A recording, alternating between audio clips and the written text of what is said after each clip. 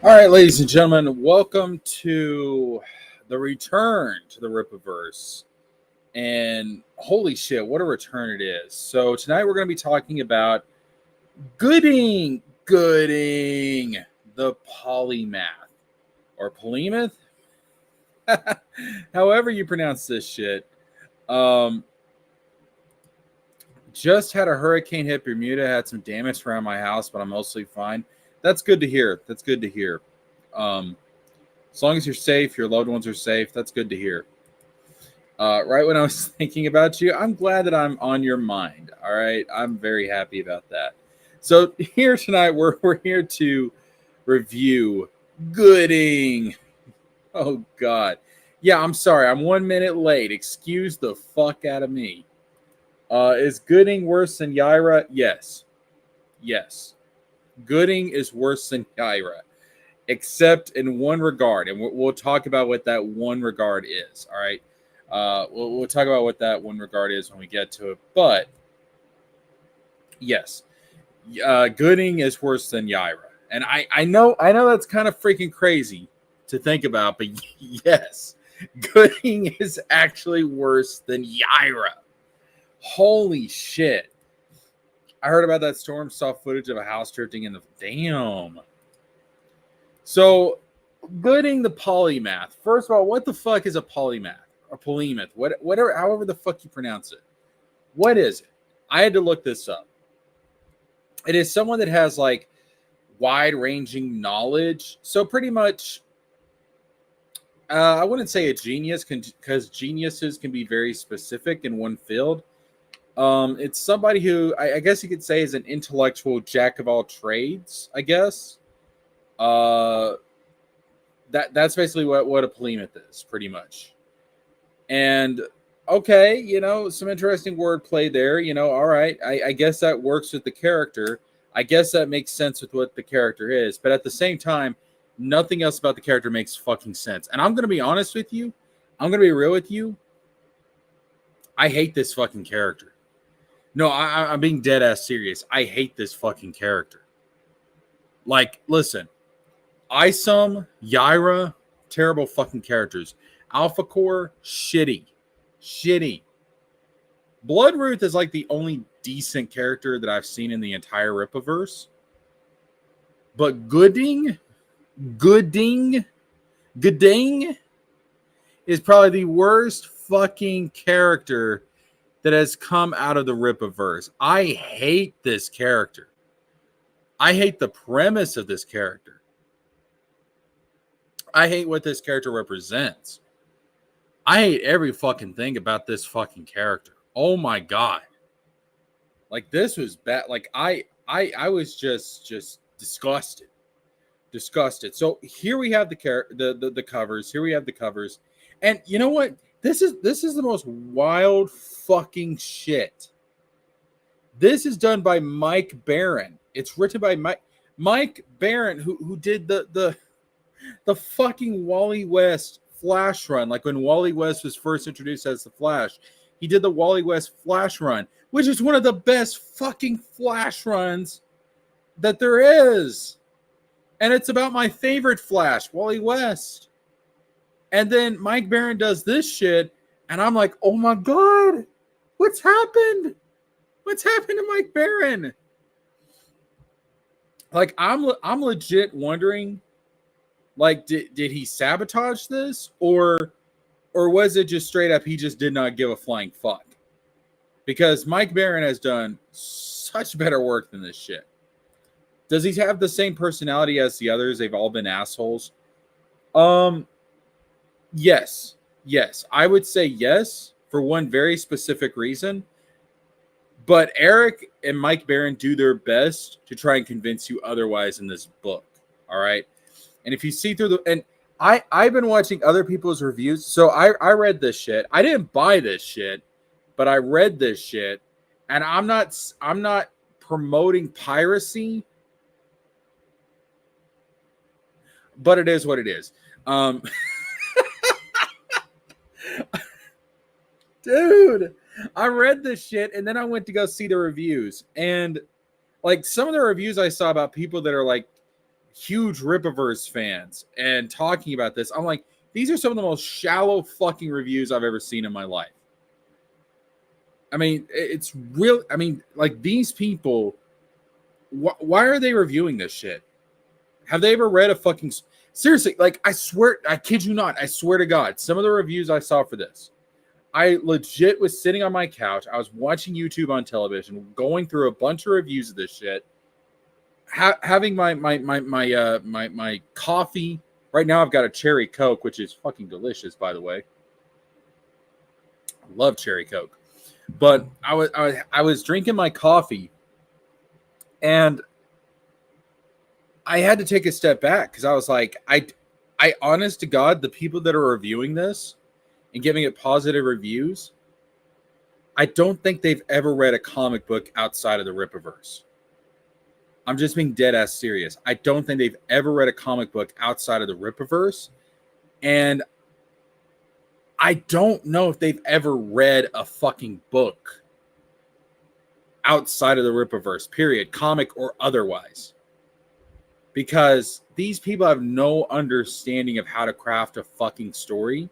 They have no understanding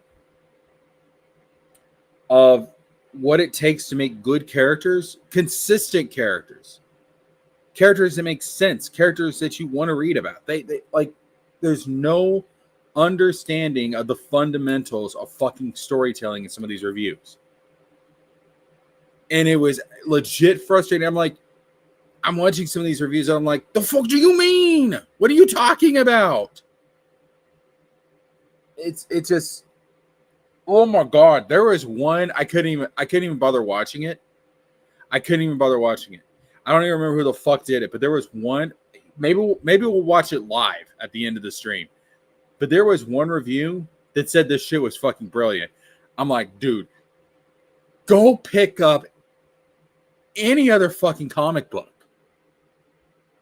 Or fucking book, story, TV, series, whatever. Just anything else. And you'll see that this shit is so far from brilliant. It's insane, dude. I cannot believe some of the reviews I saw for this shit. I could not fucking believe it. It's fucking wild. Holy shit. All right, so before we get started on this, I do have a couple of announcements I need to make. Number one, my review of Star Wars The Acolyte is now available for channel members. If you want to become a channel member, that is available now. I have channel memberships. The review is also available on Patreon. Patrons and channel members, you get the same stuff. You get the same shit for the same price. It's only $1.99 a month. Channel memberships are usually easier for people, so I launched that. But my review for The Acolyte, my spoiler review, is available right now for channel members.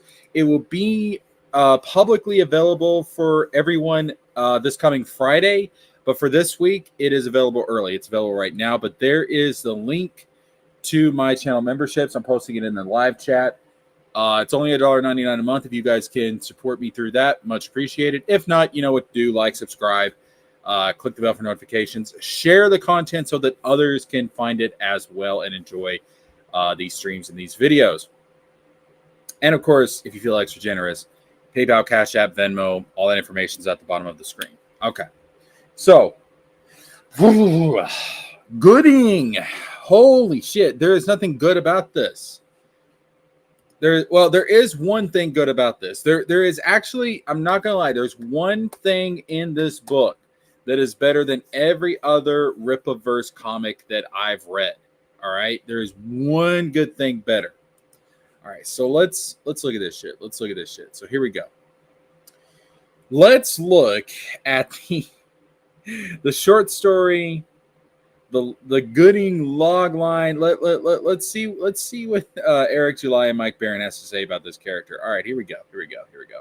So Goodyng, the Polymath. And by the way, they do actually spell it right in this comic book. Is my studio working? Yeah, it should be.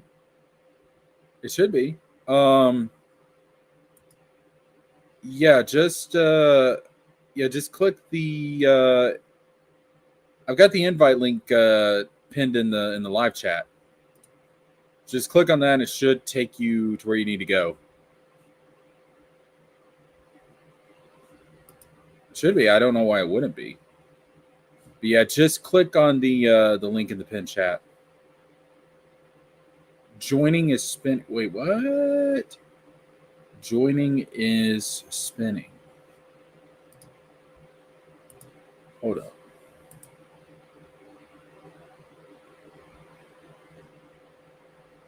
Okay, like I clicked on the link myself, and the join button.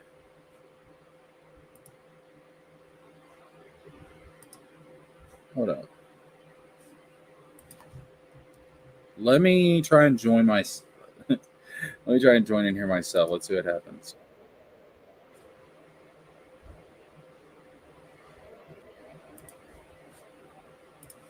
Okay, yeah, there we go.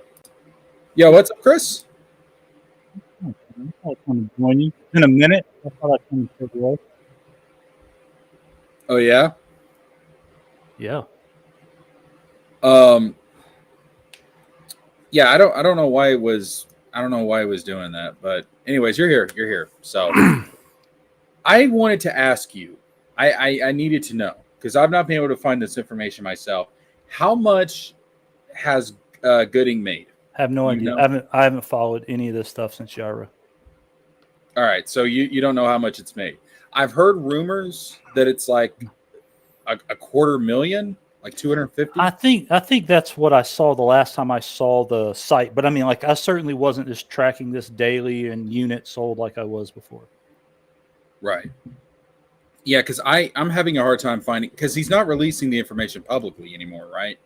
Well, they have. I think the only thing they're doing is like books sold in a total. That's all I've seen, or like that's all that I think they show on the website. They're not breaking it down by cover and all that stuff like they used to do.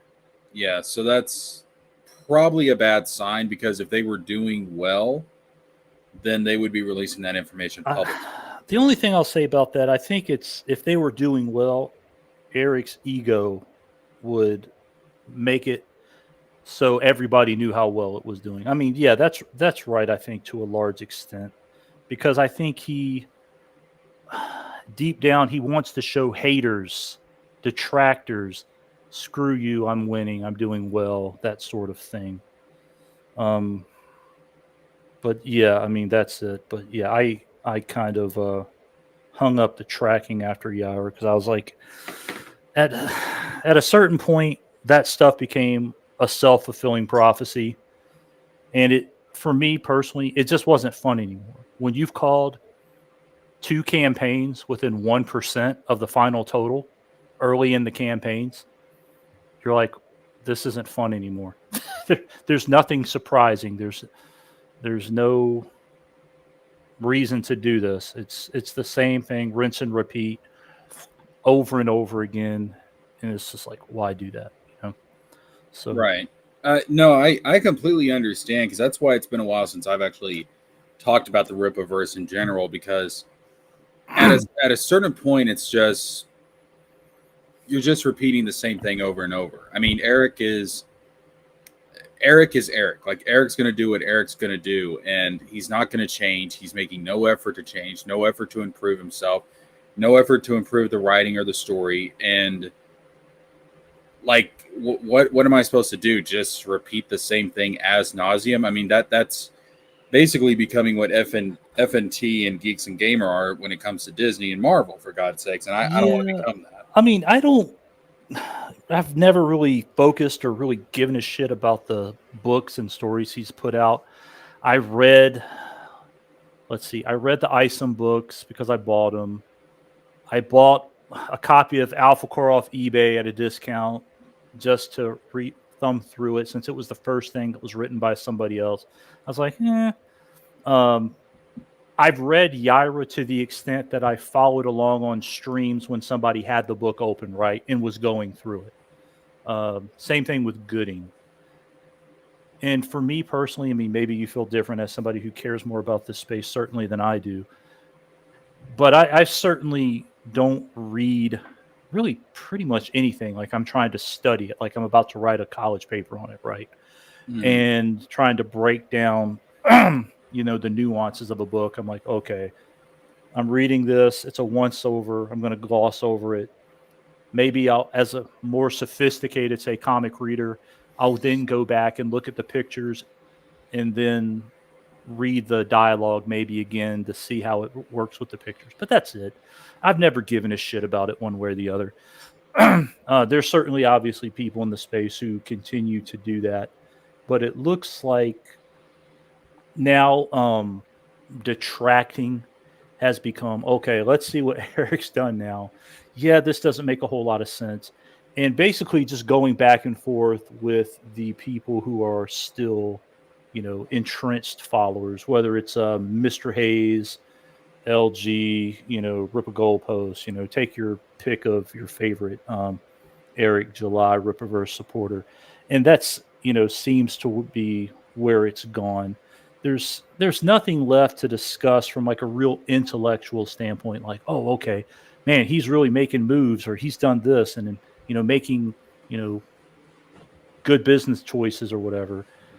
I mean, the only exception to that is he finally did wise up and he stopped pre-purchasing all those fucking books. But me personally, I look at that thinking, I'm not going to give you credit for that other than like the realization that's what you should be doing, because that's giving credit for some shit you're supposed to do, right? Not like, oh wow, this is groundbreaking. Wow, I haven't seen this in business before, or I've seen it in like another industry or another space, and now he's implementing it into publishing and comic book sales in some, fascinating and innovative way. I mean, it's just not the case. But I mean, like, that's really the last thing that he did. And I mean, like, again, good for him. And that's a testament. But yeah, if he would have treated Goodyng anywhere remotely like Alpha Core, he'd be sitting on tens of thousands of copies of that fucking book. Oh, yeah. And that would be tragic. But whatever. Yeah. Well, again, it's just since Yaira's come out, there's not been anything that's come out of the Rippaverse that I found was significant enough to really do an entire stream over and to go into detail about. It's just more of the same bullshit. But now that Goodyng's out, or Goodyng, however the fuck you want to pronounce it, now that it's out, and I've had a chance to look at it, go over it, read it, that's something new. It's a new story. It's a new book. It's something to actually talk about. So I was like, okay, it's time to jump back into this. It's time to talk about this because there's actually something new to talk about. But for a while, it's just been the same bullshit that we've been dealing with for months now. And I just didn't see a reason to really focus on it until we had something new. Yeah, I mean, what can you do? Right. But yeah, that's kind of the only thing. And I think, what's disappointing about this, and I guess even from like an intellectual standpoint, right? If you're just looking at just business decisions, business moves, or whatever, you can't have in this particular space an honest conversation, right? If you make a point, with very rare exception, somebody's going to come back and say, "Oh, you're a retard, you're a dumbass for thinking that," or whatever. As opposed to like, no, these are objective statements. This is what's really happened. No, he's not growing his business at all. What do you mean he's not growing his business? He's putting out more product. He's delivering on time. Yeah, and that's great and all, but you see the same numbers I do. The total purchasers is down, the total dollar value is down. Every conceivable, objective, measurable shows that this is not working in any way, shape, or form. But he's made millions and millions of dollars, and you can count on everybody's hand that you know how many companies have made millions and millions of dollars and then eventually gone bankrupt Yep. because of poor management, poor business decisions. It happens all the time. No one's going to look at a company that's gone bankrupt, like for example, like in the Dallas area, one of the big, it's a national company, but it's based in Dallas. That luxury store Neiman Marcus Mm-hmm. recently went through a bankruptcy, and it eventually sold to another company. Um, Saks, I think it was Saks Fifth Avenue. No one is saying, but that company makes millions of dollars a year. They've made millions of dollars. They've been successful in the past. In business, it's what have you done for me lately? Yep. That's why no one gives a fuck about past performance. When a company does a quarterly call, people don't give a shit so much about what have you done last quarter. They care about what you're going to do next quarter Yep. because your share price is baked in to your projections. And then you either meet those projections and the stock goes up or it goes down based on future guidance. No one gives a fuck what you have done in the past. It's all about what you're doing in the future, how you're setting yourself up for growth, profitability, whatever the case may be. And for whatever reason, that is a fundamental misunderstanding with the supporters of this company and the people who are running it.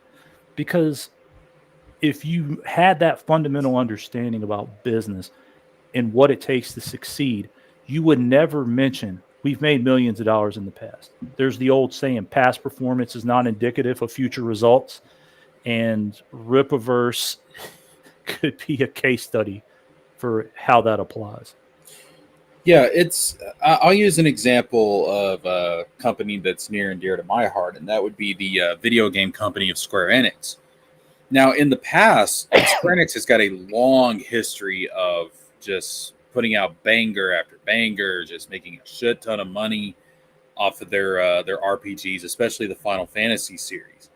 But if you look at Square Enix in more recent times, I'm talking about like the last 10 years or so.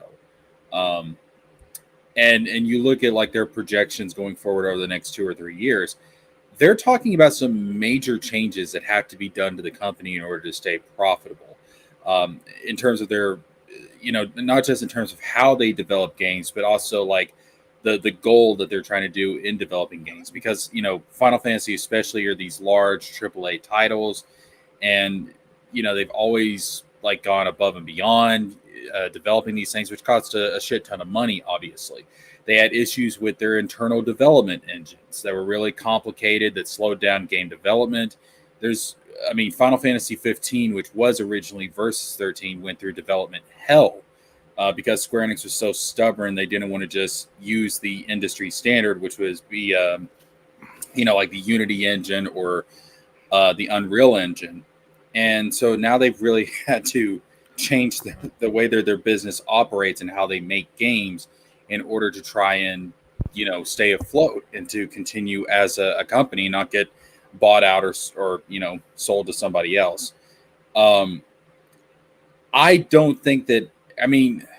Maybe Eric has some adaptability, some level to change because he's not overstocking and everything, but at the same time, like, is it too little too late? And like, can he make like the drastic changes, or is he just too stuck in his ways? I think in order for him to save his company, and I say this in all honesty, he's got to do something that's going to be very uncomfortable for him, and that's subjugate his ego. Because for him, I think his desire to prove everyone wrong means more to him than saving the company and keeping the lights on. like for example, today on Twitter, just for the fun of it, I wrote like a faux press release for the Rippaverse for this sale. And I was just thinking, if I had been in his shoes and he said, let's say he knocked on my door and he said, Chris, this is what I have to do. How would you spin this shit to make this make sense and to not have this become a PR disaster? Because it's exactly what it is. It's a fucking PR disaster. You're selling books from two recent campaigns that were the $28 a piece for $5, 86% discount. Holy shit. I would be like, well, I think you've got to just be honest with people. And you've got to say, hey, man, we're a new company. But for whatever reason, he makes decisions that aren't in his best interest. It's like he reacts to the critics. And my advice to him would be, a very unsolicited advice would be, the critics don't like you. They're not going to like you. So why do you feel like you've got to prove those people wrong? You've got your supporters, and no matter what you put out there, no matter how apologetic you are, they're going to support you. LG, Rip a Goalpost, Student of God, Bruce. Again, pick your favorite person who supports this company, is not going to turn their back on him if he came clean in a public statement and said, listen, mistakes were made. We're trying to correct them, or we are going to correct them. This is what we've done in the past. It didn't work. This is why. This is what we're doing now. He would get shit from people who are quote unquote detractors, because that's what they're going to do. They'd be like, oh, he fucked up and now he's admitting it. But you know how long that would last? About a 24-hour news cycle. Because people who aren't stupid and intelligent would look at that, or even the detractors who might say that would have to look and say, you know what?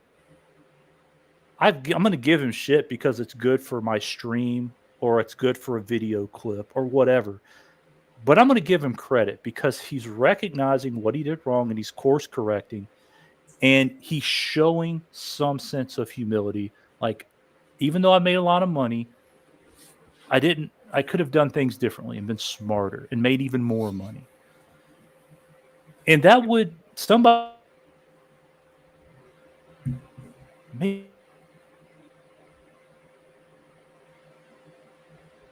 just maybe he wants to earn my business back and have me buy something, because we all know at the end of the day, it's been proven now out through the numbers and everything else. The Rippaverse is a support Eric July fan club and has nothing to do with these fucking books. Right. Eric is the product. Yeah, it's an Eric July fan club, and the stuff that's on his website is a byproduct of that. Mm-hmm. Nobody gives, with probably very rare exception, gives two fucking shits what's between the front and back covers of these books, right?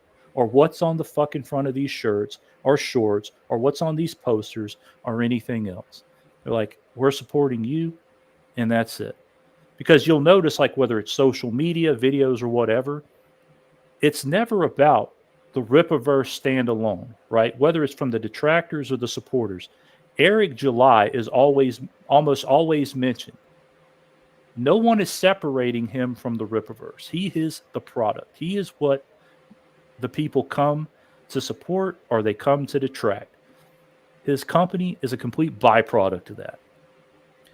And I have to believe he's got enough self-awareness to know that.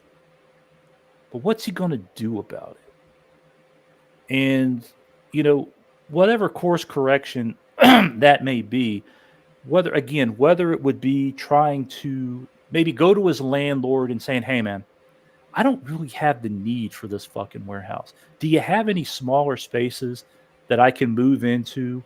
And then once you find a new tenant for this warehouse, I can move into another one of your properties. So you're still making money off of me, but I'm just in a smaller, more affordable space that actually fits my needs. And but I think he's so afraid of the criticism that he would get. He's not making prudent business decisions to stick it to the haters. As crazy as that may sound, everything he does says just that. And you hate to see it because, yeah, he's done some things like himself as the face of his company that are really kind of dumb and said some things that are even dumber. But to go out of business or to lose money for fundamental business errors and operational procedures that anybody who has not a brain, but somebody who has any business acumen could have guided him through and been like, hey, man, these are mistakes that you will make, or if you have made them, this is what you got to do to fix that shit. And taking it for what it was worth and implemented that. But he's like, it's just like he's so afraid to be wrong or tell somebody that he is wrong. And there's no shame in that. There's no shame in that whatsoever. Like, I invest in the market. I do options trading, things like that. I don't always make the best play.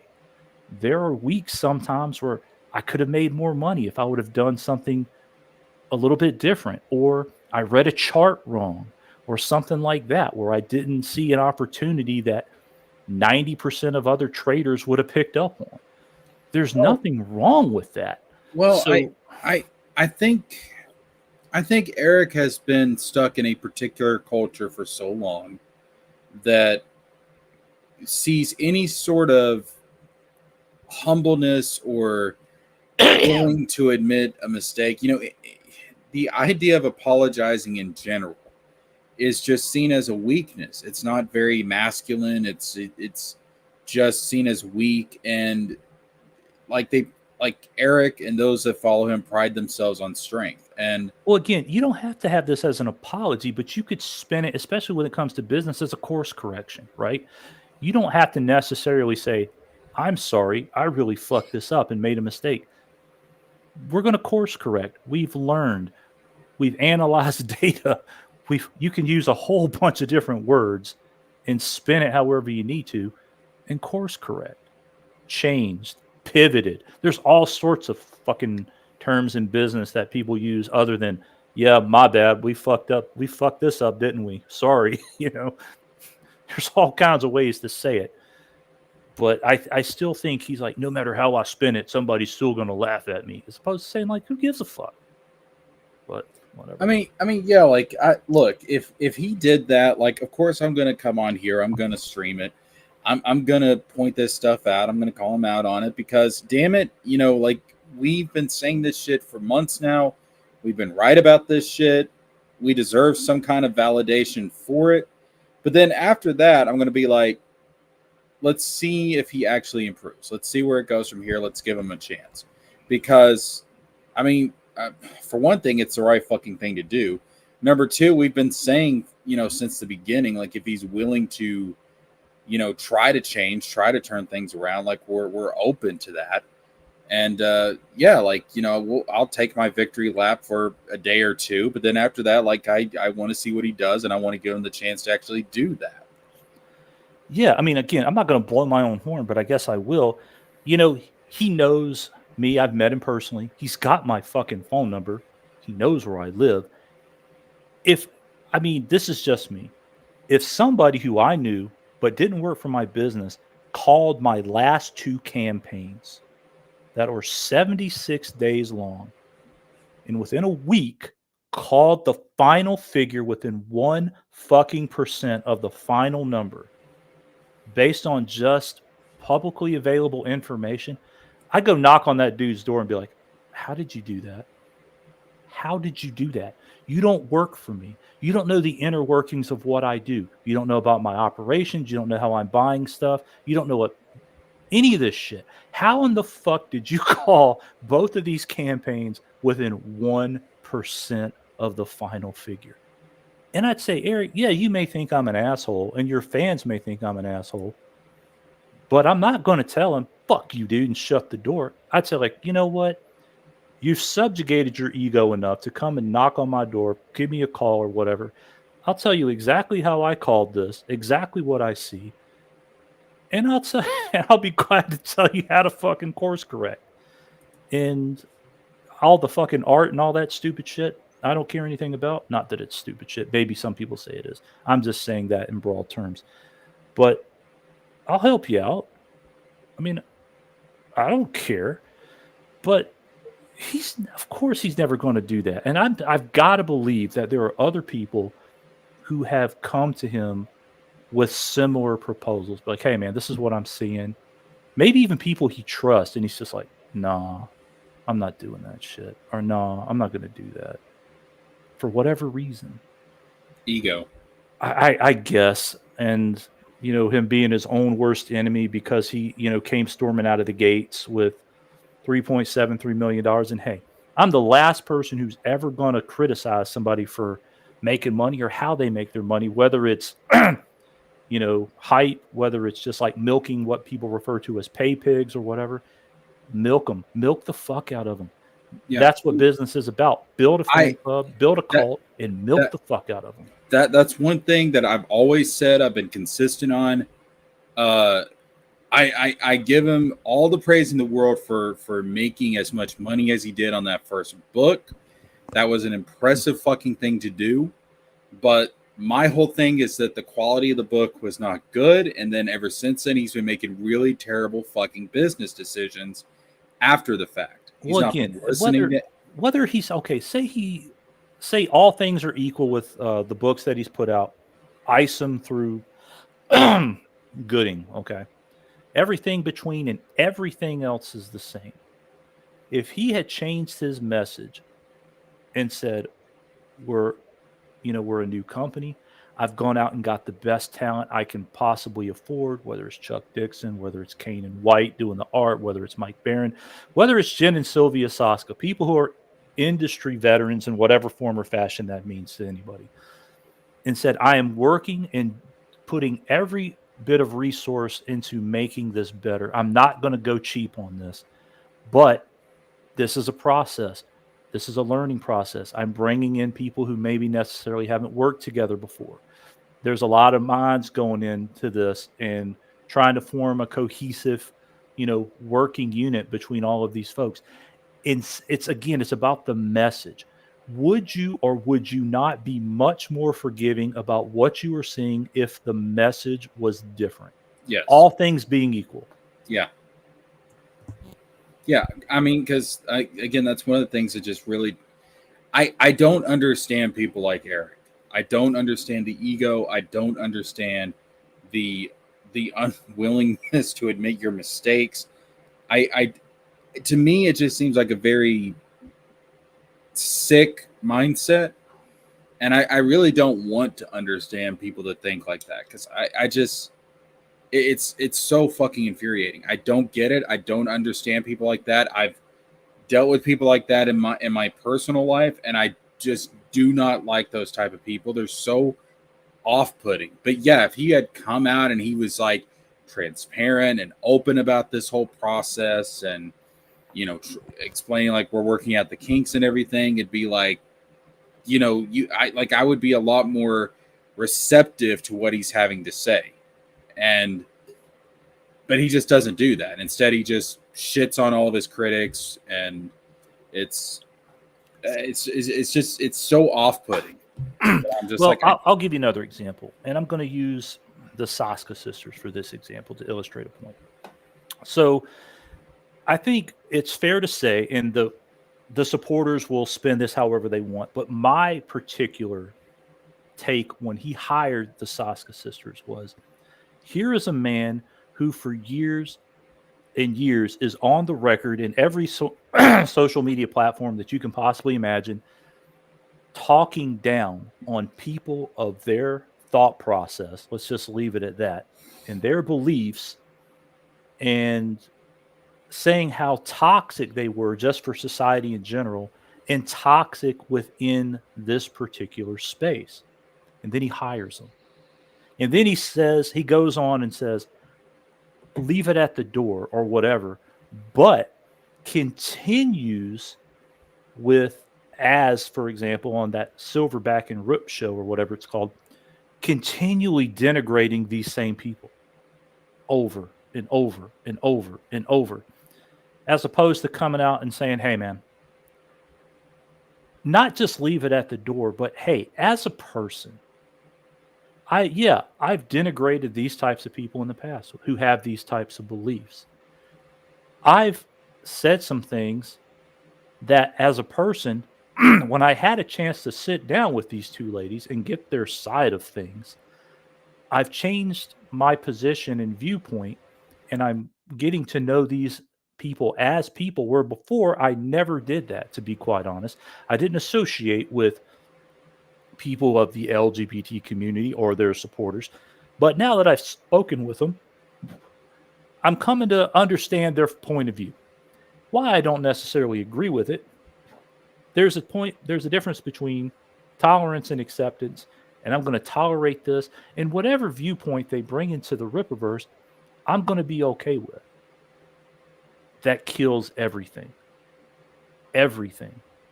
Just showing some sort of personal growth and some sort of vulnerability to an audience. Again, the usual suspects on either side will have their 24-hour media cycle, trashing it, supporting it, whatever, and then it becomes a moot point. And then as long as you're consistent with it moving forward. So, I mean, you look at stuff like that, and you're like, God, man, can you read the room? Can you read the room? And it's just a situation where you just look at it and you're like, God, man, I don't understand it. Help me understand. I'll expound on this a little bit. For me, for example, my entire life I've been a Christian conservative person. Okay, I have set religious beliefs from a Christian background. I have my political beliefs from a conservative background. And for the longest time, until I was probably in my 30s, I thought that those had to be the same, right? As opposed to thinking to myself, okay, I can have my religious beliefs that are based in Christianity and biblical teachings. Let's say again, for example, about the gays or the lesbians and the trannies or whatever the case may be. And I can have those. But at the same time, I also am a professed conservative who believes the Constitution is the law of the land. I can separate those two because as long as the people over here aren't trying to influence my life through policy or whatever, I can be friends with these people. I don't know any trans people, but I guess if I did, I could be friends with them. I can interact with people who are gay. Do I know of anybody personally who's gay? I think a couple. Do I interact with them? Because they're not part of my daily life, but I went to high school with people who eventually came out or whatever. And I'm not going to denigrate them. If I saw them at the high school reunion, I'm going to be like, hey, man, what's going on? Shake your hand. How you doing? How's the family? That sort of thing. Now, do I agree with the lifestyle? No. Will I accept that is morally correct? No. But I'll accept it and be like, hey, man, you do you, I'll do me. And as long as I'm not trying to force the government on you to live a certain way, and you're not trying to do the same to force me to live or accept something, we're going to be fine. But once upon a time, I can say I was not like that. I thought that these could not be mutually exclusive. But you grow and develop as a person, and there's nothing wrong with that. And there's nothing wrong with sharing those types of life experiences and applying that. Because if Eric came out and said some shit like that, he could open his world up to a whole new demographic of people. Oh yeah, who look at him now and how he acts, especially with fucking Az, and who are like, dude, what's wrong with you? And he could open up himself to a whole new group of people. Why he doesn't do that, I don't know. Why he chooses not to, who the fuck knows? I don't know. I can't answer for him. But you just look at these types of things. And again, when you are the person who is the face of the business, those things matter. And the whole leave it at the door shit, you can't fucking do that when you're saying one thing on your own fucking channel, on a YouTube channel, but then you're telling people to leave it at the door while you're going on a stream with ads and talking about the homosexuals, right? I mean, or the transgenders, or what they're doing in video games or movies or media in general. That's not leaving it at the door. Yeah. You are the brand. Do you not realize this? I don't know. Yeah. No, I get what you're saying. So, you know, and I've talked about my politics and stuff on this channel, but you know, like you, I come from a Christian background. Now, I have my issues with the American form of Christianity. I would say, and I've said it before, I probably, if it was more widespread in America, I would probably associate myself more with the Orthodox Church than anything else at this point. But no, like in terms of like, you know, the LGBT community and everything, I like my viewpoint is very similar to your own, where it's like, you know, you can have your religious convictions and religious beliefs about that lifestyle, but you know, at the same time, you have to realize like they're still human. They still have human rights. They still have the, you know, the right to live their life, and you know, you should respect that, and they should respect that for you as well. And again, like, I don't talk about that type of stuff on this channel very often, but you know, that's always been kind of my stance as far as all that goes. Eric, like, he's saying one thing on one stream, and then he'll say something else on a different stream, and it's like there's no consistency here. There's, you know, there's no like, I don't know. It's almost like I forget who it was, but I heard like earlier this week, like somebody said, "Oh, there's you know, whatever his name was, like there's so and so the person, and then there's so and so the CEO," and it's, I don't know. It's just such a weird. It's almost like a form of bipolar disorder, I guess. Yeah,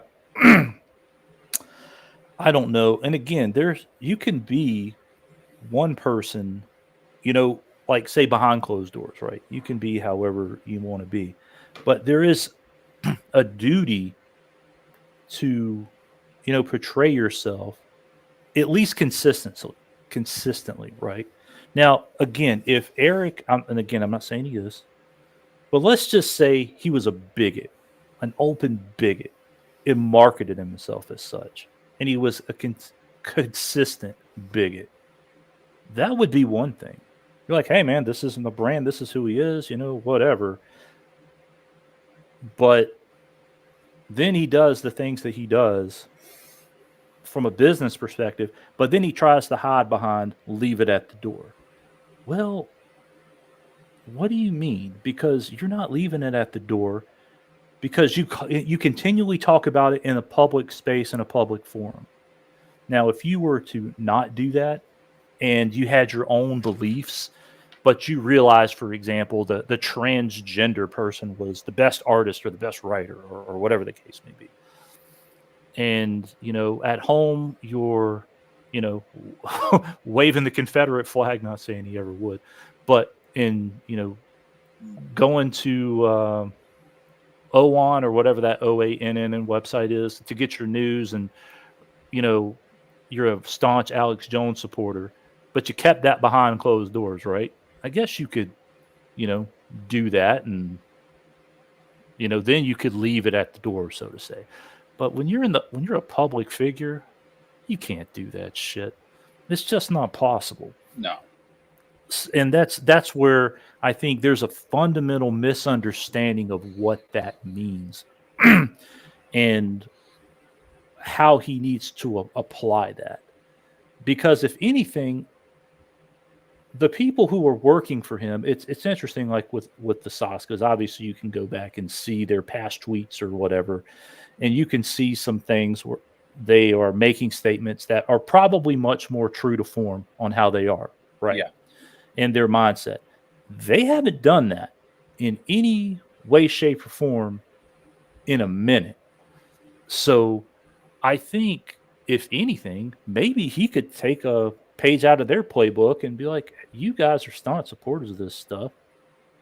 how did you learn to just shut the fuck up about it and, and not make it a point on the daily? It's not like you're writing my books and then I'm not finding you on some you know YouTube stream talking with a drag queen or something like that, or going on the fucking RuPaul show or whatever the fuck it is you're doing, to support LGBTQ rights, while at the same time I'm going on with Az talking about how this community's bringing down media and the latest episode of Acolyte and the gender swaps or race swaps these people are doing. It's like, how do you guys do that? How do you have the discipline to do that shit? I mean, that would be a very Oh, by the way, since you brought it up, and I'm gonna show my own shit here, folks. Channel memberships, Acolyte Review is available right now for channel members. Go sign up. All right, you can continue. Yeah, but I mean that's kind of the point on that. It's like, ladies, y'all are out here tweeting and stuff on behalf of this company. How do y'all leave that shit? I'm like, you're actually leaving it at the door. Can you teach me how to leave it at the door? Yeah, everybody knows how you actually think or whatever, but you're not advertising it. Can you teach me how to do the same thing? Can you teach me how to tell Az to go fuck off? Or if I'm going to hang with him, we got to keep this shit high level. Like, yeah, we'll talk about, the acolytes, for example, what we like, what we don't like. But right. What we're not going to do is then say, why I don't like this Az? Because of this race swap person or this girl boss or Kathleen Kennedy and whatever dumb shit she's doing now. It's just like, keep it high level. Talk about your do's. Talk about your don'ts. About that you like it, but leave the shit at the door, Eric. But yeah, it's and again, like, this is one of the reasons why I've always just kind of laid everything out on the table and just like, what you see of me on here, like this is how I am in real life. Like this is me. And the reason why I did that is because I've seen too many people, like, when they blow up on social media and they get big, they change, and then stuff from their past comes up and they get called hypocrites and there's inconsistencies there. It's just, that's the nature of the internet. So right now, while I'm small, like, I'm just being fucking open and honest and being like, hey, this is who I am. This is what you get. This is me. That way no one can ever fucking do that later on. And just in case I do blow up. Because it's like you were saying, like, when you're a public figure and you become like a social media influencer or a celebrity or whatever it is, like, who you are behind the scenes is going to start seeping into the persona you put out into public. It can't help but to happen. Like, so, and I feel like that's true with Eric. Like, he's trying to portray himself as one way, but we all know who Eric really is. Like, I mean, that's who he is. And it's just, I don't know. It's not very convincing. It's not very convincing at all. And well, the thing is, for me personally, what's disappointing about Eric, and again, I've met him on several occasions, IRL, and he's not that guy in a one-on-one situation that you see on these streams. He's not a stupid person, maybe ignorant when it comes to certain subjects. And I say ignorant in the dictionary definition of the word, not as any type of pejorative or, insult. He just doesn't know what he doesn't know. Right. But he's not a dumb person. He's not retarded or any of these things that have been used to describe him. He's a person who's certainly capable of higher thought and moderately intelligent at the least, and can carry on a conversation about a variety of topics without issue. So why he is scared to then show that to an audience especially a customer base when he's trying to build a company. I don't understand because the I'll Eric tell you Joel, why. I'll tell you why. It's the same thing. It's the same reason with FNT and Geeks and Gamers. Eric and the rest of that crew, the rest of his posse, they have spent years and years and years building up a certain type of fandom with certain type of people in that fandom. And those people, they don't want to hear anything else but the stuff that they've been fed for years and years and years and years. It's become an echo chamber. So if they change or they try to show a more intellectual side of themselves, those people are not going to eat that up. They're going to leave. They're going to start bleeding subscribers. They're going to turn on them. And so what people like Eric has done is that they've painted themselves into a corner, and so he still has to keep projecting this character, this character. Oh God, I can't talk. Caricature. This. Thank you. He still has to keep putting that out there in order to keep his followers, to keep his cult. Well, let me ask you: do you not see that as a sign of lack of awareness, right? Because if you've got a group of people, and whether it's sizable or not, I guess that doesn't really matter. Even if it's 1,000,000 people, whether it's 10,000 people, whether it's 100 people, but you are looking and only concentrating on one demographic and one demographic alone. And I haven't been around this space long enough to know that these people will in fact turn them off if they're not getting their daily fill of hate content. Because I have to believe that the people who are into that sort of stuff, whether it's Nerdrotic, the FNT folks, none of which I watch, but just, from what I hear from folks, that these people, just like the Rippaverse core fans, are so bought in. Whatever line these people toe, they're going to be okay with. And not understanding the concept of addition by subtraction. Hey, I might lose a certain percentage of my followers if I do this, but having a bigger tent message, I'm going to expand my audience and end up with more people 6 months from now than what I have right now because I'm going to do this. I liken it to like a WWE wrestler, like Wizard of Wordplay over on Frog Tony's stream. He showed that Joe Hendry shit constantly, and I was like, who the fuck is this? And so I went and looked, and I was like, started looking for like Joe Hendry content on YouTube, whatever, on top of like, his little theme song or whatever.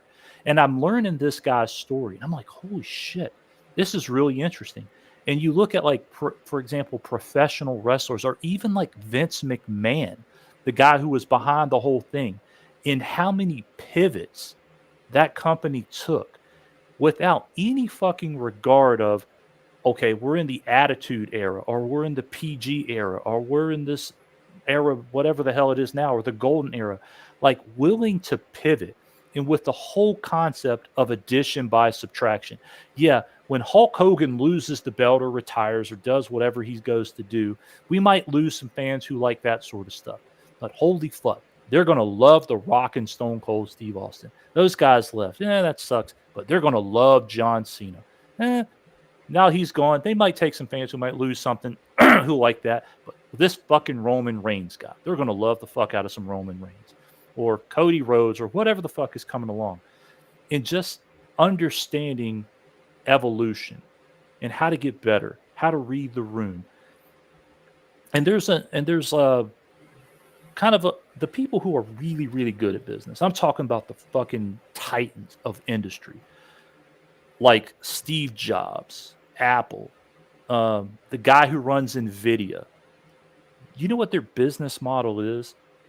We're not looking necessarily for the customer to tell us what they want. We're going to tell those motherfuckers what they want. And you can certainly play it safe, but it takes balls to do that, right? I think you're giving them way too much credit. I really don't think they're that smart. Well, I'm just saying, like, a person who is, looking at these types of things. I mean, I personally just find it interesting. I read all kinds of shit about this stuff, but I look at that stuff and I'm fascinated by it. And again, I think if it's not knowing what you don't know, and you get so maybe pigeonholed into the YouTube space, and you've got somebody maybe like Nerdrotic who's kind of maybe like their Yoda over there in that space, who's like, "Hey, I'm the biggest. I got all the shit going on." Hey, George, what's going What's on? up, George? Greetings. What you guys are talking about, Chris, is Steve Jobs and those guys. What they were doing wasn't creating product; they were creating a way of life. Mm, that's I studied the stuff that you're talking about, and it was very, very specific. Well, I'll say this, George. Like The product for was example, secondary. They right? created an entire system, an Okay, entire way of life. but for example, Yeah, okay, when Apple introduced the iPod, yeah, okay, portable music and being able to listen to music on the go was not a foreign concept. You had the Walkman, you had CD players, Discman, whatever. We've all, maybe Jesker's not old enough, yep, but George, you and I are old enough to remember that shit. Um, absolutely. like computers, PCs had been a thing, all of those types of things. But when it came down to just innovation, those people said, we're going to tell you where this is going. We're going to tell the customer what they want. You're going to like Yep, digital music. You're yep, going to be okay with not buying CDs anymore. You're going to be okay with not buying physical media anymore. And we're going to tell you where yeah, this is going. yeah. Just That's the like way of life. Nvidia Yeah, does the same exactly. thing. Yeah, We're telling you where this shit's going. We're yeah. going to give you a better product. And if you listen to the Nvidia CEO, he's like, we want to get twice as good every year. And we're not going to just we're going to tell you what you want. You Yep. don't tell us what we want, what you want. We tell you what you want. And I think, again, I don't know this space as well as certainly someone like George who creates and does all this shit in this space. And I don't know how innovative a person can get selling these fucking books. But the example, for example, of that I just made of like Apple and music, for example, again, portable music was not a revolutionary thing. And I don't know what somebody could maybe do in this particular space, but I think a person who is in their mind a leader or whatever in a particular space, say it's indie comics, needs to have that internal dialogue with themselves. What am I going to tell the people what they want? What can I come out with that's going to change the way everybody views this particular space? What innovations am I going to come up with as opposed to just trying to hold on to some little corner and, fight for scraps? I don't know. Well, you just talked about my entire life in comic books. When I first came up with the Black Diamond Effect back in 1990, comic books being done digitally or 3D comic books, whatever you want to call it back then, uh, was they would do bitmap work and scan it in, move pixels around, but still it looked like it was um, generated on the computer and it was bitmappy, but it wasn't. It was half done on paper, the other half was done on the computer. Shatter, Batman Digital Justice, Iron Man Crash, um, the Dome. These books all said they were computer generated comic books. The problem was that they weren't any good in terms of execution. I'm not talking about story and art. I'm talking about execution. So I decided to innovate and actually come up with a vector-based comic. All the artwork was vectorized. All the artwork was created, generated on the computer exclusively. It was innovative, first of its kind. No one paid attention because everyone was focused on Spawn and all that stuff. No one knew what they had in their hands. I didn't care because I was doing innovation. I was working ahead, coming up with different things. Now here's the interesting thing. Uh, I created the my production. It was all 100% digital. It took 10 years for that shit to saturate itself into the comic book world.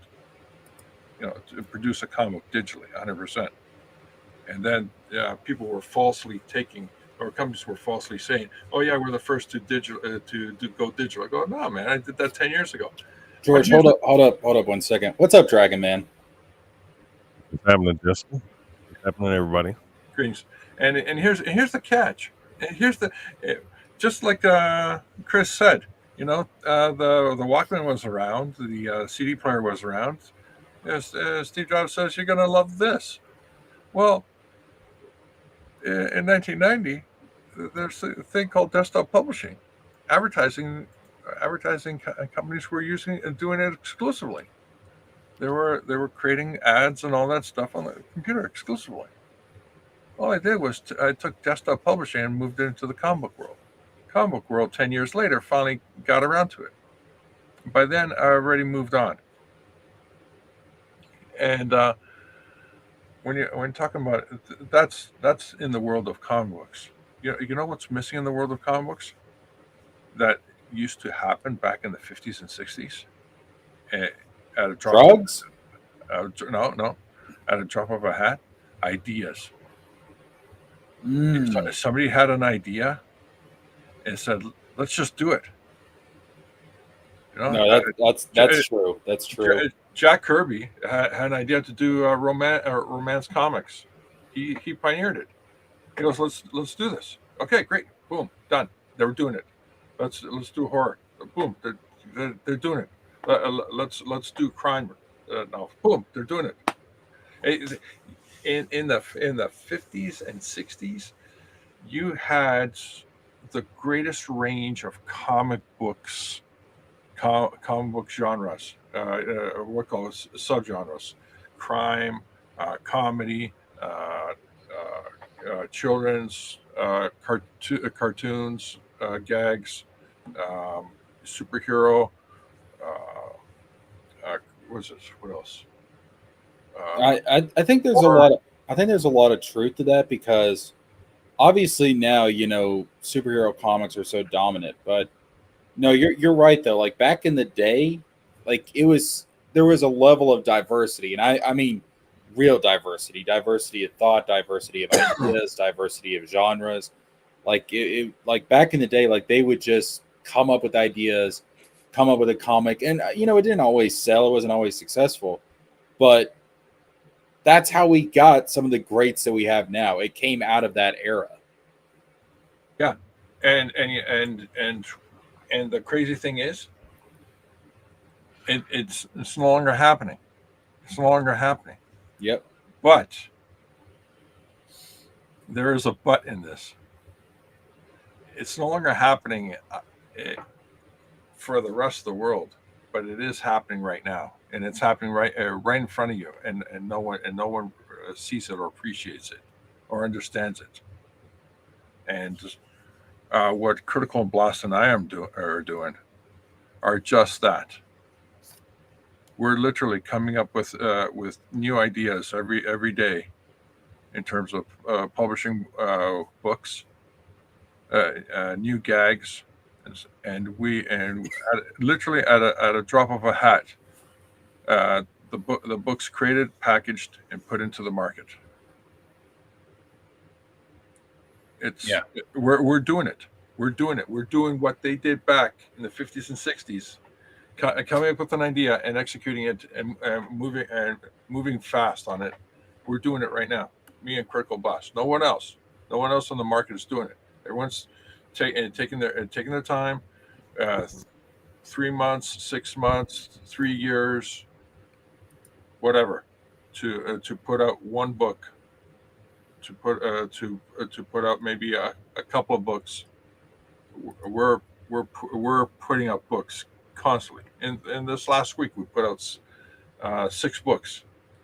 We repackaged a few people. We put out a few originals as well.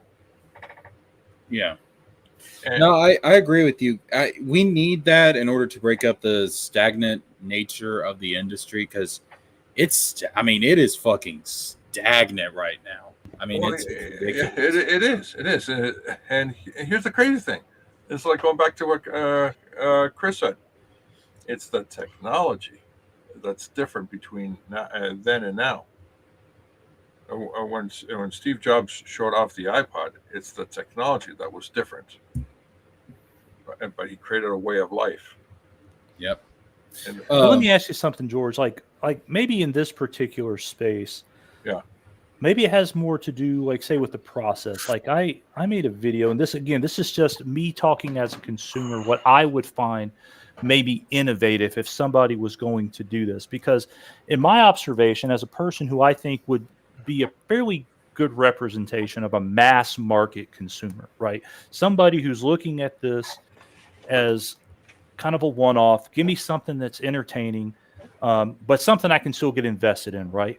yeah, But at the same time, I don't have to put too much thought or time or effort into it, because there's maybe a handful of properties where I'm like, holy shit, I really want to get down in the weeds with this. But if you were going to do a comic, pick whatever it was, and said, okay, I'm going to reinvent kind of I'm going to not reinvent, but I'm going to make a process for this that I'm going to make the way to do this. And what I'm going to do is this. I've got my books. I'm going to have, because for whatever reason, especially in the indie scene, it seems like most people are putting all this time and effort into all this very intricate art, these deep dialogue books or whatever, and it's taken them a minute to put these things out. And saying like, okay, what can I do to get somebody engaged, get them involved, and keep them around? Like going back and saying, okay, I'm going to introduce a character, and it could be a very high level overview. Like, here's my cover art for my best product. Here's the premise of the story, whatever the hell it happens to be. yes, And it's going to be a minute before this comes out. But in the meantime, once a week, I'm going to put out like a traditional Sunday newspaper comic strip that's 4 to 8 panels. Maybe it's colored, maybe it's black and white, but just something to start giving the customer something to look at to start anticipating this customer and communicating and saying, hey, obviously the Sunday comic strip is something that took me an hour, 2 hours tops to write down. It's a couple of lines, it's a few panels, that sort of thing. But it'll start to it'll introduce you to the character. And So then maybe I can explain to you why. Uh-huh. It's because everybody jumping into this, everybody wants to be like, they want to create like the next big thing, and it's like you as the creator do not get to decide that. That's the audience. The audience is going to get to decide that. Like, J.K. Rowling did not go into Harry Potter expecting it to become as big as it did. Well, I'm talking about the process. no, the process. No. I know what you're saying. Hold on a second, Jessica. You're talking two different things. Chris is talking the process. You're talking about the product.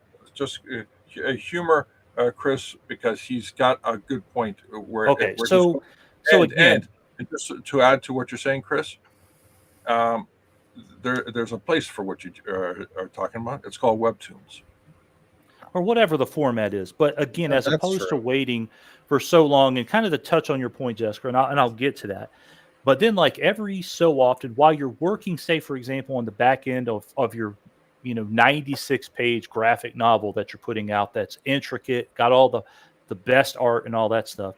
And then every once in a while, between then, you're putting out like a little 12-page floppy, right? Again, not your best work or whatever, but you've set the expectation because you've shown your cover, you've shown your interior art, you've given a premise on what somebody has to look forward to. And then, but you're bringing them along, because again, you don't want them to wait so long to get that finished product. But to kind of go to your point, when the finished product, your magnum opus, comes out, whether it's a one-off or whether it's part of an ongoing series, you've either got an invested audience, or you've got such a great product that then other people have other things to reference in the meantime to bring that along. And again, that's just something I've thought about. That's something that a person could do in the space and make that a standard and tell the industry, or at least in indies, this is going to be what you should expect from this It's already company. happening, Chris. What you just described is already happening. There's a comic called Scurry. It did exactly what you just said. There's a whole bunch of books on Kickstarter that have done exactly what you have said. But what I'm saying, like, where they put out a page a week, and after about a year or two, they collected it and they made bank. Yeah, well, see, but that's what I was going on. Like the reason the process, like people go for that longer, more arduous process, is because they think that their product is going to be that next big thing, and they're not thinking about doing something on a smaller scale that they can pump out quicker. They're like, part of it's ego. Part of it's ego. They're not thinking that way. So that's kind of the mentality behind it, and it is a problem. It is a problem because not everybody's going to be the next big thing. Sometimes it's just good to get something out there, take a shorter, quicker process and let people enjoy it. And yeah, but I'm saying, like, you can still be working on all of those things concurrently. Yes. But again, like, you've got, okay, I'm just going to take an example. Vito in Super Killer, right? Okay.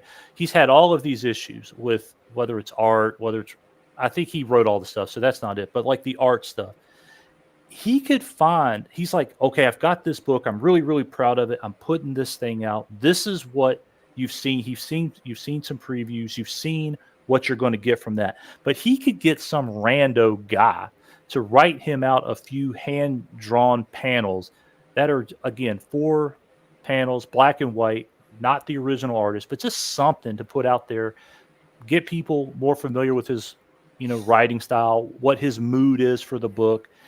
And I think that would take a lot of pressure off of these guys, because you're giving people something in the meantime. And then say Super Killer came out and the final product is a banger and everybody loves it and it ends up being the next big thing, then great.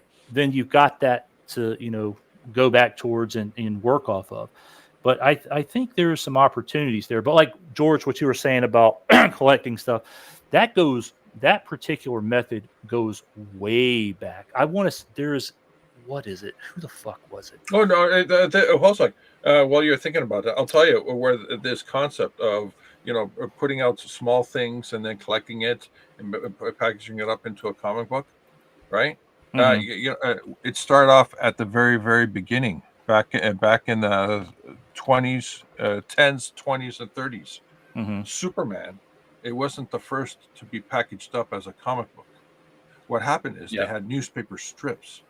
What they did was they took the newspaper strips and then they packaged them up into a comic book, into a package. They didn't call it a comic book. They called it a funny book. Yep. Right?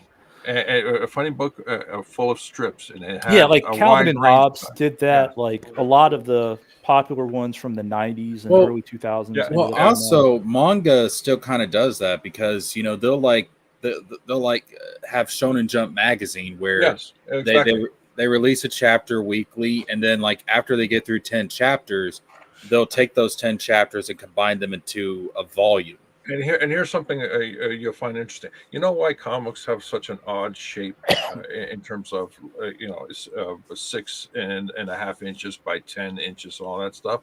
I'm just generalizing here. The reason why the books are such an odd shape is because they took the newspaper runs, they folded them into a smaller fold, and that smaller fold was the size of a comic book, and then they trimmed it, stapled it, and put it out. Well, let me say this. Like, say you're running a business, right, and you need product. If you're putting out like some regular strips or whatever, and then you've got your book that finally comes out, your graphic novel, that's good, certainly not a collection, but a standalone graphic novel.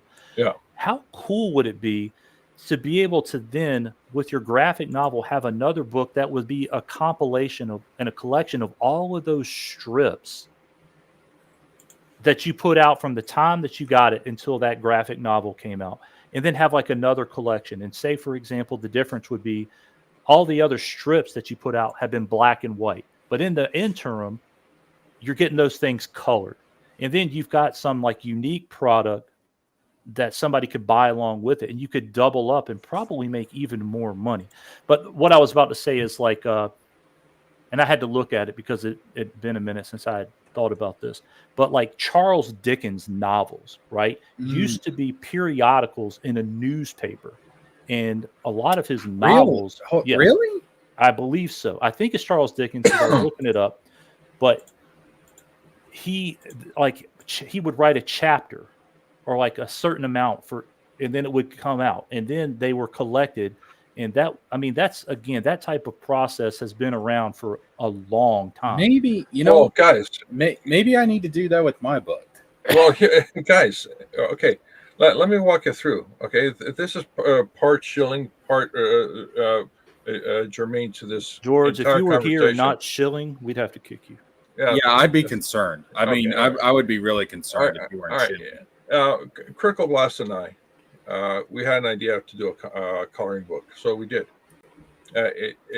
Now, what's up? Literally flipped it, and we did issue 1. But then this whole thing happened with the Mickey Mouse going public. We said, okay, let's do another coloring book. We did. And these coloring books are over 100 pages each. But here's where the whole thing began with us. Is we've been talking about putting stuff out real quick, and we said, okay, you know what? RJ said, I want to do the Brothers Grimm. I said, okay, let's do it. He packaged up the text. I created over 300 plus illustrations, plus the cover and all that stuff, and made it sexy. We put it out as a hardcover, 540 pages, hardcover. I can't hear a thing, folks. I'm sorry. Jump out, jump in.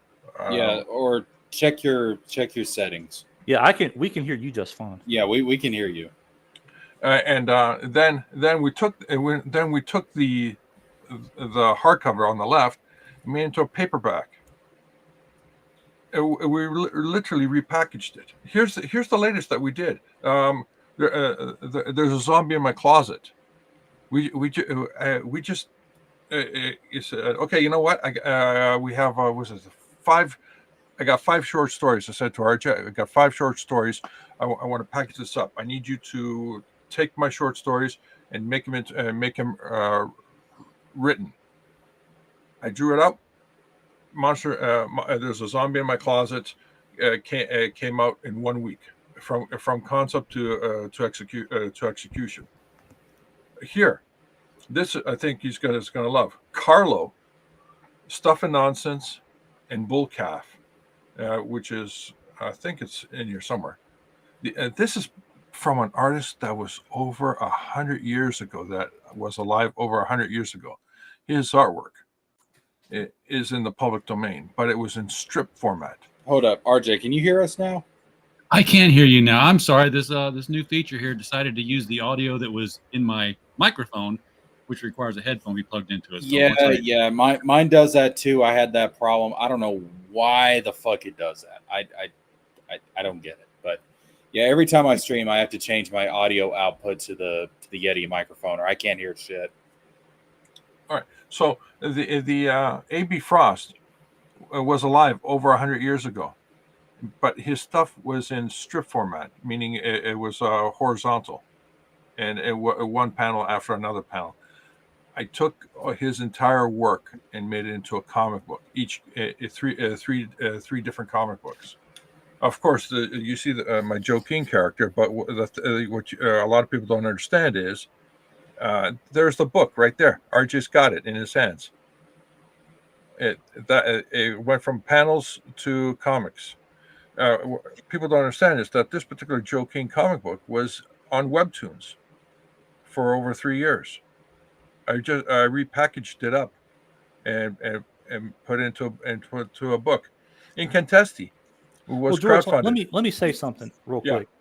Now, for me, again, as a normie person who's looking for that sort of thing, like if you were on Twitter, right, and Yeah. every time you made one of those panels, Yeah. and you posted it, Yeah. I'd read that and I'd Yeah. start to get invested in it. And I guarantee you, probably with very few exceptions, if I liked the character and got invested in it, when you release the book, I'm going to buy it. But again, if I don't know about it, I don't know about it. No, you're absolutely correct. Hey, Chris, let me ask you real quick. Do you read manga? No. Okay, you would probably like how they do things because you can go onto Viz Publishing's website and like they've got like the last all right, let's say you're looking at One Piece, for example. The three most recent chapters of One Piece are free.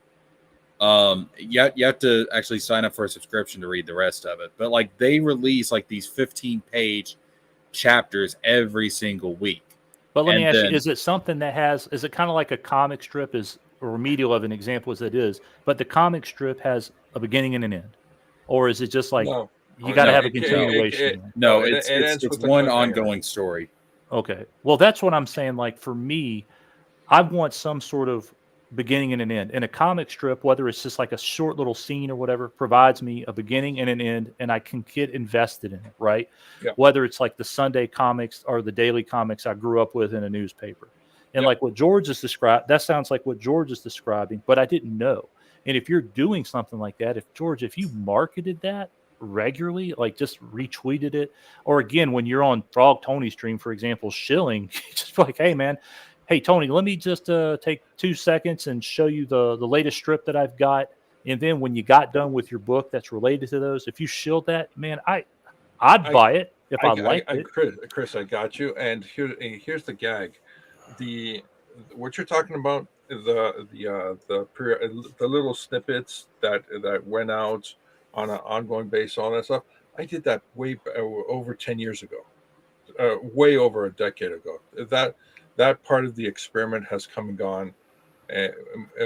We're moving on to something even bigger on that experiment that you're talking about, right here in front with RJ and I. Well, we were talking about doing a little strip and making it periodical, coming out consistently, and then putting it out. Yes, absolutely. Did that well over a decade ago. What we're doing here now is exactly the same concept, but we're doing it on a book level, and we're putting them out as quickly as you would put out a strip. That's the crazy thing about this right now, is that's what we're doing. If people come to us now with books that are dormant, they've done their crowdfunding, and there's nothing done anymore. There's nothing done with that book anymore.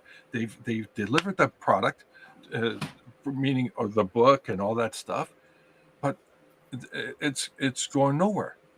And if you highlight Jesker, if you highlight RJ right now, he will show the actual books that we just put out just recently. So these are floppies that were crowdfunded, and they're wait. Before there you go. Okay, before RJ, just hold up the X Thieves for a second. X Thieves first. Slow down. X Thieves. It is X Thieves. It's just upside down. Hold and it right there. Okay, ladies and gentlemen. So that's your omnibus? No, hold on a second. No, ladies and gentlemen, X Thieves was a book series, a single. It was a 12-issue comic book series that came out in 1980. We just packaged this up for them. It took us about a week to get to put the whole thing together and put it into the market. You see where it's going now. That's legacy stuff. That's like old school stuff. People who are seeing this stuff right now in on Twitter, on Facebook, on streams like this, they're going like, I had that comic. I'm going to your site. I'm getting it. It's consistently selling right now. It's crazy, absolutely crazy. Now, RJ, show the other books. Other books? What? We had like 60 of them. I know. The other books that you had in your other hand that you just put down. I need more hands. I want to show contemporary stuff as opposed to legacy. What's 40 years ago? 50 years ago? That was 50 years ago? Wait, Yeah, that was 40. Don't get me older than I am, George. Okay. You see this here? Melvin. This is a small creator. He's moving his books.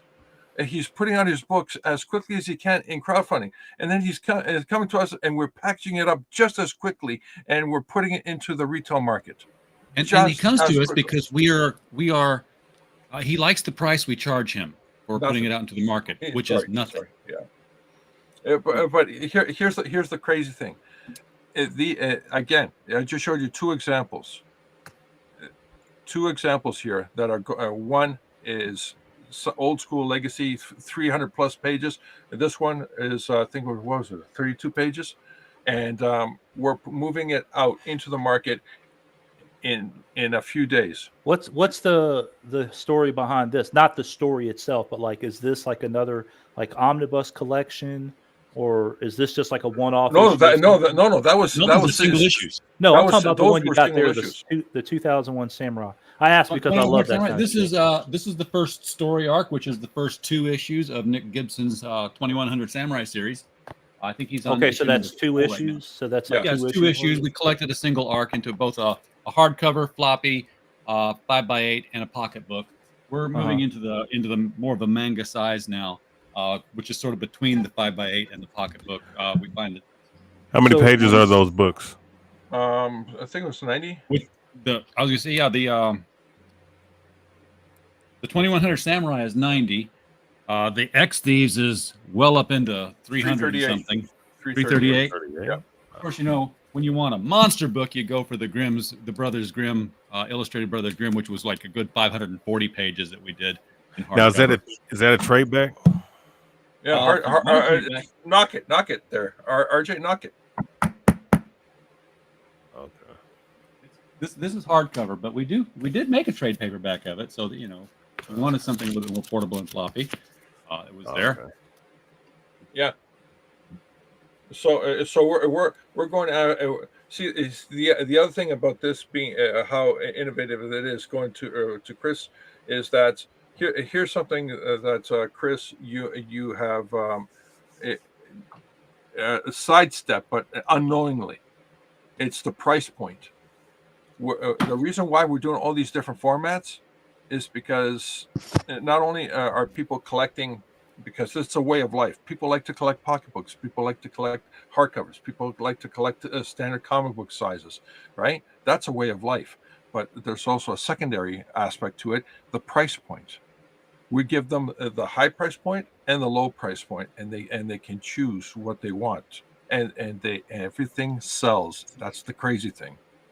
Everything sells because the audience is there for everything that you do. And this is we had an idea. Let's do an artist edition.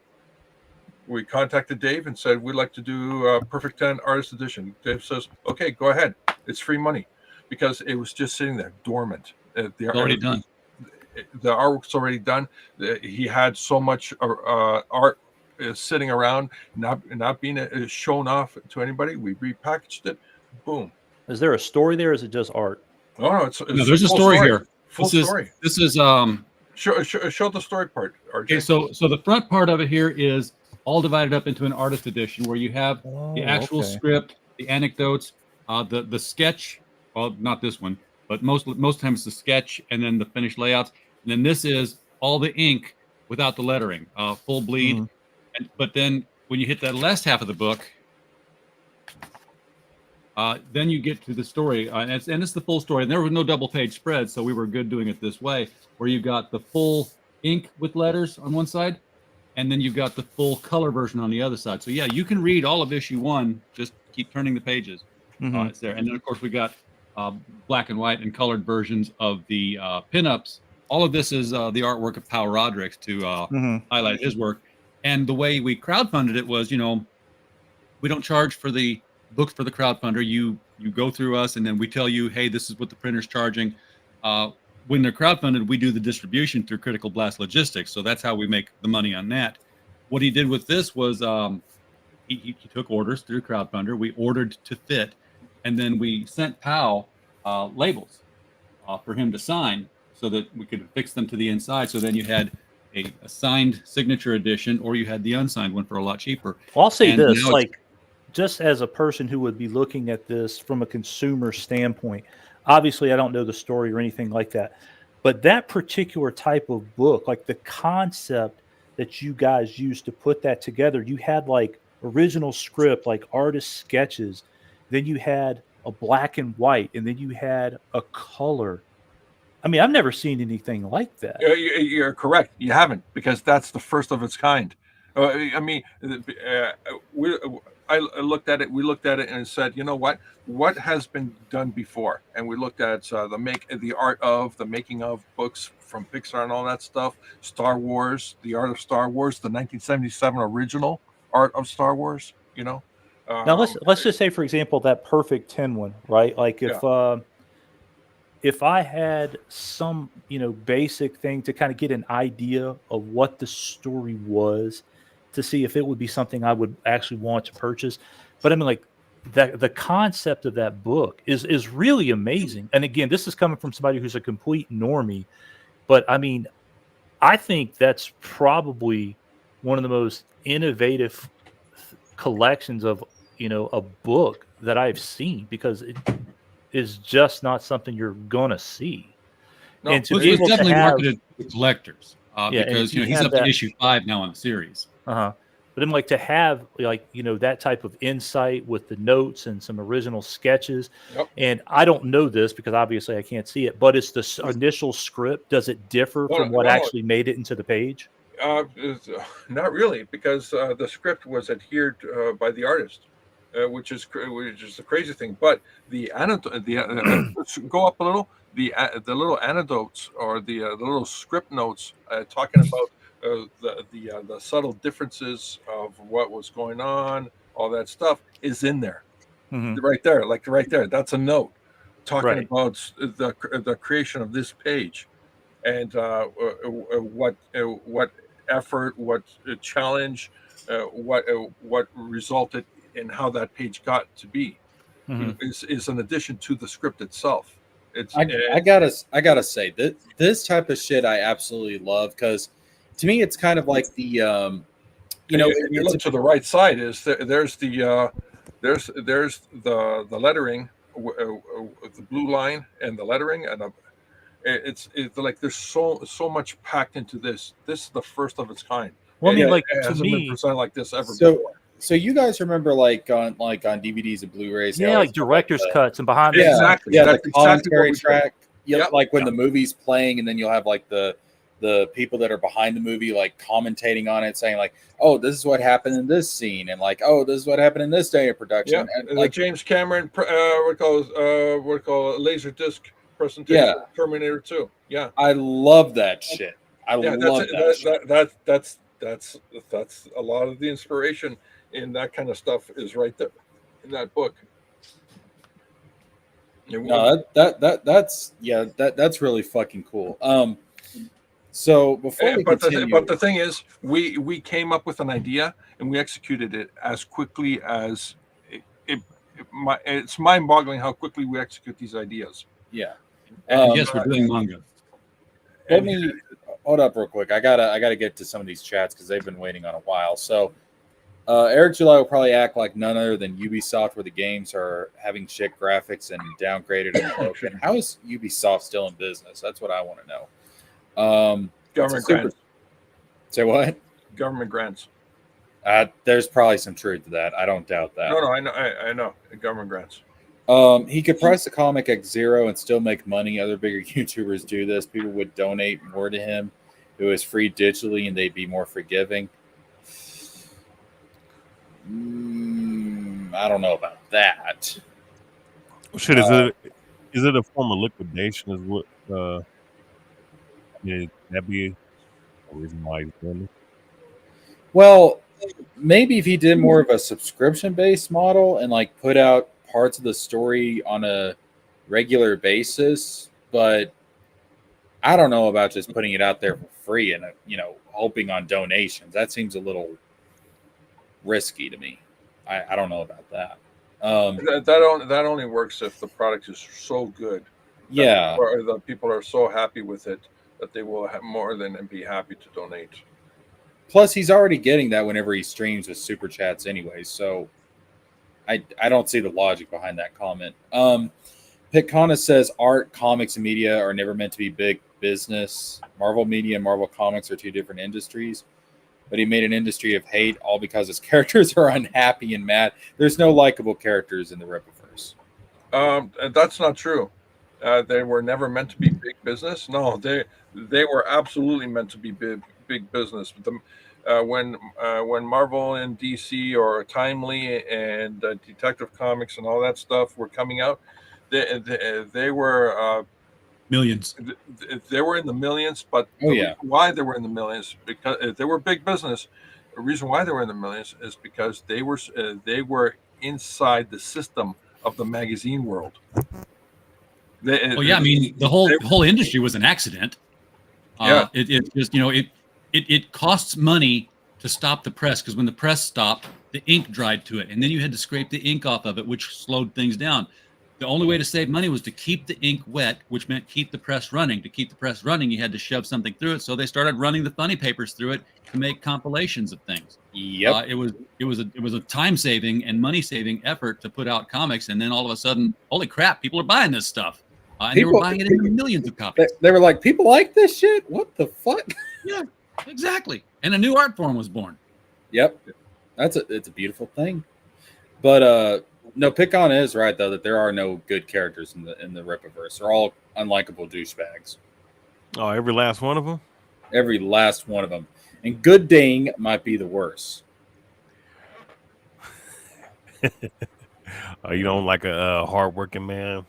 Well, Yeah. He, You don't like the offshoot of the Heroes for Hire concept? Oh, he's a fucking underdog, even though he had every single fucking thing going for him throughout his whole fucking life. Like, holy shit! Like, I seriously, like the at the beginning of the book, it describes him as a fucking underdog. There's nothing underdog about him. Like, I don't know what the fuck Eric is talking about. He had every fucking thing going for him. But I'll say this. I mean, like, I've been thinking, like, since you showed that perfect 10, like, when I gave the thing earlier, as far as, like, you're going to tell people what they want. I mean, like, looking at that perfect 10, again, story aside, whatever it is, but it seems like, for me, even as a normie, if I was, like, told this is what a solid collection looks like, right? Yeah. There's nobody who's going to be able to tell me that amount of content is not the gold standard for what you're trying to achieve, whether it's just from the story standpoint or giving a reader that insight that they're not going to ever see otherwise.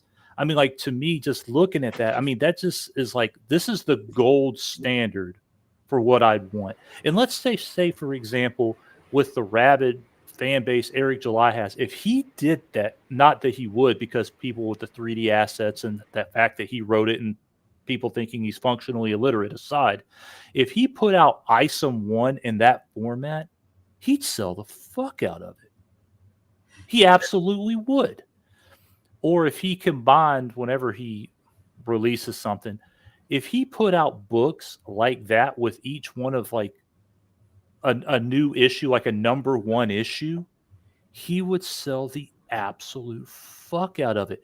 He could have his campaign, and like he likes to do his collections, he could then release that as a collection, and he'd make a fucking mint. And all he'd have to do is, it's just a compilation of shit that already exists. Your notes, your original black and whites, the colors, whatever, and you just put it all together. Eric, I mean, like, I just look at that product and I just find it incredibly impressive. And it's something like, if there was a property that I really, really enjoyed, like, I would buy that, just no questions asked, because I just find that concept to be amazing. Yeah, well, that there's going to be more books like that. We're already have a lot more. We've been talking with artist other editions people, books. and we were fortunate in that Dave Brink kept everything, and he kept it separate.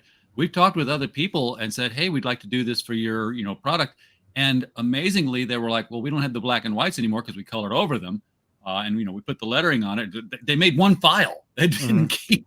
Or they said, the notes. Yeah, well, I threw away the notes because the book's done. It's like to them it was garbage, and we keep telling everybody that we talk to, your garbage is our gold. Yeah.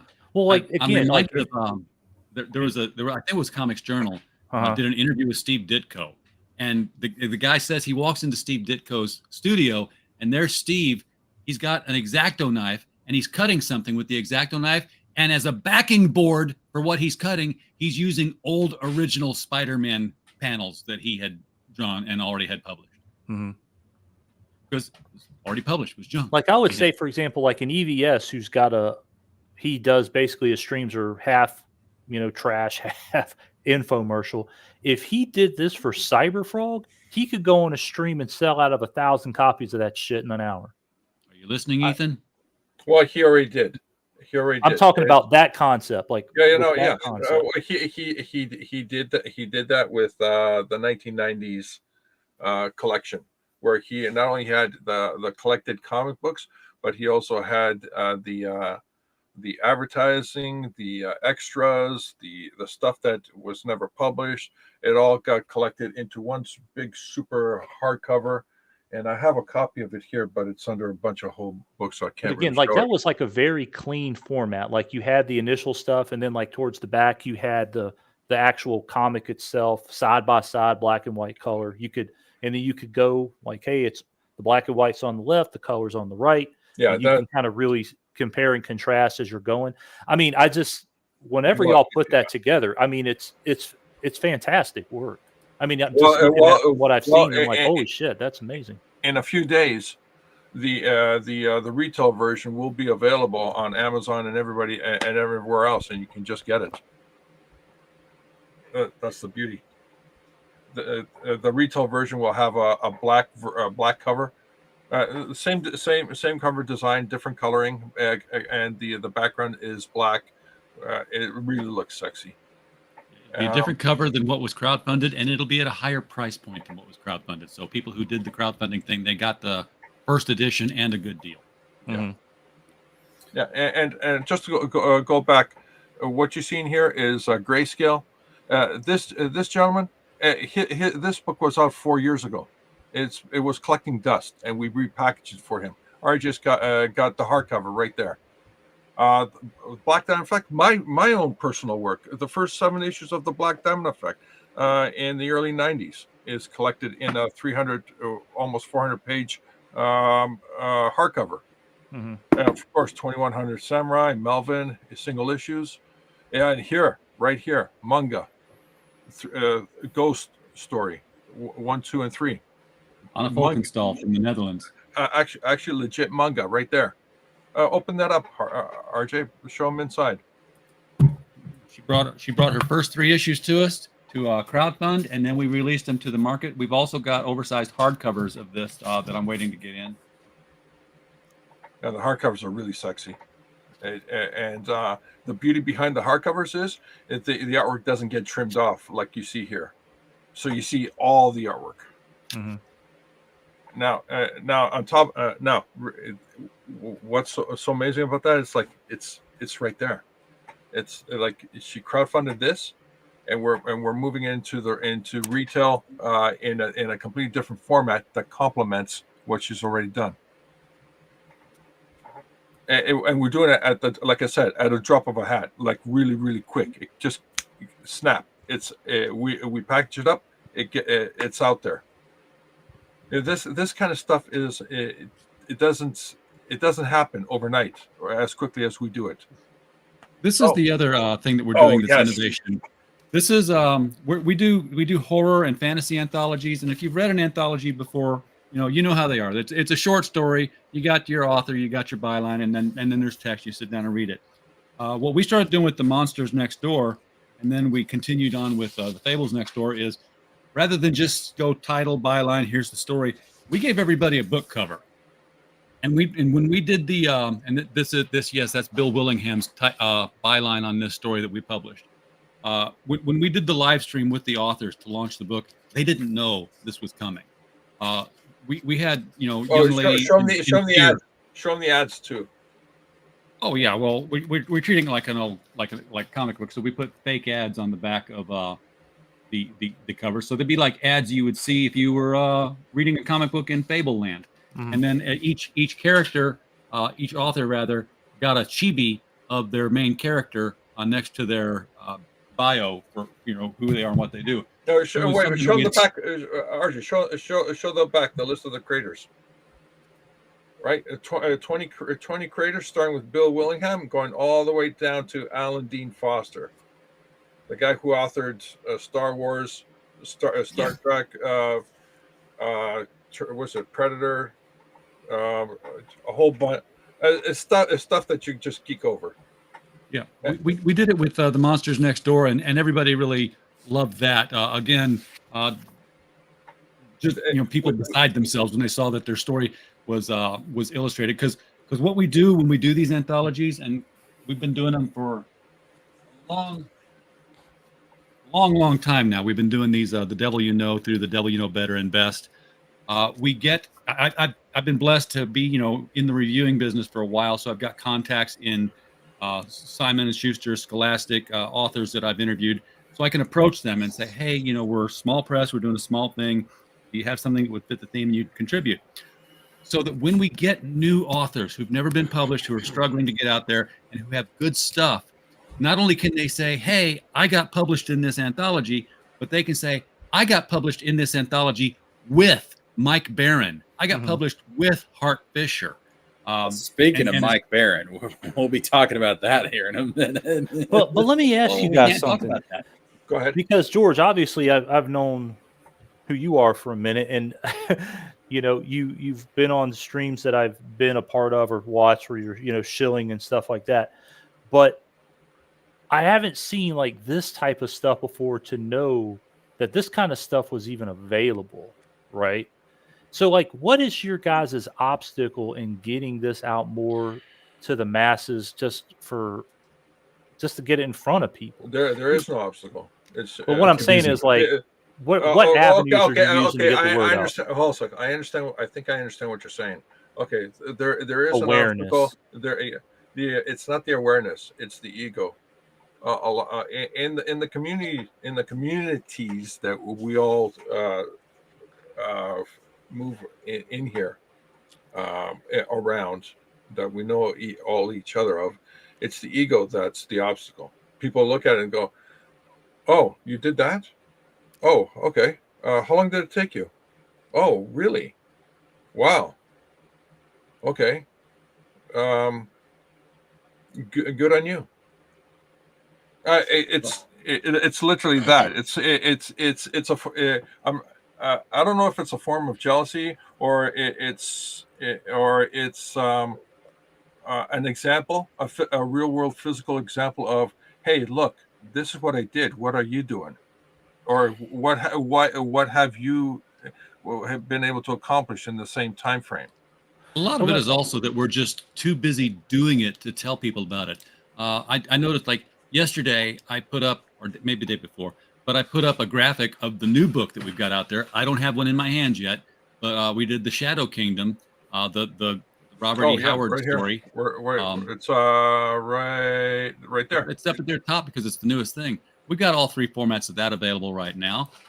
Russ Leach did the art. Randy Zimmerman adapted the story from Robert E. Howard. And I said, hey, there's something new in here. And the very first response I got was like, hey, I went to the site to check out, this book. And wow, the next book was this X Thieves thing from when I was a kid in the 80s. I went out and bought that right away. So I'm like, whenever we tell people, somebody buys something. But I'm not telling people every day. You were mentioning stuff like ego, like, or maybe you can't maybe go to somebody's who's like in the space, but I'm just going to use this as an example because this is about the only example I know.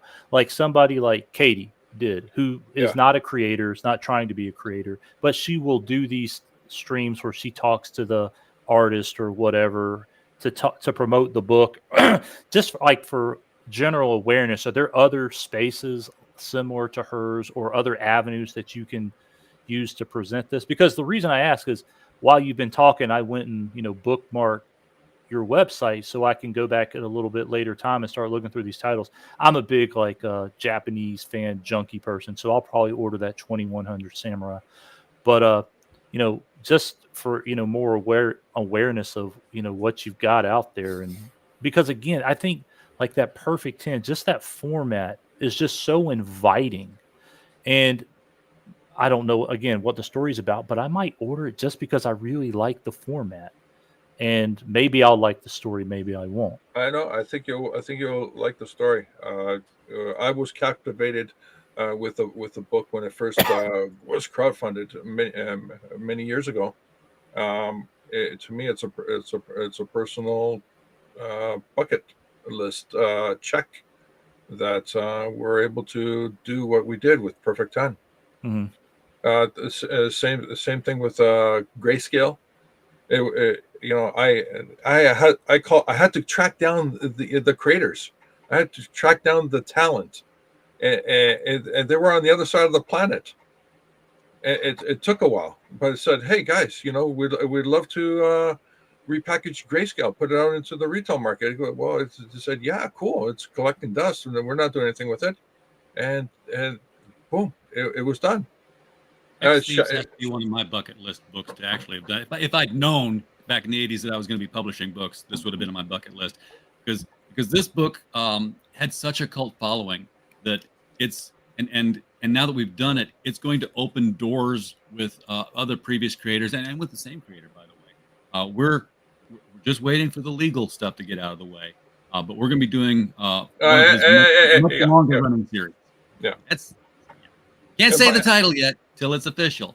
And here's the beautiful thing about this Shadow Kingdom: hardcover, softcover, and digest. You see what the difference is in the digest? We made it look old school, as if you were in the 1950s, 1960s, and you're picking it off of the rack. It's got the same sexy dressing as it did in the past.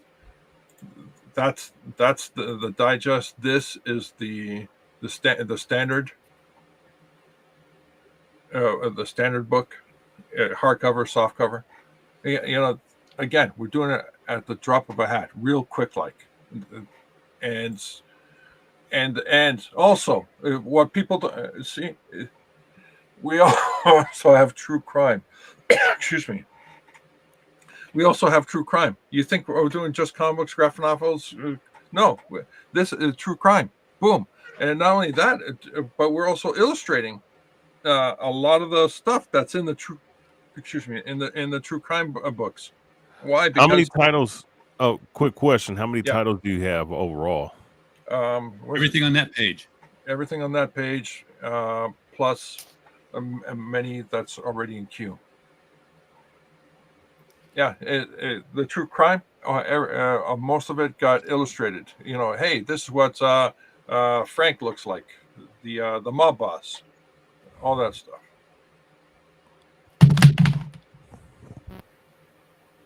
And just to close it up, yeah, it's on Amazon.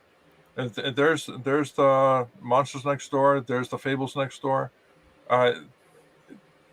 This stuff, we're doing it as quickly as it breaks narratives. It breaks people's heads how quickly we move on this stuff and how quickly it gets put out there. And it costs the creators who bring the stuff to us. It costs them nothing. That's the crazy thing. We're not charging a fee of any kind to package their book up and put it out there. Don't get us wrong. We make money. Yeah, we make money. For First sale, it gets shared out. It's that simple. First sale, everybody makes money. And we did 6 books in 6 days this week, and we've got at least two more titles in multiple formats each, waiting to go out. We have Melvin #3 is going through pre-press right now, so we're waiting for the approval on that one, so we can say yes, fire the button off, and that'll be obviously in the single comic format, and then at the same time, what we're waiting on is the hardcover, softcover, and digest versions of the Abductables, which is another title where the creator just got out of the industry. Said, okay, I've done my comic. I'm tired of this now. We had to, find the artist and work out a deal. It's like, hey, do you want to do this? We're like, yeah, okay, here they both are. We're putting them both into one book called The Unredacted Abductables. We got a new cover for it, and that's going to be it'll be available for purchase probably later this week. So let me ask you, when you're sitting here doing this stuff, and you've obviously been doing this for a minute, when you heard the first announcement about the Rippaverse and the whole part about like we're looking at the market and noticing things that can be better, I mean, like, how do you just not be like, you're either just completely ignorant or you're just being completely disingenuous? Because when he said there was a gaping hole in the industry, I had the biggest smile on my face at the time I said, "You son of a bitch." Because I mean, like, this is just me and my observations. You could sit Eric July down and you could tell him exactly what you're doing, exactly how you did it, and he could still find a way to fuck it up. I'll stop you there. He is. We know for sure. He's well aware of us. He knows we exist. He knows we exist and what we do and what we charge. Yeah, he knows. He knows. And if your next question is, then why isn't he doing it? That's I have no idea. We can't read his mind. But what we can tell you is that when that actually happened, so for the actual first thought that came to my mind was, thank you for the advertising. Yeah. Competition's good. I welcome. Yeah, it. competition's great. But when Eric July started talking about Rippaverse and all this stuff, I go like, wow, this is the best advertising for Critical Blast. It was, because on every stream and in every thread, it was like Rippaverse. Before 5 comments have gone by, it's like, he's just doing what Critical Blast has been doing for 3 years. But again, I don't see Eric having the wherewithal to replicate this. He can't.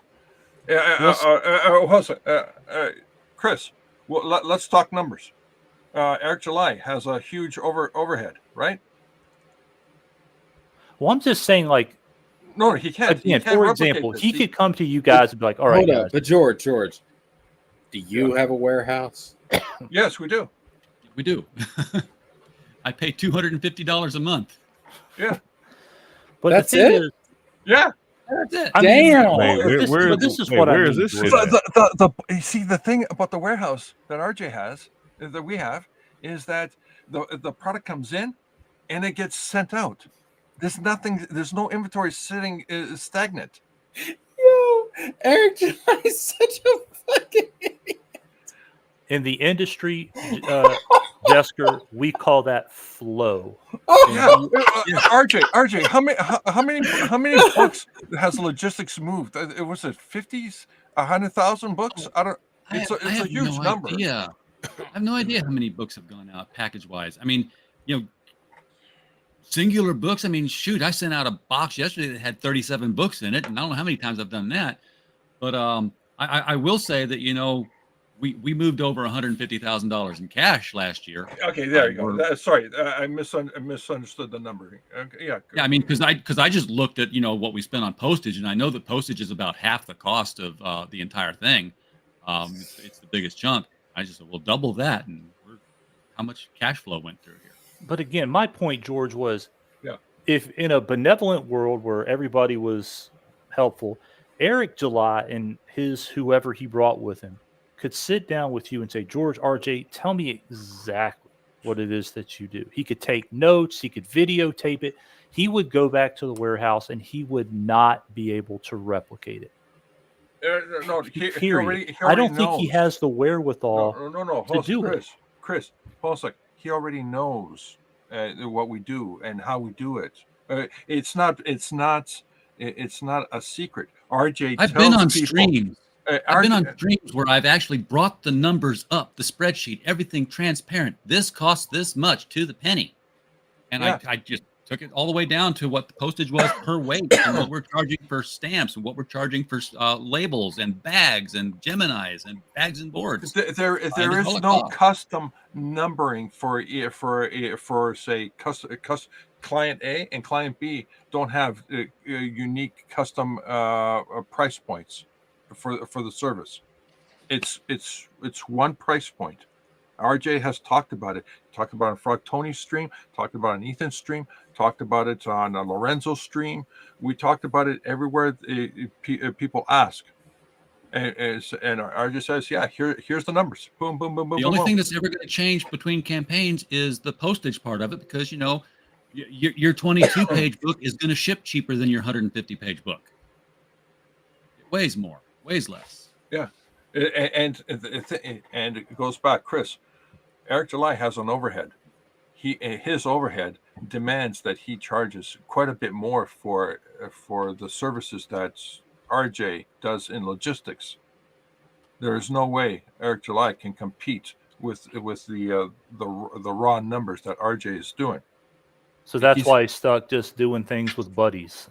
Yeah, because no one, all things being equal, no one's going to do business with him just based on price point.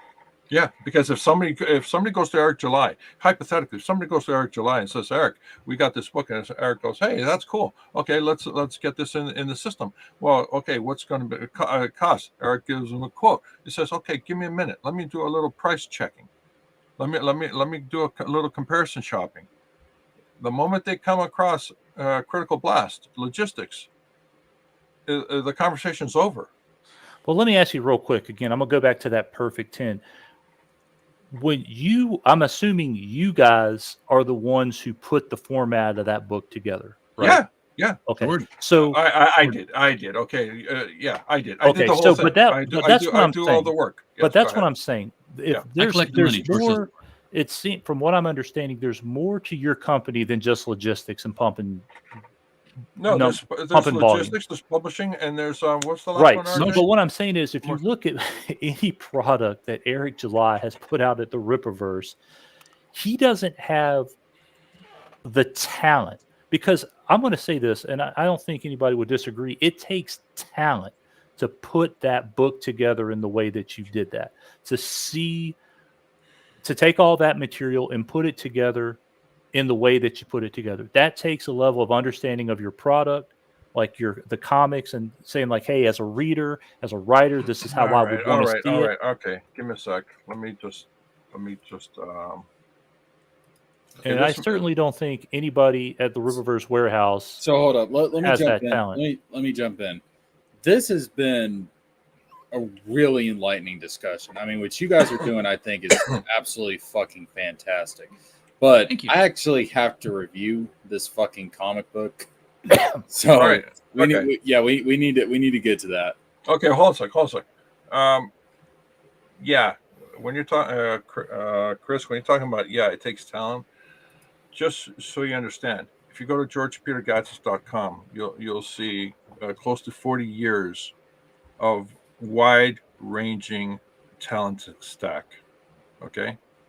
I've worked on press. I've worked at pre-press, desktop publishing, marketing, advertising, branding, car. It's like I've done so much over Beyblade over the 4 decades. I've done so much for so many companies that my talent stack is ridiculously huge. I have a resume that at 12-point copy on 12 on 12 in terms of the size of the text. It'll run 14 pages long. The last I counted, but that's neither here nor there. Yeah, I'm a very talented guy. I'm underutilizing George in a major way. And I'm so freaking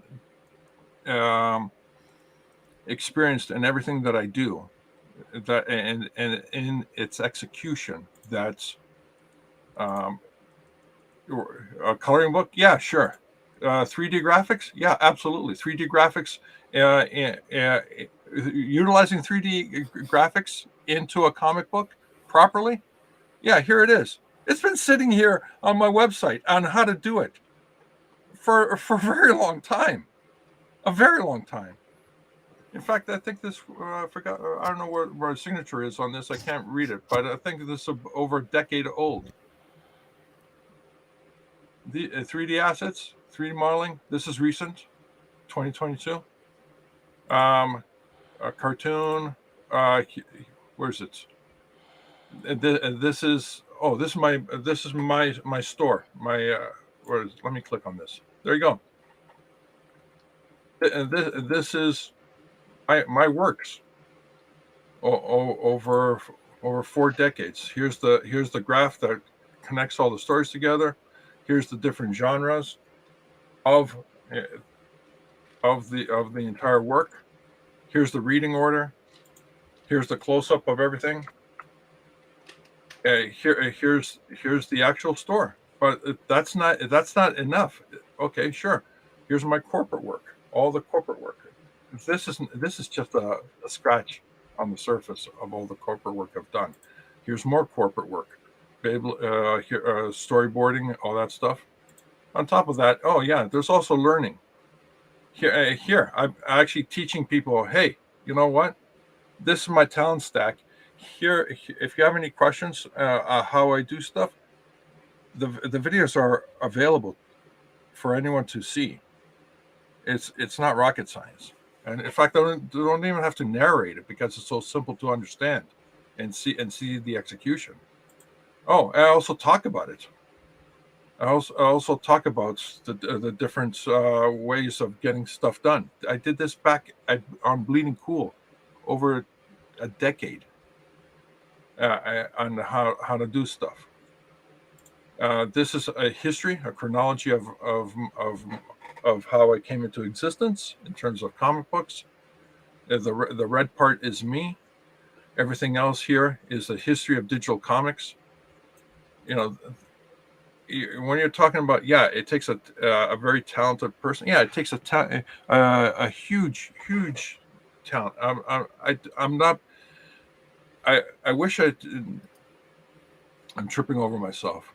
I wish I didn't sound like I'm boasting, but I'm just clearing up the concept of what you said. Yeah, you've gone 20 years without tooting your own horn, and I've told you to do it before, and now you broke out the whole brass section. So good on you, man. I keep telling people when they meet me in private, and when I have meetings with RJ and the customer, and we're talking about how to repackage their stuff, how to come up with, and we're coming up with brand new ideas that we're going to execute for people and stuff like that. All I ask them is just keep quiet. Don't let people know what's going on with me. All that stuff. And I've been very, very serious about it. Why? Because over 10 years ago, or longer, I opened myself up to do work for other people. And while it was fun, it took me 3.5 years to untangle myself from all the work the deluge of work that came in. And what happened in the 3.5 years? I couldn't do anything of my stuff. I couldn't do it. I couldn't do a thing. I was so inundated with so much work. And what I did was I made my stuff his stuff. Yeah, and vice versa. So this is the innovation that we're literally duplicating back of the 50s and 60s, creating content on the drop of a hat, the way you described it, Chris, and putting it out there. And if Eric July could somehow remove the incredible overhead that he has, that overhead is, in my opinion, is what is keeping him in the position that he is in. Well, hence the $5 foot long sale going on this week. Well, that and also his comic books fucking suck. All right, so guys, I need to actually review. Wait, Chris, do you have any questions? No, I have asked too many questions, and JJ's like, "Motherfucker, you are never coming back on here again." No, man, y'all good. But I do need to review this shit. So Yes. What are you reviewing? Goodyng. Oh, but Frog Tony did that already. What are you going to say? I don't That's give a any different. shit. I don't give a shit what Frog Tony did. This is my stream, motherfucker. It's not Goodyng. So, all right. So, Goodyng the Polymath. Is it Polymath or Polymath? That's Polymath. Okay. So, Goodyng, and they actually spelled it right this time. They didn't spell it right back in, what was it, ISOM 2? But Goodyng the Polymath. Let's see what Eric has to say about this shit, because I read this shit. I didn't pay for this shit. I went to the high seas, for lack of a better phrase, to actually read this shit. So let's jump into this. So what Eric has to say about this is Goodyng the Polymath is set in the Rippaverse and written by the legendary writer Mike Barron. And first of all, I don't know how this guy went from writing Wally West Flash to this shit. Like this is I swear to God, man. I think Mike Barron, with how bad this story is, he was purposely trying to sabotage the Rippaverse. I mean, this is really that's an incorrect characterization of Mike Barron. What I believe on a technical level, it's not I'm reading anyone's mind. I'm just talking about pure technical level. When Mike Barron was working on the Flash, there was a wonderful editor that was making sure that while his story was incredible, it was on point, meaning that the dots were dotted and the T's were crossed, and it doesn't matter what writer you have, whether it's Stephen King, Alan Dean Foster, or Mike Barron, Ray Bradbury. They all are great writers, but it's the editor that makes sure that they are great writers. Example, George Lucas is a great director and a great concept artist, but it was the editor that saved Star Wars. That's true. And in this case, Mike Barron did not have the support that he needed. He from everything I've seen so far, he did a good story, a great story, except it was hamstrung with poor oversight, meaning poor editors. They weren't there to guide, to finish and make it into a polished product. No one can sit there and write an entire what do you call it, prose? Is that the correct terminology? Anybody? Rose? Prose, manuscript, as is.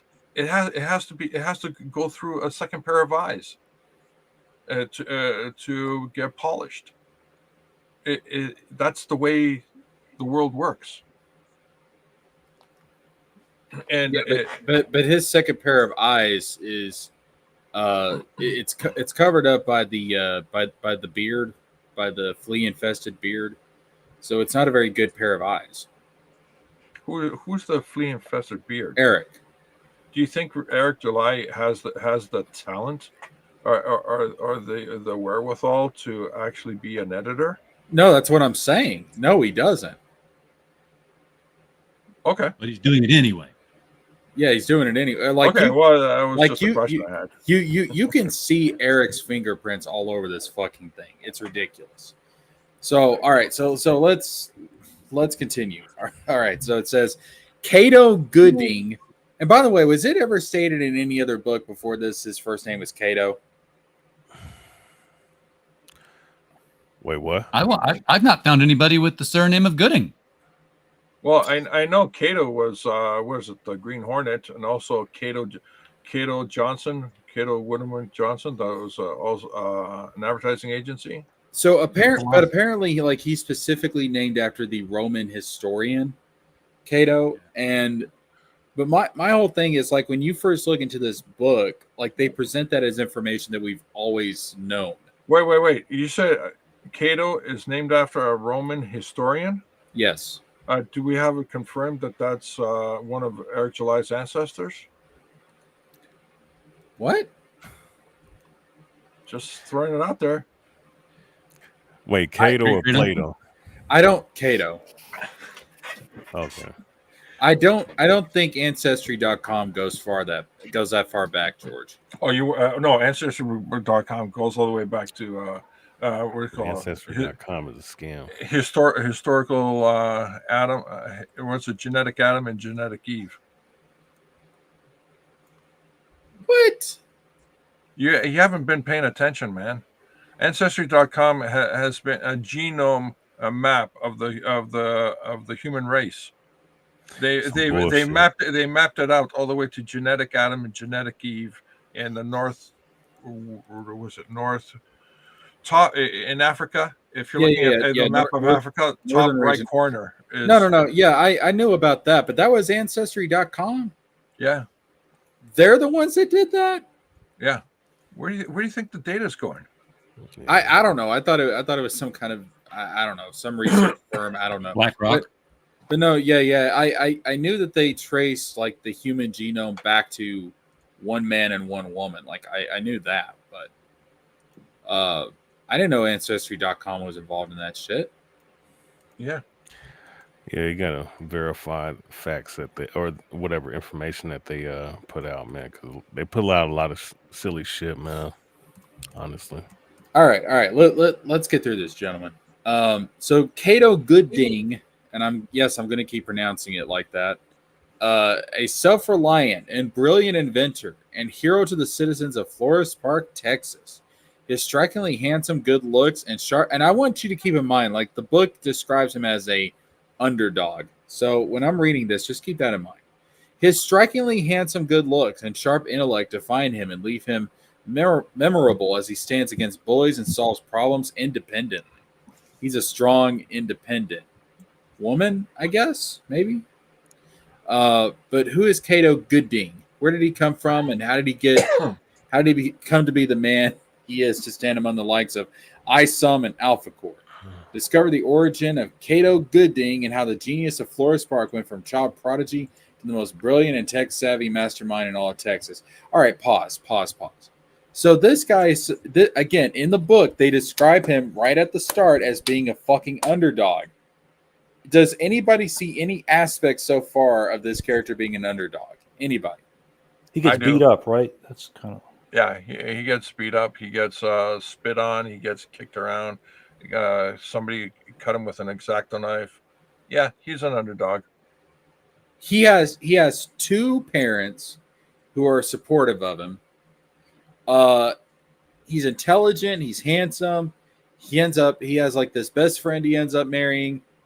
I'm not saying like, it's not like the dude grew up on the streets or had like an abusive home or anything. It's like the dude was even valedictorian of his high school, for God's sakes.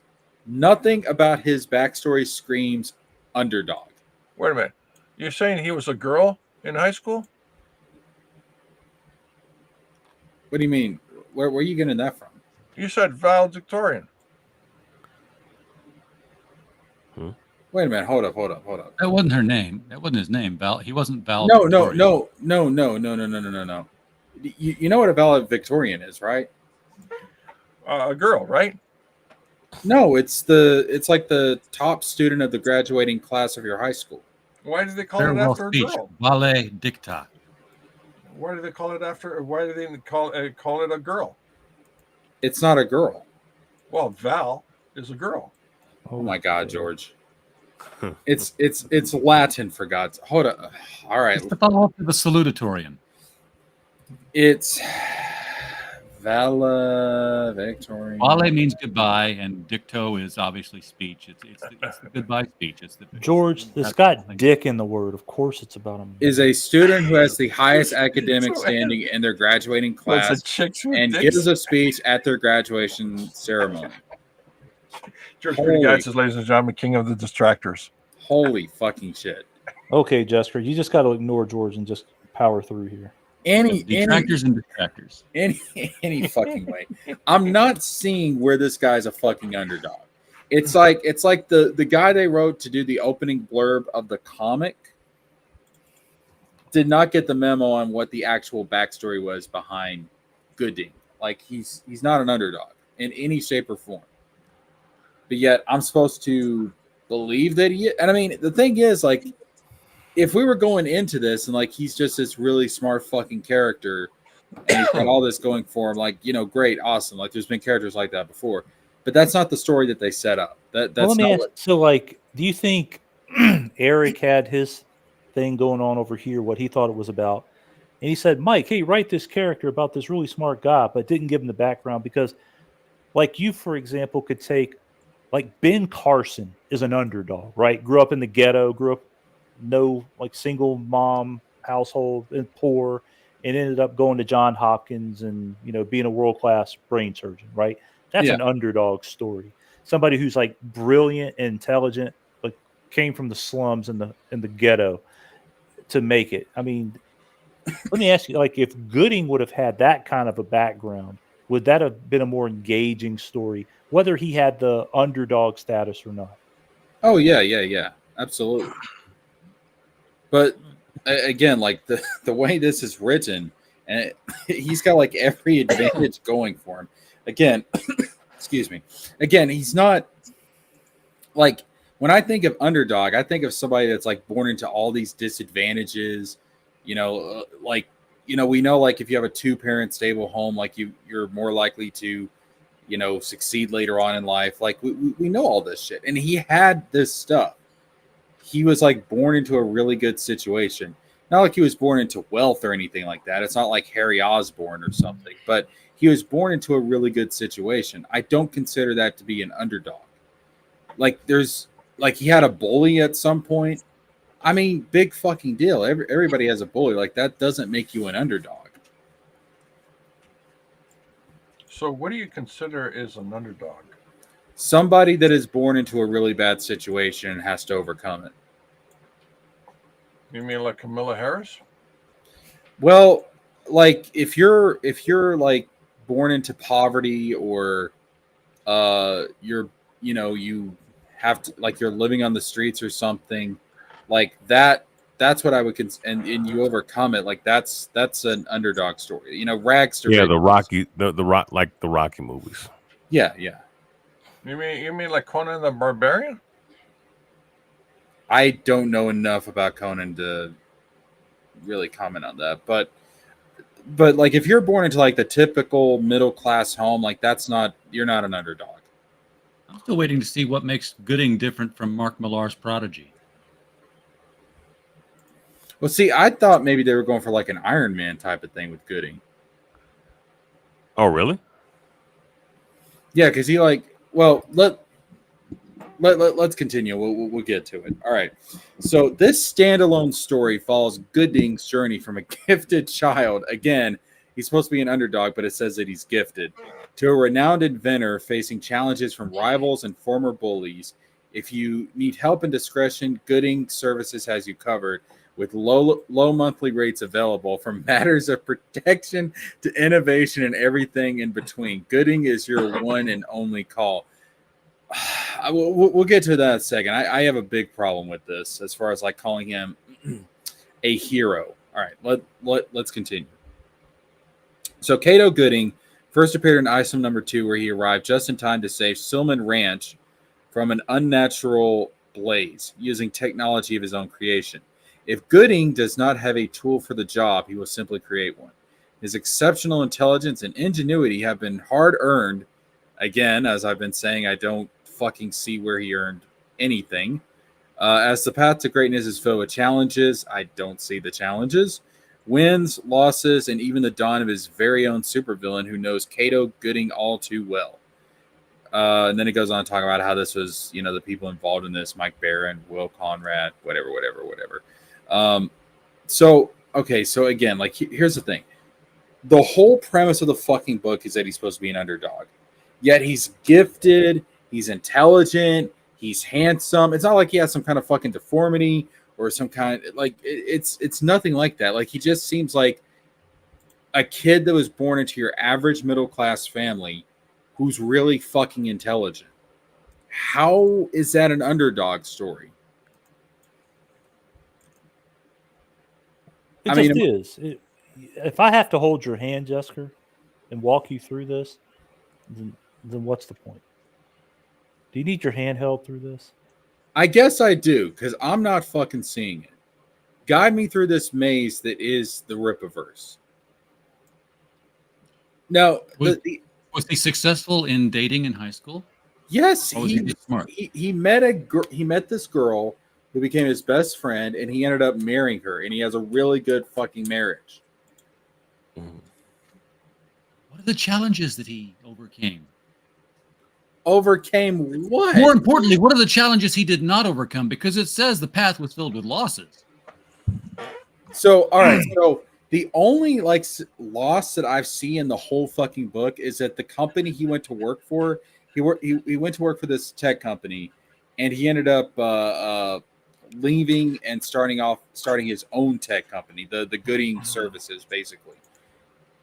But that's the thing. Like, what did he really lose? Like, he left that company, went off and started his own business, and there was not presented any kind of obstacle or anything. He just started this business and made even more money than he did at his previous job. It's like, again, I'm not seeing anything here that makes me feel like this is a rags to riches or, underdog proving everybody wrong type of story that Baron and Eric want us to believe. It's not there.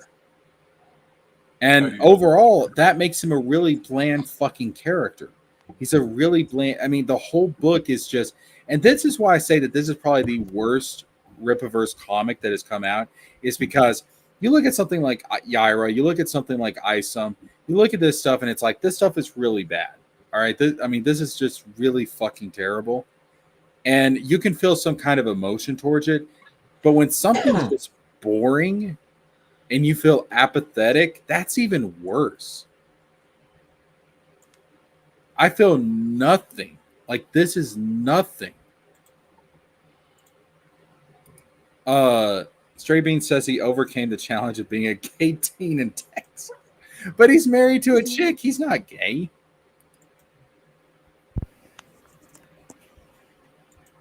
And then the other thing I have an issue with is that it talks about how he's got this Goodyng services where he acts as a hero, quote unquote hero, with low monthly rates available. First of all, what kind of hero charges for their services? Luke Oh Cage.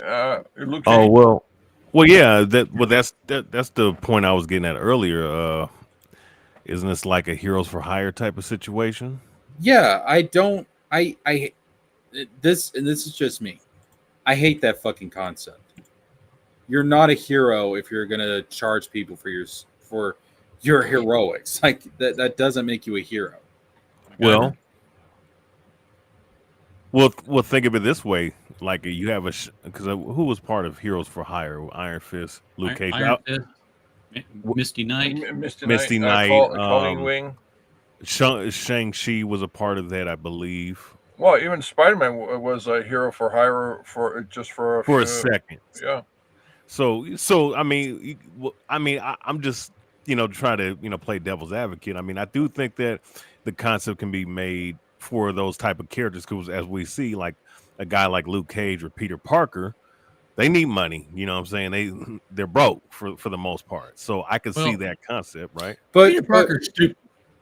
But would you? Here's the guy who's I'm sorry, but this is a guy who invented basically a glue that 3M would have given $1 million for the patent, and he comes up with an electronic solenoid dispenser technology on the fly just because he wants to shoot them from his wrist. That even Reed Richards was impressed at when he saw it in Secret Wars, and the guy has to eke out a living taking pictures for a newspaper.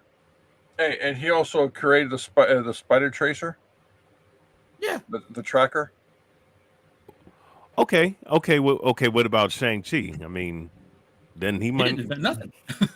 Oh, well, he needs. Well, you that. I mean, I'm just saying. He would need money, and Luke Cage would need money. I mean, those are. I mean, so I'm just saying. I could kind of see maybe with this character if he's going with that direction of Goodyng. I mean, well, I mean, like in the real world, a mercenary is a hero for hire, right? If you had a hostage situation or something like that, and you couldn't send, military or whatever, you had to send mercs in, you would feel like if you were on the receiving end of that rescue, that is in fact a hero, and they are certainly for hire and getting paid. So, Yeah, but, Ross Perot sent a whole team in there to get the boys back from Vietnam. but here's the thing: if you need a hero and you can't pay Gooding, what, he just lets you die? I hope so. Yeah, That's not a hero. are you sure? No, that's not a hero. Well, you can bill them. No. I look. That's no. Like on a philosophical level, like I just absolutely oppose that entire concept. Well, okay, maybe he's not a hero, but it certainly is tough love. Okay, now see, that's the thing.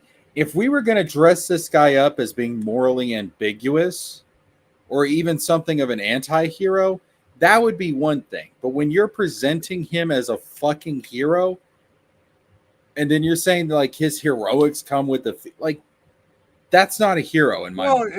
Well, hang on a second here. You just talked about how Mike Barron's The Flash was the pinnacle of his writing career before going to this. But remember, in the very first issue of The Flash, he was asked to carry a heart transplant across the country, and The Flash said, "What's in it for me?" Yeah. But the not only that, if you really think about it, this whole thing about hero is like Lex Luthor thinks he's a hero when he's fighting Superman. Yeah, but he's not. No, but he thinks he's a hero. I don't care what Lex Luthor thinks. He's Lex doing. Luthor's not a hero. Yeah, but from your point of view, but from his point of view, he's doing.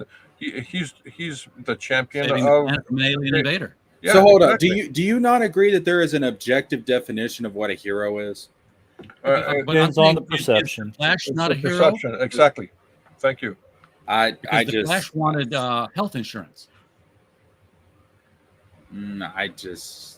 But see, the Flash grew and developed as a character as time went on. Well, what the Flash did was won the lottery at the end of the first issue, so that Mike didn't have to have those things happen for him anymore. Which volume? Which volume you talking about? I think it's after Crisis. Barry is dead, and Kid Flash takes over the mantle. Wally. Yeah. Oh, okay. So Wally's charging for his services. Really? Yeah. Yeah. Oh, I didn't read the. I never looked into the '90s Flash, but late '80s, early '90s. Yeah. Okay. So if Gooding was in the middle of saving somebody and they said, "Oh, thank you, but I can't pay you anything," should he just like fucking leave him there to die? Yeah. Throw him back in the fire. Yep. That's fucking evil. I mean, once again, you can always do it just out of good service, but I mean, you could always get billed. I mean, like, here's the thing, Jesker. At the end of the day, a doctor, a surgeon is a hero for hire, right? You're not going to just continue removing tumors from people without a little something, right? So, I mean, I think anybody who would consider a surgeon who's, an oncologist or whatever, a hero, even though they're paid handsomely to save your ass. Well, that's true, but you also have to realize in most countries they're not getting paid by the patient. They're still getting paid. They're getting paid through some kind of government. No, it's still paid. It's still. Yeah, but they're not thinking, well, if this patient can't pay the money, I'm just going to let him fucking die. Like that's. Hey, and Jesker, is Todd McFarlane your hero in terms of creators? Wait, what? Todd McFarlane. I mean, the guy's so freaking successful. He spawned Spider-Man, toys, sports, the whole enchilada. He'd be considered a hero in the comic world. I wouldn't consider him a hero. Well, he certainly helped a lot of creators to get into the market, through Image Comics. I would say he's a good guy, but like as far as like if we're talking about heroics, like you know, like I'm thinking about like, I mean, do you really have to move a planet away from a solar flare to be a hero? no, but Couldn't you be, a little more humble? you have to give of yourself selflessly, expecting nothing in return, to do the right thing simply because it's the right thing. But then, if you do get something in return, it's just a bonus. As long as you're not asking for it, as long as the point is not to seek a reward. Like a hero doesn't seek a reward, a hero does it because it's the right thing to do. So, a paladin or Dungeons and Dragons, any quest for Dungeons and Dragons would be what? I don't know. I don't know shit about Dungeons and Dragons.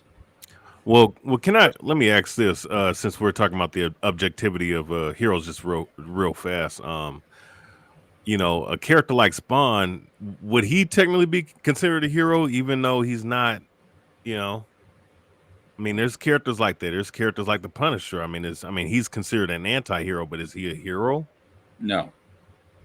Why not? You guys may have a different definition of this, but I have a very specific idea of what a hero is. So is Camilla Harris a hero? No. Why? No, don't bring that bitch's name up here, please. She's gonna save the United States in the next election. No. I can't think. Well, I can only think of very few politicians that would actually be considered a hero. Oh, like one. Like who? Lincoln. Not a hero. I mean, I'll say this: I would say his objective was heroic as far as trying to try to make the United States away from the international bankers. I would say that's heroic, and that cost him his life. But outside of that, I can't say he's a hero. Lincoln was willing to die for the country. No, he died but was he willing? Yeah. So he let the guy shoot him in his head? No, but he knew the risk and he took it anyways.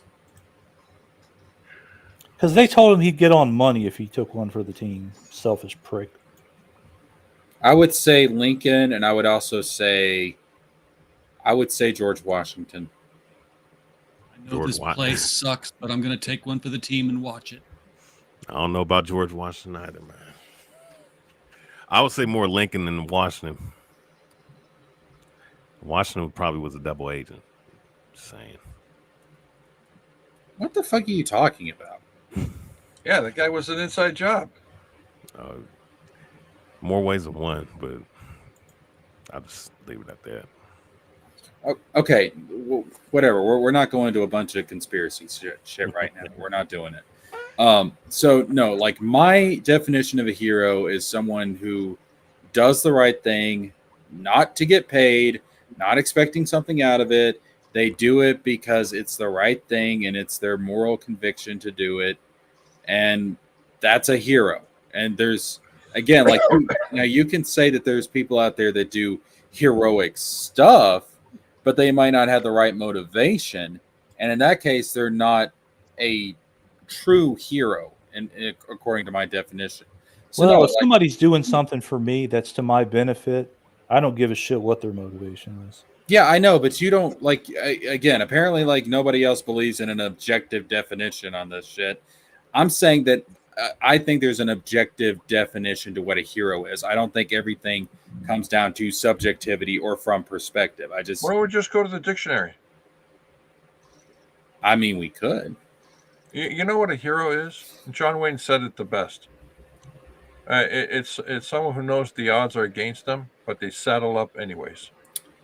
It says here this from. I think that was courage. A person who is admired or idealized for courage, outstanding achievements, or noble qualities. It has nothing to do. It said nothing about getting paid.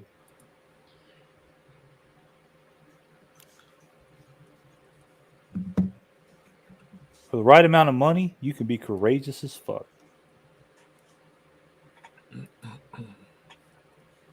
But then your motivation is not to do the right thing; it's to make money. But that has nothing to do with doing the right thing. But if you're not doing it because it's the right thing, you're not a hero. But that's not what Well- the definition says right there. Well, wouldn't the sheriff be considered a hero even though he gets paid to be the sheriff? Then isn't that how they used to look at it back in the? He's He can not act heroically if he puts his life on the line. he's not getting paid by the people. He's not gonna not protect somebody because that person's not paying him. He's getting paid by the community as a whole. That's different than asking individual clients to pay you to save them.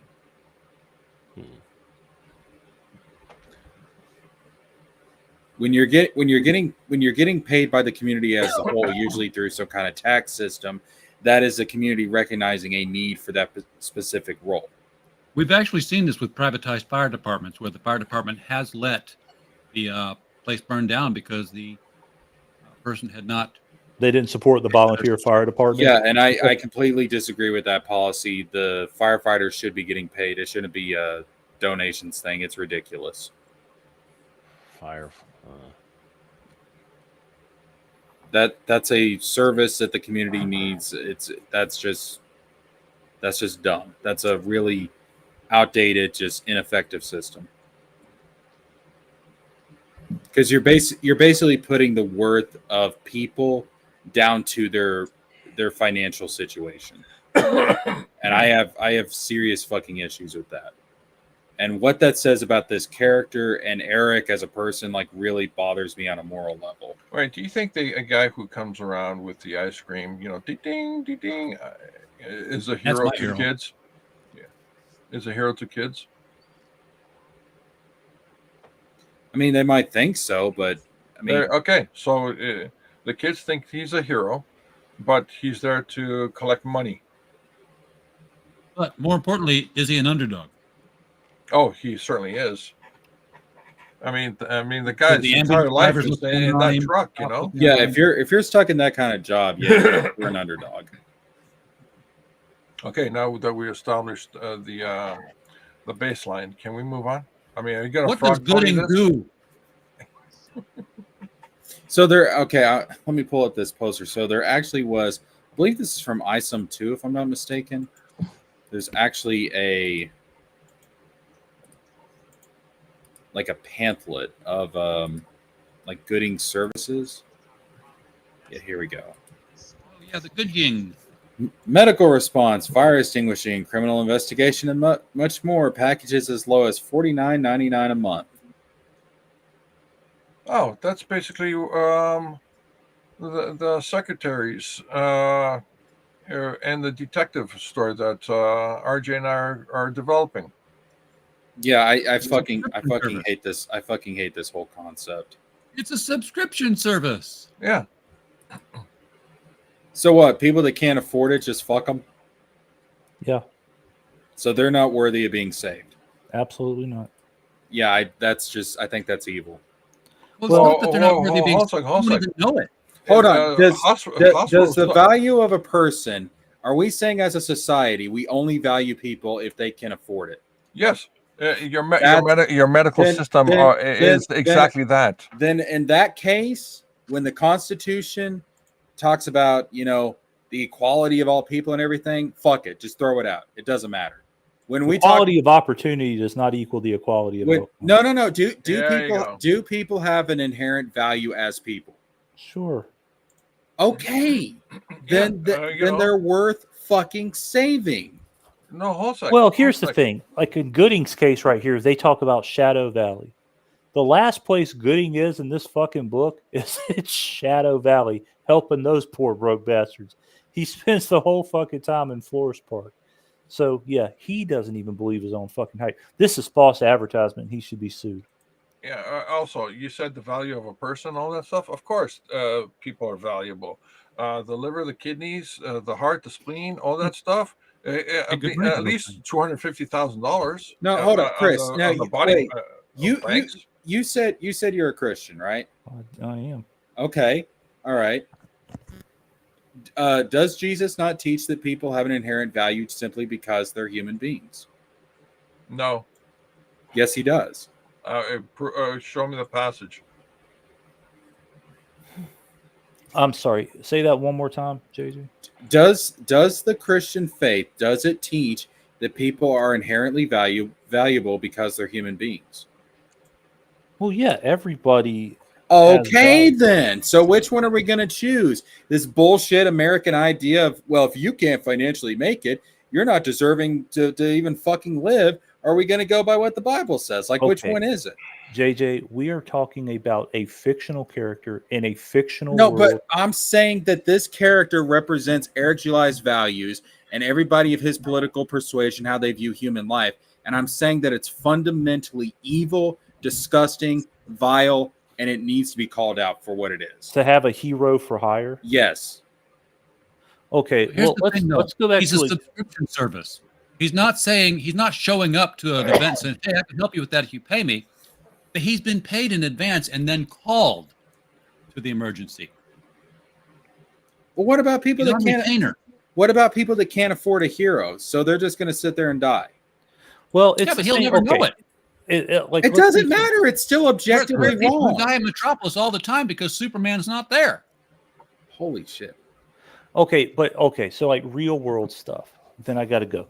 But so like real world talk. Okay, so there in every major city, right? There's areas that the city that are the ghetto, slums, the wrong side of the track, so to say. And there's the affluent areas. Okay. If I was a person who was, let's say, a bleeding heart or whatever, would I then feel the need to not be able to take advantages of opportunities I have because of the fact that everybody is equally valued in a Christian sense, and that I feel like, God, I got to send my kids down to the school in the ghetto and not use opportunities that are afforded to me, or be in a place that's got more police protection because people are doing this, or paying more for security. Like I can afford an ADT security system where a lot of other people can't. Is everybody then entitled to an ADT security system because of for like some human rights purpose? Is everybody entitled to have 3 9mm and a couple of AR-15s? Yes, they are. So, because for the purposes of protection, is everybody entitled to be within 100 feet of a fire hydrant so their house doesn't burn down? I mean, there's all sorts of thirsty. But the point of this is there's all sorts of things, in a real world that's not a utopia, that you just have to say, okay, everything is not going to be equal. Not everybody is going to have access to, say, for example, private security, or should say, for example, celebrities or, politicians or the president not have Secret Service protection because the average person can't have Secret Service protection. I mean, I think the Secret Service, for example, would be a hero for hire. So, I mean, like, you can certainly look at this through the lens of like a Judeo-Christian, morality, but at the same time, the real world doesn't function that way in any form or fashion, and hasn't in the existence of humanity. But hold on. That may be true, but are you saying that it's impossible for society to get to that point? Yes. I disagree with that. Everybody, I view history as a continual progress of correcting the errors and mistakes of the past in order to create a better society, which is hold on. Let me finish this. That is the mission statement of the Declaration of Independence, because what does it say? To create a more perfect union, not a perfect union. I agree with you that perfection is not possible, but we need to continuously try and strive for perfection, because in the process of doing so, we make society better. Now, my whole point is, it's one thing to say that the world is the way it is. It's another thing when you number one, just accept it for what it is and don't try and change it. And number two, you then try and morally justify it as a good thing, which is what we do in America all the fucking time. Now, that's the problem. Well, I don't see any problem with looking out for, say, for example, your self-interest. I don't see any problem with that because, okay, for example, my self-interest as a parent is my kids first and foremost, right? I don't feel the need to sponsor 100 African children, right? Those other people, while they may be in great need, are not my responsibility. Okay. Now, should all of these Does the people, Bible not say you're your brother's keeper? yeah, No, and they're that's not, the question. and they're not my brother. But at the same No, no, time, no. Everybody on earth is your brother. That's then the if okay, that- Jesker, if that was the case, okay, if that was the case, Jesus, when he walked this earth, would have completely been on board with a communist society. And when I say communist, I'm not talking about USSR. I'm talking about the textbook definition of a stateless society. if Jesus was on this earth right now, there's a lot of people who claim to be Christians, especially in America, who would call him a socialist and then nail him to the cross again. But he wasn't a socialist when he walked the earth the first time. In any way, shape, or form. There's nothing to support that. Nothing. So Jesus just said, only care about yourself, never care about anybody else. Okay, just focus on you. okay. I mean, that because that's what capitalism is. Well, here's the thing. Okay, so I'm going to say this, and then I actually have to go. Okay, Who's so based on the coin? Jesus walked the earth during the Roman Empire. Okay, what do we know? Poverty existed. He didn't fix poverty when he left. Slavery was a thing. He didn't fix slavery when he was here.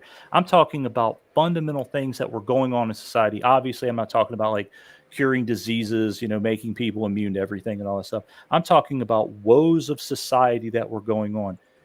Money was in place when Jesus walked the earth. He had a treasurer. He had somebody, keeping the coin. So there were things that were going on in the world when Jesus was walking the earth. They didn't change because at the end of the day, the message of Christ is to accept Jesus as your Lord and Savior to get to heaven, not, anything above and beyond that. Not to accept everybody else. So, and again, that's why he didn't, go to believers. He didn't say like, hey, Paul, I'm going to need you to write all these letters to the churches. And in these letters, I need you to make sure you're telling every one of these churches across Asia and Europe that you're writing to at the time, they need to forsake all of their possessions and leave and walk the earth. The only time Jesus ever said that was when he was saying, hey, follow me. You got to leave it all behind. No. Wait a minute. He Stray Beans is right. He did yell at the bankers. He went into the temple. He overthrew all the because they were conducting business in the Lord's house. They weren't keeping the main thing. And how many people in America are doing? What do you think a mega church is? Joel Osteen, Kenneth Copeland. Because they were selling sacrifices, and if you were selling sacrifices, you were not really giving a sacrifice. You weren't bringing something of your own. You just went to the church and bought one. Yeah, Jesus specifically said money lending at a high interest wasn't. I mean, you're acting like Jesus never said anything against business and heroes greed. For hire. I mean, do you not? I mean, greed is one of the 7 deadly sins, for God's sakes. So is it greed? So a quick question: is it greed to, like, for example, right? Once again, I mean, you have police, right? People that keep policy. That's the whole point of being police, right? And you have different people like surgeons and doctors and people like that, right? People that make heart transplants. Those people need to be compensated for a heroic act, which also too does it is a skill. It is a God-given skill. It is a trade. But at the same time, I mean, these people need to be compensated for that type of thing. Yes, but again, going back to to what I was saying before, they're compensated by the community through a tax system. Not in America, but in other countries, they figured this shit out. Like, this is a necessary thing. Obviously, these people need to get paid, but we're not going to bankrupt a fucking patient for having a heart attack they had no control over. I mean, this is just common sense. No, I don't think it is, because again, people are inherently Okay, so America's right, and every other developed nation that has developed these systems, they're wrong. Okay, again, this has nothing to do with America. This has to do with an individual who would say, I have a desire to better myself and use my skills in a way that I have a particular set of skills, okay, for example, and I have motivation to do this and take on this profession for the rewards and the life that it provides. Now, you can have people who are top-notch surgeons who are completely morally bankrupt, right? I mean, I'm sure they exist. Not everybody is, save the planet, doing Doctors Without Borders and all this other shit.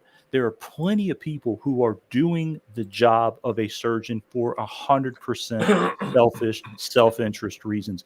And at the end of the day, there's nothing wrong with that, because if without that self-interest and people chasing that self-interest to then take on the time, the money, the investment to get that good at a profession to where they can do it, and then the absence of self-interest, who the fuck else is going to do it? So you have to have the motivation to do that through self-interest. And I certainly, for one, would never apologize for that. So you don't think that somebody that's involved in Doctors Without Borders is a morally superior person than somebody that's just doing it for the money? No. All right. Well, see, that's the difference. See, I'm actually willing to make those type of judgments. I mean, I just have more respect for somebody that okay, well, here's the thing, Jesker, and again, real world situation. Doctors Without Borders, without the money to do that, there's somebody who's making money so that guy can go and do that shit. Okay, there's somebody who's getting paid for their service by somebody else that allows that guy to go do Doctors Without Borders. That person who's making the money is taking that money and allowing medical research to take place because they are acting in their self-interest to be compensated for their skills. So then let me ask you this. It's a very symbiotic thing. Let me ask you this. When do we as a species mature to the point where we say we're not doing this for selfish reasons, we're doing this because it's the right thing to do? That's never going to, of course, happen, because that's not human nature, and to pretend otherwise is completely so then but is it the whole point of the Bible is that Jesus is supposed to transform human nature? That's what it means to be born again. But again, I don't live in a world where everybody is a Christian. I understand that, but my point, I'm going to a larger philosophical point here. My point is that humans and human nature is fundamentally flawed and lacking. Well, and the difference is that you're willing to accept that. Yes. And I'm not, because we can be better. But how is not being compensated for your skills and talent not being better? Because again, it goes to the larger philosophical issue, which is I want to see what a human race looks like that is not motivated by greed and selfishness. But that's not greed. You don't think there's any aspect of greed involved in that whatsoever? If you're acting in your own self-interest and you're not cheating anyone by acting in your own self-interest, me wanting to get compensated for a talent that is exceedingly rare in society, for example, an oncologist, I don't see that. I'm not cheating anybody. I'm not doing anything unethical or illegal by being compensated appropriately for my talent. I would say if it involves human lives, which again, what Goodyng does would involve human lives and a life or death situation, yeah, I think there's a problem with that. Well, okay, if you are a person, if obviously one person is limited in resources, with everybody having access, then you get to the point of rationing, because if I'm one surgeon and there's 3 people who need surgery, who are you choosing? What's your criteria? All things being equal, they're all going to die in the same amount of time. And I'm the only oncologist who can take care of this person. And if I don't, 2 of them are going to die. What's then your moral criteria on who gets saved versus who has to get, buried that day? So again, what's your criteria? But what is that? But that has nothing to do with self-interest, though. It has absolutely everything to do with self-interest. So, for example, one person can compensate you for your time. The other 2 cannot. Okay. All things being equal. All things being equal. See, in that situation, what are you doing? In that situation, I would go for the one that has the most likely chance of surviving. Again, all things being equal, Jesker, don't move the goalpost here. All things being equal, everybody is gonna die. Everybody's got the exact same situation. One person can pay, the other 2 can't. But the one who can pay is a mob boss, notorious for killing hookers, and the other 2 people are priests. What's your choice, Jesker? Who's living and who's dying? Well, hey, I don't know. I mean, but the thing is, a situation like that is never going to arise because there's always. But the situation where people are somehow morally, not bankrupt as a society is never going to happen either. You can't have one and not in the other. If you're going to acknowledge that one, can exist, you have to acknowledge that the other side can exist. So again, I don't see, the problem with that in acting in, again, your self-interest, as long as you're being ethical, right? Like in my profession, like what it is that I do, okay? My ability and skill to be able to do a job can make a difference, literally, whether a business goes out of business or not after a particular catastrophe happens to them, okay? Now, am I supposed to then pick and choose who I want to help based on the morality of the person who is doing, the asking for me to do that? Or do I act in my own self-interest and go to the highest bidder? Who is more deserving of my time? Does that not bother you at all when you have to do that? No. No. I don't understand that, man. That would eat me up inside. But again, I only have so much time. Okay. I've got 2 businesses that are equally in the same situation after a storm or whatever the case may be, and they need my expertise to help them stay in business. So what happens to do their claims process? What happens to the one you don't choose? What happens to the one you don't choose? In that particular situation, they would have to maybe go to somebody who has less experience, who doesn't know what questions to ask, and they can get help, but it's not going to be mine. The outcome is not going to be the same. So are they going to end up homeless, bankrupt? Could be. That shouldn't even be possible. Could be. That's horrible. I mean, that's just. That's the real world, my man. I don't know what else to tell you. That's why, again, I believe that we need to do things as a species collectively to change the world and make it a better place. Well, how are you going to do that other than, say, for example, let's take medicine, for example. Are you going to then dictate the number of people who have to choose medicine as their profession? Are you going to take kids from the time that they're in grade school and say, this person has the aptitude to be a doctor? I don't give a fuck what you want to do. I like to also build cars. I'd rather be a car mechanic. I'd rather be an auto mechanic.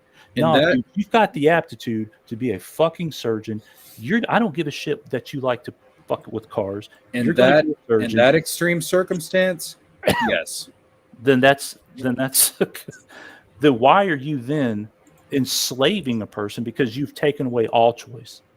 You're basically made that person a slave to your desires for taking away what they would want to do and acting in their own self-interest to do what you want them to do for, because it's done in the greater good. That doesn't matter. It does to me. Why does that? So you will take that person's life and their choice and their free will to bend it to what you feel is necessary for society. Yes. Okay, you and I will have a fundamental disagreement. I know. Listen, if I'll and I've said this before, and I'll make this clear. If I was God, the reason God allows free will is because he wants people to freely love him. You cannot love somebody if they do not make a free, independent choice to love you. I get that. The difference is, What about being hypnotized? hold up. No, George, that doesn't count. Here's the thing. I do not give a shit about love. I do not give a shit about free will. If I believe there's something that's a greater moral good, I will violate all of that. What about being blackmailed? To get to that greater moral good. But then you're the arbiter of what is considered the greater good. And you're taking away the choice of others. That's what dictators do. I would look at the research, the data, and the historical facts to make that determination. It would not be something I just pull out of thin air. But you have admittedly said that you are willing to enslave society to achieve some nirvana or utopia that you've made up in your mind, because you are going to then take people and mold them to whatever you feel is the need of society. If that's what it takes, fuck it. And then I would hand over the reformed, perfected human race on a silver platter to God Almighty and be like, here, I did your job for you. You're welcome. I have never listen. Are you Thanos? I've never like people like Thanos. Like people. Jesker's a communist, confirmed. People, I'm thinking about when Job said all this stuff, and God told Job, "Where were you when I was hanging the stars in the sky?" So, and again, like, I understand that that's not, especially in America, that's not a popular opinion, but it's what I feel is right, and at the end of the day, that's all I can do. You're a Camilla Harris simp, aren't you? So wait, Jesker. So I have a question. Is Injustice Superman, right? That version of Superman. Is he a hero? Is he a good guy? No. Well, you have similar views like him. No, but see, I can point out all the different. He's doing it from a place of grief. That's the difference. Okay. Now okay. What you do, it's why you do it. All right. Okay. So, Jesker, I got to head out, not because I'm upset with you or in disagreement, but because my wife came in about 15 minutes ago and gave me the death stare. So I got to go. No, go make the wife happy, man. Go make the wife happy. It was great talking with all you guys and catching up again. And I hope you stream again soon, man. We'll catch up again. But no, I actually, before you go, I'm probably going to stream tomorrow. Okay. Hey, Chris, before you go, forget everything I said. That shouldn't be hard to do. Okay. Wow. All right, guys. Have a good night. Take care, man. Take it easy. Okay, Jesker, I have one. I have one for you, right? Well, you have the Teen Titans, you have the Avengers, you have the Justice League, and you have other various superhero teams, right? Majority of them, but one thing that we all know, that majority of them, if they don't have like some mystical place where they can all come together and whatnot and do their thing, right? They all have to have funding, right? Avengers Tower has to have funding by Stark Enterprise and various other enterprises, right? The Watchtower, right? It doesn't get funded by Wayne Enterprise. But same thing with Teen Titans Tower, isn't the same but shit? They don't charge the people they save. That's what you don't understand. It's not about getting money. It's about let's say if Robin, let's say the Teen Titans are out there saving somebody, and Robin's trying to, somebody's trapped under a car. Robin's trying to pull them out from the car, and Robin's like, "Listen, I'm gonna pull you out from this vehicle for the small charge of $99.99." And it's like, I can't pay that. And Robin's like, "Well, sorry, just lay there and fucking die." That's good. No. He would That's take good. MasterCard or Visa. Oh my God, you cannot in that moment let your moral decision come down to money, people. Like, imagine if, because human life is more valuable than money. No, George, I'm not arguing that. That's How much more? We don't know that Goodyng is an on patrol vigilante. He sits in his office until he gets a call. He's ADT. And it's not like, we don't know that if he were walking down the street, from the bus stop to his office with his brown bag lunch in his left hand, and suddenly somebody falls down a manhole, that he would sit there and say, "Oh my gosh, hey buddy, how much you got? I can get you out of there." No, he might be the human kind of person who say, "Okay, I'm going to help you get out of there."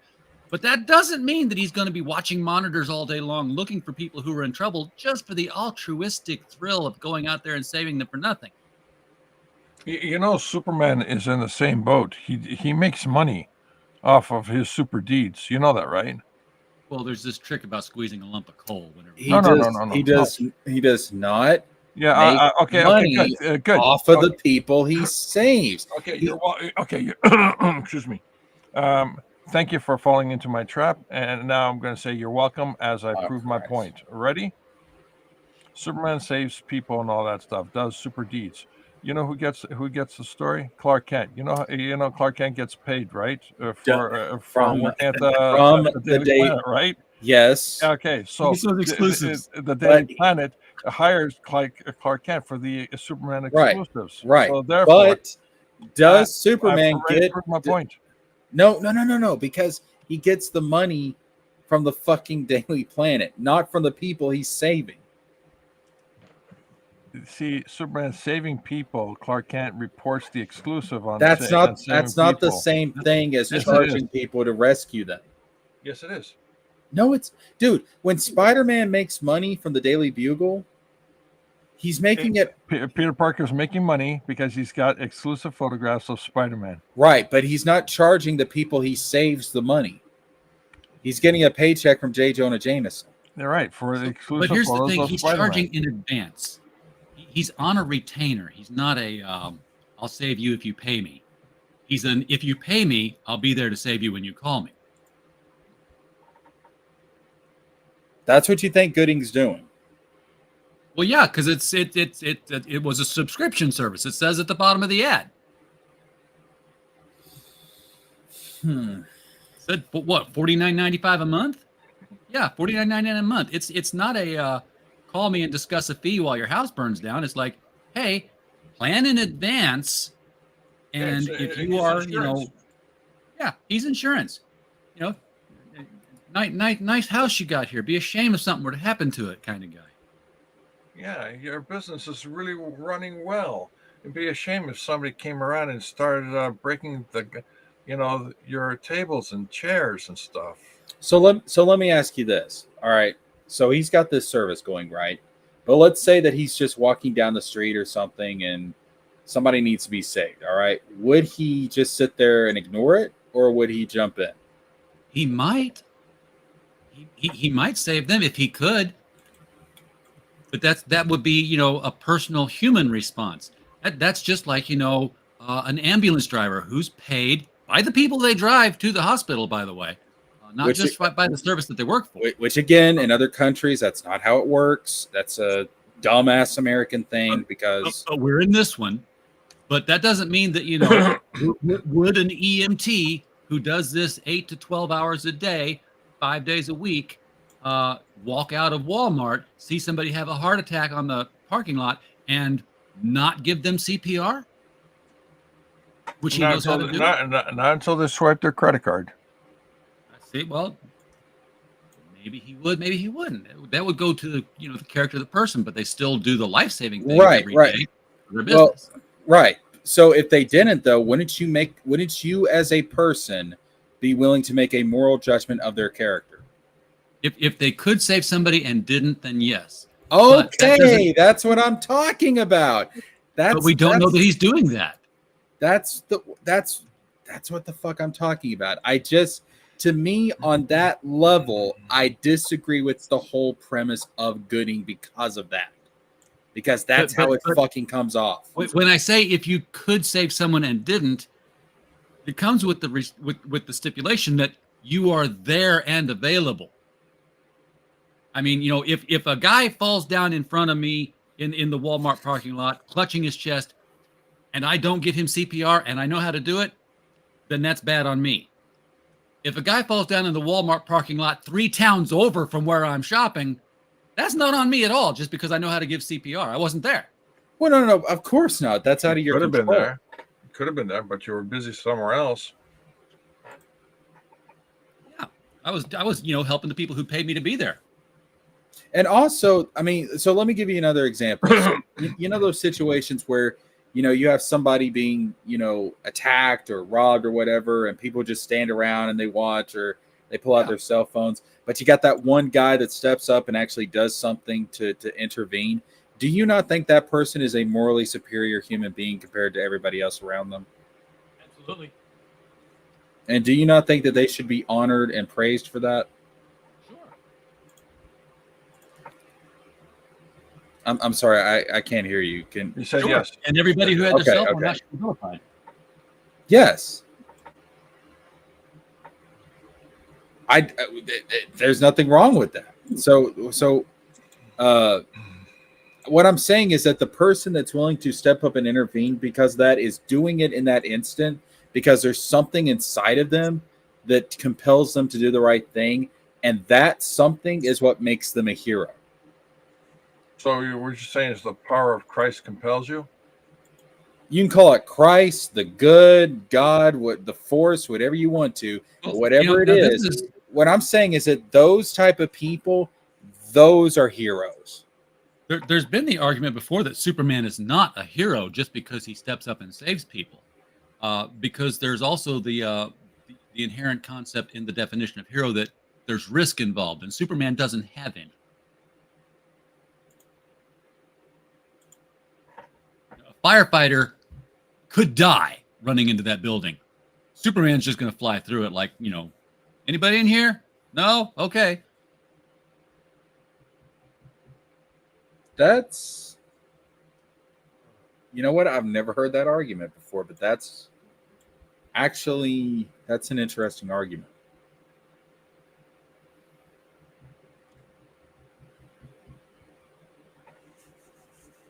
Superman's only really a hero if, you know, the bank robbers have kryptonite. And he goes in anyway. Or he dies. All right, well, he's done that before, yeah. Or if they've got magic. Yeah. There's that. Shit. Now that one, and I'm not gonna lie, I'm kind of stumped on that one. Well, Superman has even said such things before. He's like, look, you know, I can't be hurt when I'm doing this. These guys here who are backing me up, you know, with the firefighter equipment on, the police uniforms charging into the spray of bullets, they're the ones who are putting their lives at risk to save you people. They're heroes. I'm just a guy who can help. I mean, because Superman, a lot of the casuals don't realize this, but most of the time, Superman has to hold himself back. Yeah. Lives in a world of cardboard. Most of the time. That's what he told Darkseid in that Justice League cartoon is I walk through a world made of cardboard. Yep. I thought he said carbon. No, cardboard. No, cardboard. Oh, okay. I mean, because most of the people that Superman deals with, he could take them out like nothing. I mean, it'd be like it'd be like stepping on an ant for us. I mean, it's nothing. I wonder why he didn't do that in the recent crossover. He almost got put in the coma for that. Wait, which crossover? The Justice League Godzilla Kong crossover. I have not. Had to be powerful. I've not checked that one out. Yeah, one atomic blast put his ass in a coma. The plot required it.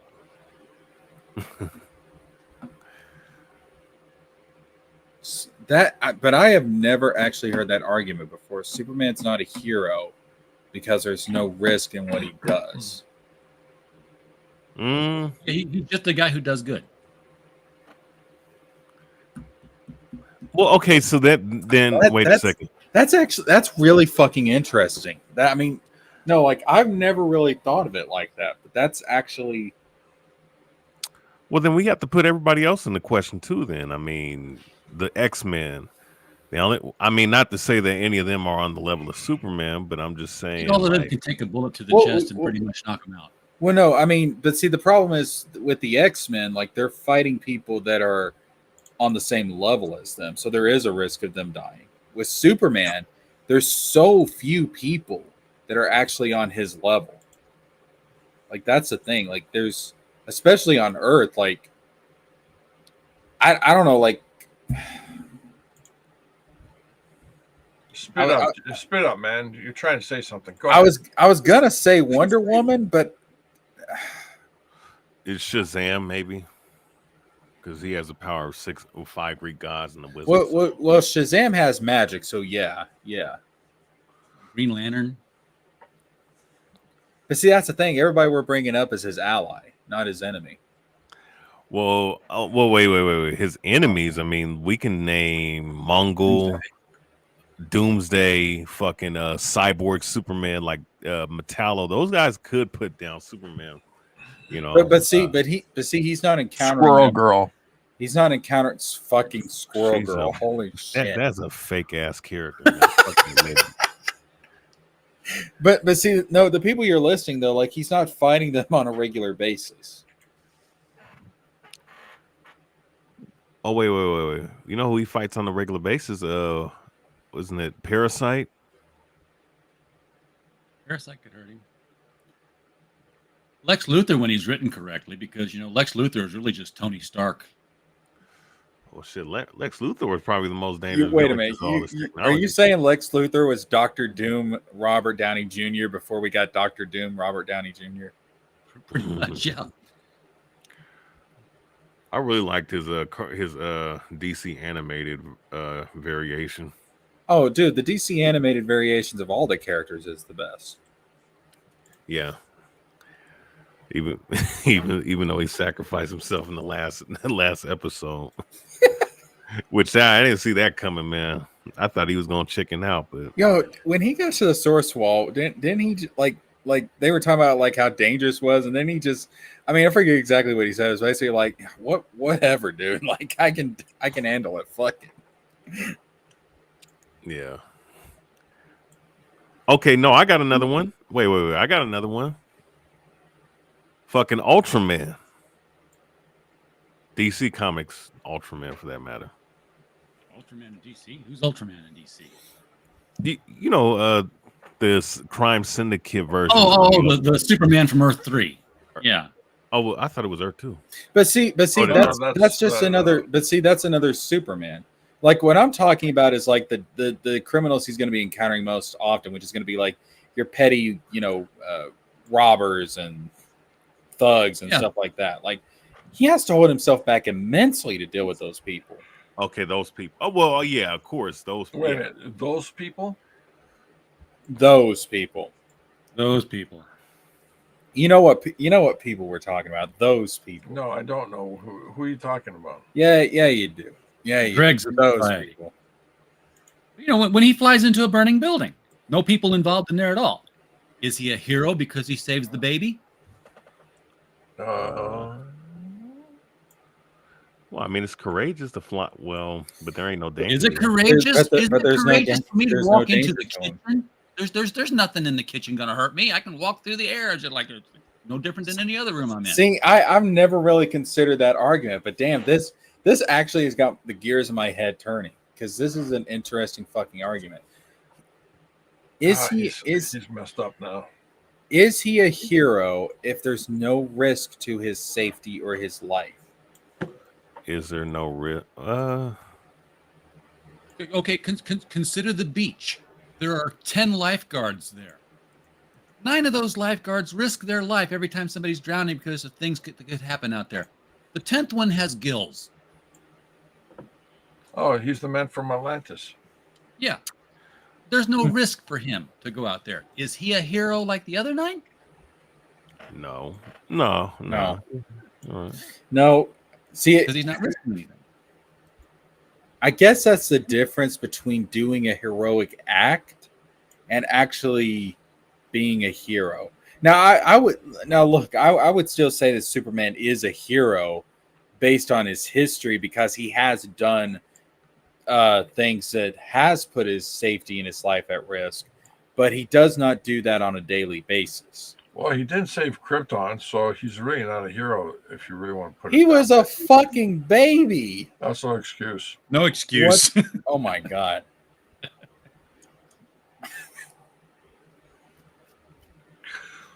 Age is just a number. Yeah, that's right. Whoa. Hold up now. Whoa. Did Dr. Disrespect step into the chat or into the stream? What happened? What? Somebody had a Cosby? What's going on here? Like, listen, folks, on this channel, like, unlike with everything else in America, we do abide by the age of consent here. Oh, what are you talking about? 18. Yeah, but how did that come into this conversation? You said age is nothing but a number. Yeah, that's what I said. That has some very specific connotations, George. Only if in your biased mind. No. Don't you turn this around on me and say my I mind just is did. negative. I'm the one who said it. To you. No. He's trying to say my mind's in the daycare or something. Like, no. No, your mind's in the gutter. I didn't say it's in the daycare. Hey, Jesker. So is this the second page? No, this is an advertisement from Is the magazine bullshit? yeah. Well, it's like a pamphlet for Goodyng services. What's going on here is Jessica's going to try to out frog Tony. I can't actually I can't show the panels and the images. I mean, I guess I could, but I'm afraid that Eric. I don't want. Jesker. I think, but I got a parallel for you. All right. Are the Ghostbusters heroes in their movie? Yeah. Are you sure? Come on. Because they're the ones that caused the problem in New York, man. Well, I'm not even talking about they caused the problem. They have a pay for hire service. In fact, there's even a point where the guy says, I don't even believe that you really caught that. Goes, okay, well, we'll just go put him back. No. I'll pay.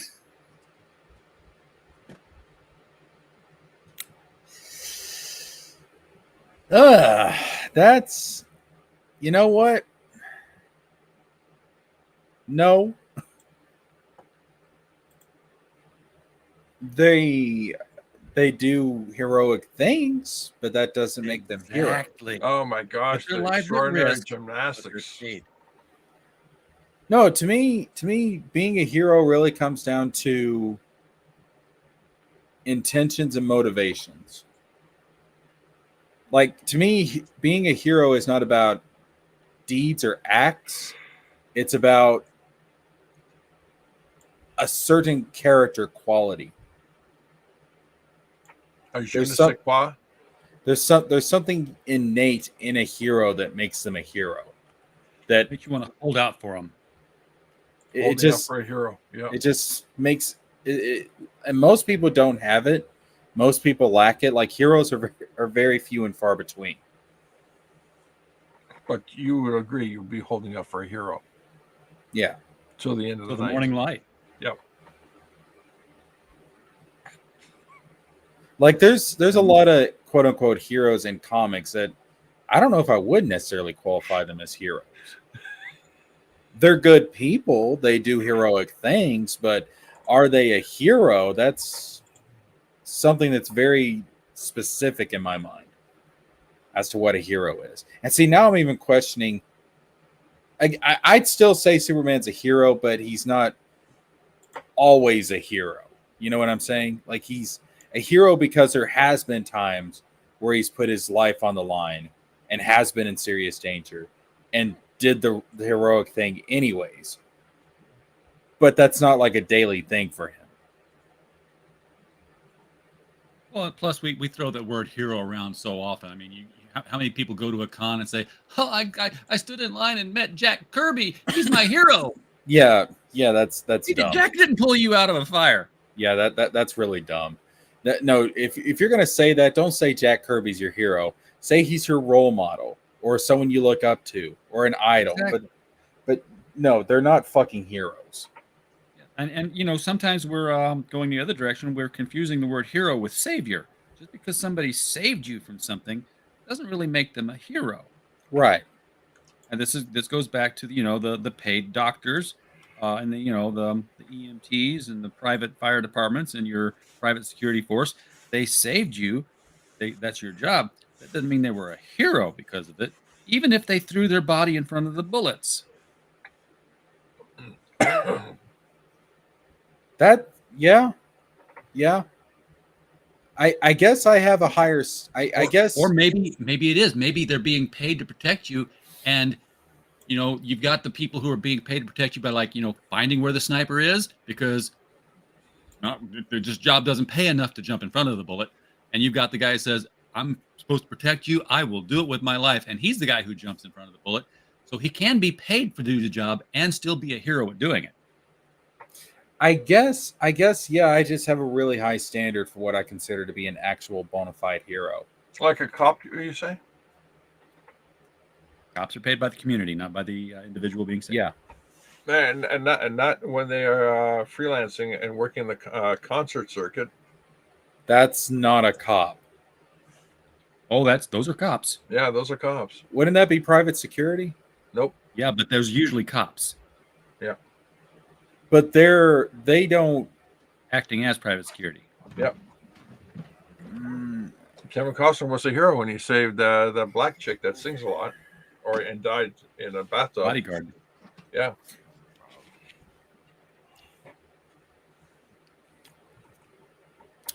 I guess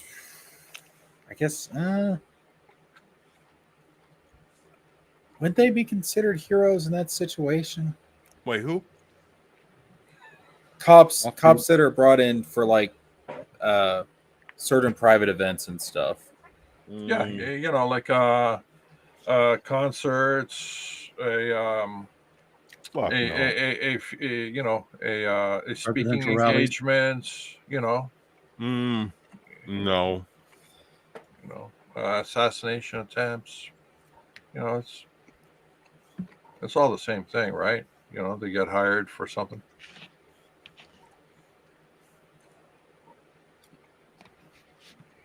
I don't see that's a difficult one. I'm gonna lean towards no, though.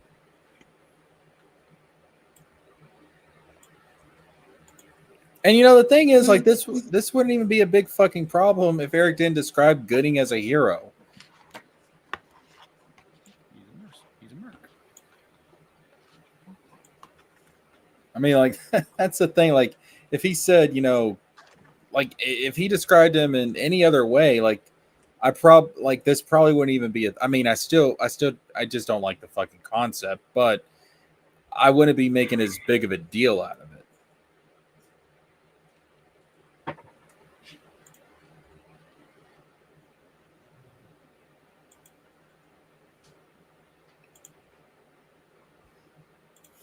But I don't know. Anybody got anything else to add? Because other than that, I'm kind of done. You're done reviewing the book? Wow. Yeah, I mean, I can't I'm not going to show panels or anything because I don't want Eric to come and try and fuck around with the stream. He wouldn't do that. Yeah, he wouldn't do that. Come on. Oh, so you guys are going to have faith in Eric July of all people? Yes. Come on, Beetle. Max would never blow your brains out. Uh-huh. Yeah, exactly.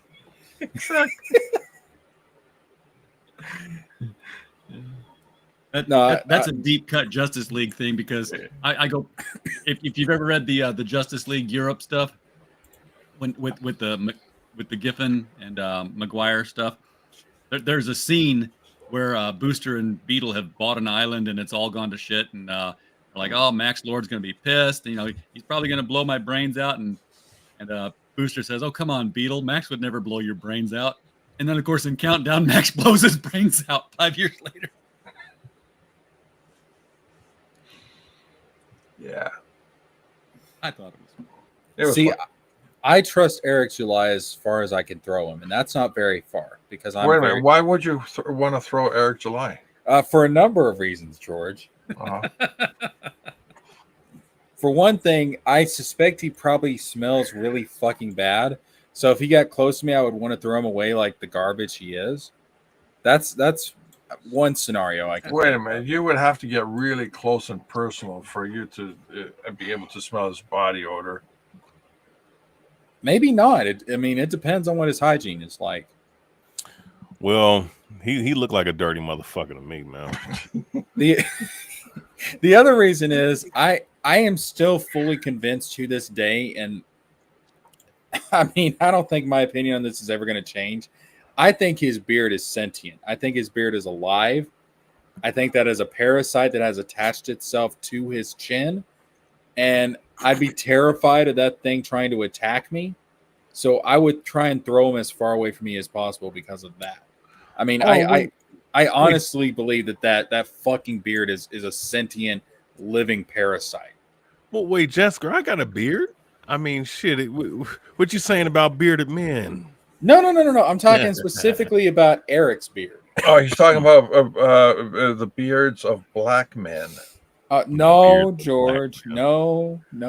What the fuck is wrong with my camera? No. God damn it. Yeah, I know you're like invisible.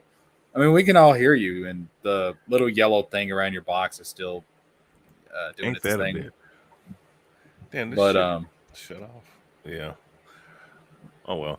no, But I think Eric's beard is alive. It's alive. It's alive. Man, no, you know what's alive is this goddamn shoulder here, man. Like, look, man.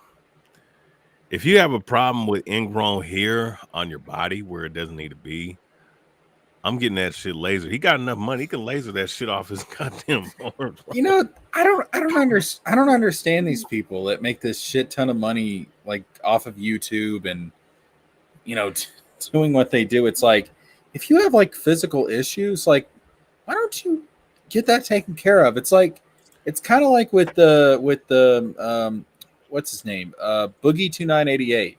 At one point, like he was doing pretty damn well. Why did he never get liposuction? Liposuction? Oh shit. Was he that fat? Have you seen Boogie? What do you mean was? Wait, Boogie what? What's his name? Boogie Woogie. Boogie Boogie Woogie. This guy. Wait, who? Oh shit, he got a triple chin. Yeah, dog. Yeah, dog. Wait, no, but wait, is that him on the far left? He looked like he in a little bit better shape. The one No. left. So the picture I've got up right now with him holding the sausage, and with his shirt off and everything, that's him from just like a month ago. What a fat motherfucker, man. Dude, this guy's fucking. I've done streams on this guy. This dude is fucking evil, man. He's fucking. Oh evil. yeah, I remember these streams that you did. Yeah. Yeah, well, at least somebody does. I appreciate that. But no, this dude is fucking. I cannot stand Boogie. Boogie.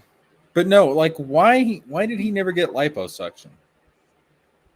I mean, he can't now because he's nearly fucking. Yeah, he got a face tattoo. He got liar wrote on his face. Idiot. He lied about having cancer. Oh my god, dude. Maybe he got cured between the time he lied and the time he came to confess. No.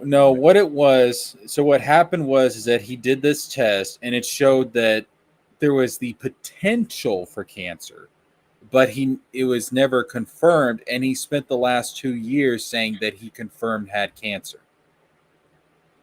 And then just recently, he finally had to admit that it's never been confirmed he has cancer.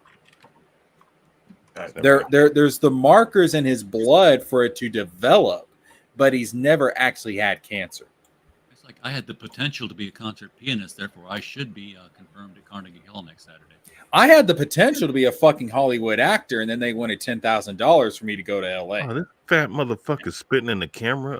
That's disgusting. And that's a fucking true ass story. I actually went to this acting school and everything, and You guys remember the movie Holes? Yes. Yeah, I actually auditioned to be in that movie. For real, no shit. Yeah, for real. And what happened? They wanted $10,000, and my family couldn't afford it.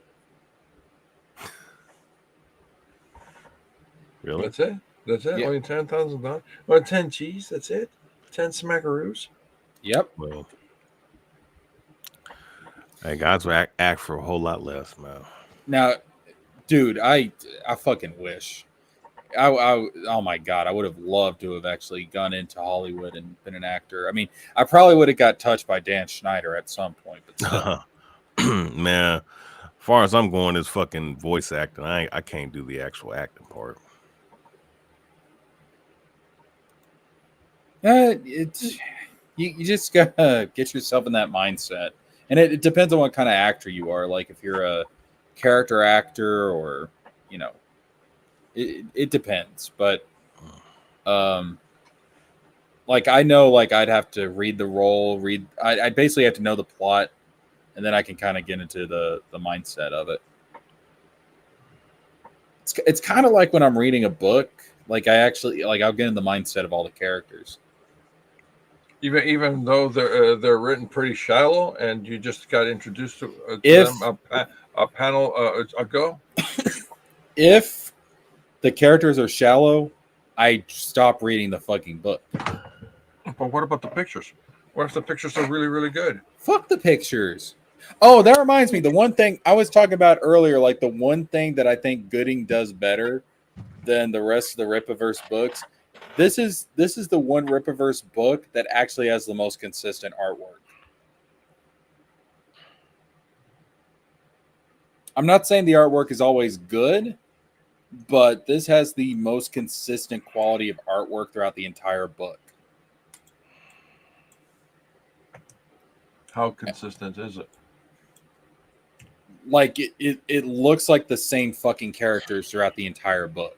Instead of like I saw where Avery looks like sometimes he has a mustache, sometimes he doesn't have a mustache, and you know, and the Yaira art is just fucking terrible. But yeah, and people for the most part look anatomically correct, and it's a lot more consistent. So there's my one positive. I hate the character, I hate the concept, I hate the story. I think the story is just a flat out lie. But the art is actually consistent in this book. which art? Good. The artwork in the Goodyng comic. Oh, okay. It's the most consistently quality. I'll say that art out of any Rippaverse book. Oh, you didn't like the amazing, spectacular. What's that fucking team's name? Fucking Alpha Core. You didn't like that? No. You didn't like all the nice little colorings and shit? No. Nah.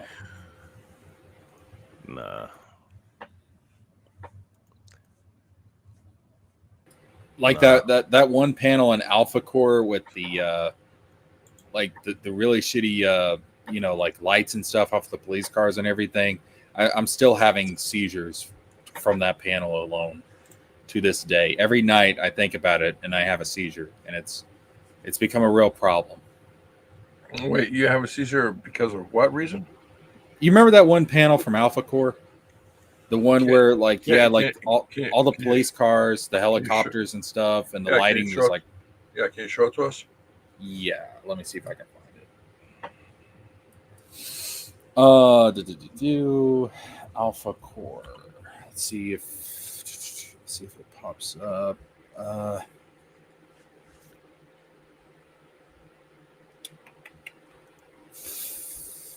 Fuck, where is this fucking panel? Hold up. Alpha Core comic book. Let's see. I think the animation was better than the actual comic book. No, you're right. Like seriously, like the artwork on the trailers, I wish they went for this in the comics, because I think it would create more consistency throughout the books. because it has a very Bruce Timm style. You don't have to be as anatomically correct, and I think it would just be a lot more consistent throughout the whole universe if they went for that. Hey, Jesker, just real quick, just real quick as we're talking, what did you think of the new Batman series? I haven't seen it. Watched all 10 episodes. I just recently finished watching the Acolyte, which, by the way, I'm gonna take a page from George's notebook. Time for me to shill. If you guys want to see that review right now, it is available right now for channel members. It's only $1.99 a month. Go and join the channel, ladies and gentlemen. Or alternatively, go sign up on the Patreon. You get the same benefits from both for only $1.99 a month. Fuck, I'm sleepy as fuck. It's almost 2:00 here. Go check out. Go join the channel. You get that early. It'll be released publicly for everybody this Friday. But for the first week, you get that shit exclusive as a channel member. So there you go. So wait a second. Are you saying that you're giving preference to people who pay you over people who don't? Me having channel memberships has nothing to do with whether people live or die. Wait, Jesker, I need to know the review of this thing right now. Hold up. Come to my head. Hold up. If your life depends on whether you see my review of a mid fucking Star Wars Disney Plus show, maybe you weren't supposed to be on this earth in the first place. It's a real specific situation. I've got a psychotic person with a gun. He's wearing an Ahsoka mask. Ahsoka mask. Fucking prove it, and I will send you a fucking copy for the love of God. I'll do it. I'll save your ass. I will give me your email. If that's your situation, give me your email. I will upload the fucking video and send it to you. Holy shit! I've got to call the agency that has those people to come out and do that. So, where's this fucking panel? Shit.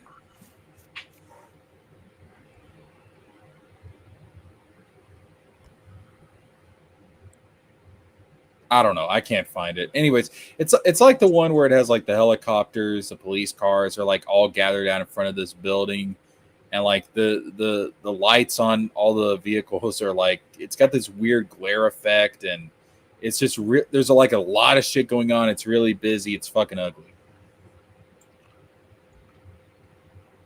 Well, I can always stream it for you. Wait, do you have a copy of Alpha Core? Well, no, I mean I can find one of these websites that has the full books. Pages. Yeah. That, I mean, how the fuck do you think I read? How the fuck do you think I read Goodyng? I didn't buy that shit.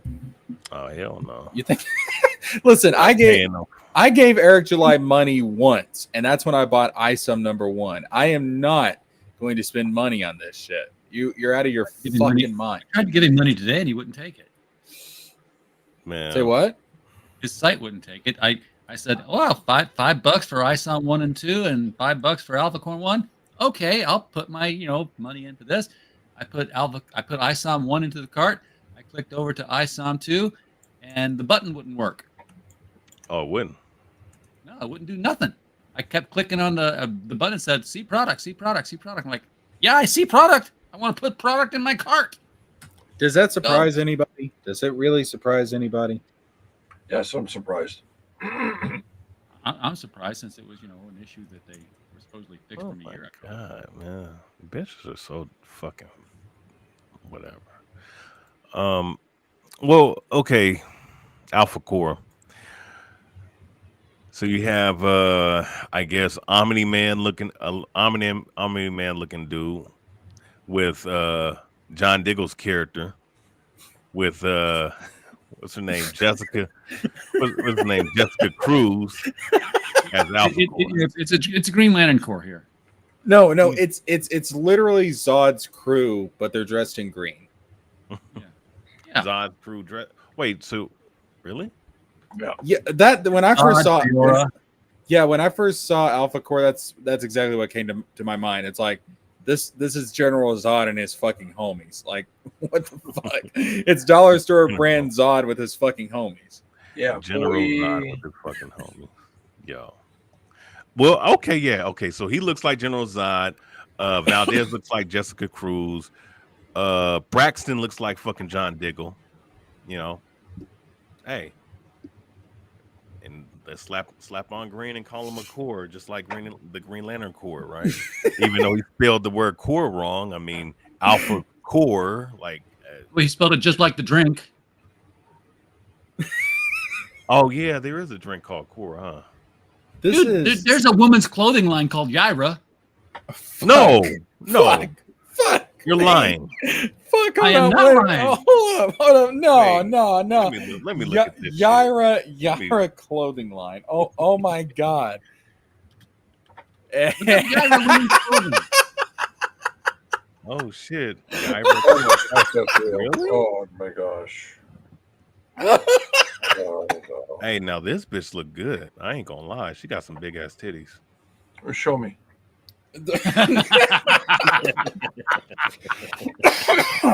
Nah, I ain't gonna do that. It's a you clothing better not. line. Wait, Oh my Yaira? God.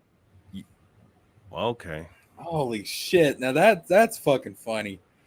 That's fucking Hey, wait. I Hey, that pointed bitch, this out wait, half a wait. year ago. Nobody cared. a fucking 3D assets shirt. Yo, somebody troll. Wait, wait, that says 1FC?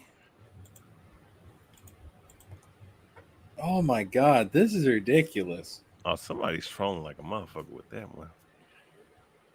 Yeah, Yaira Falcon. Yeah, now that's funny ass shit right there.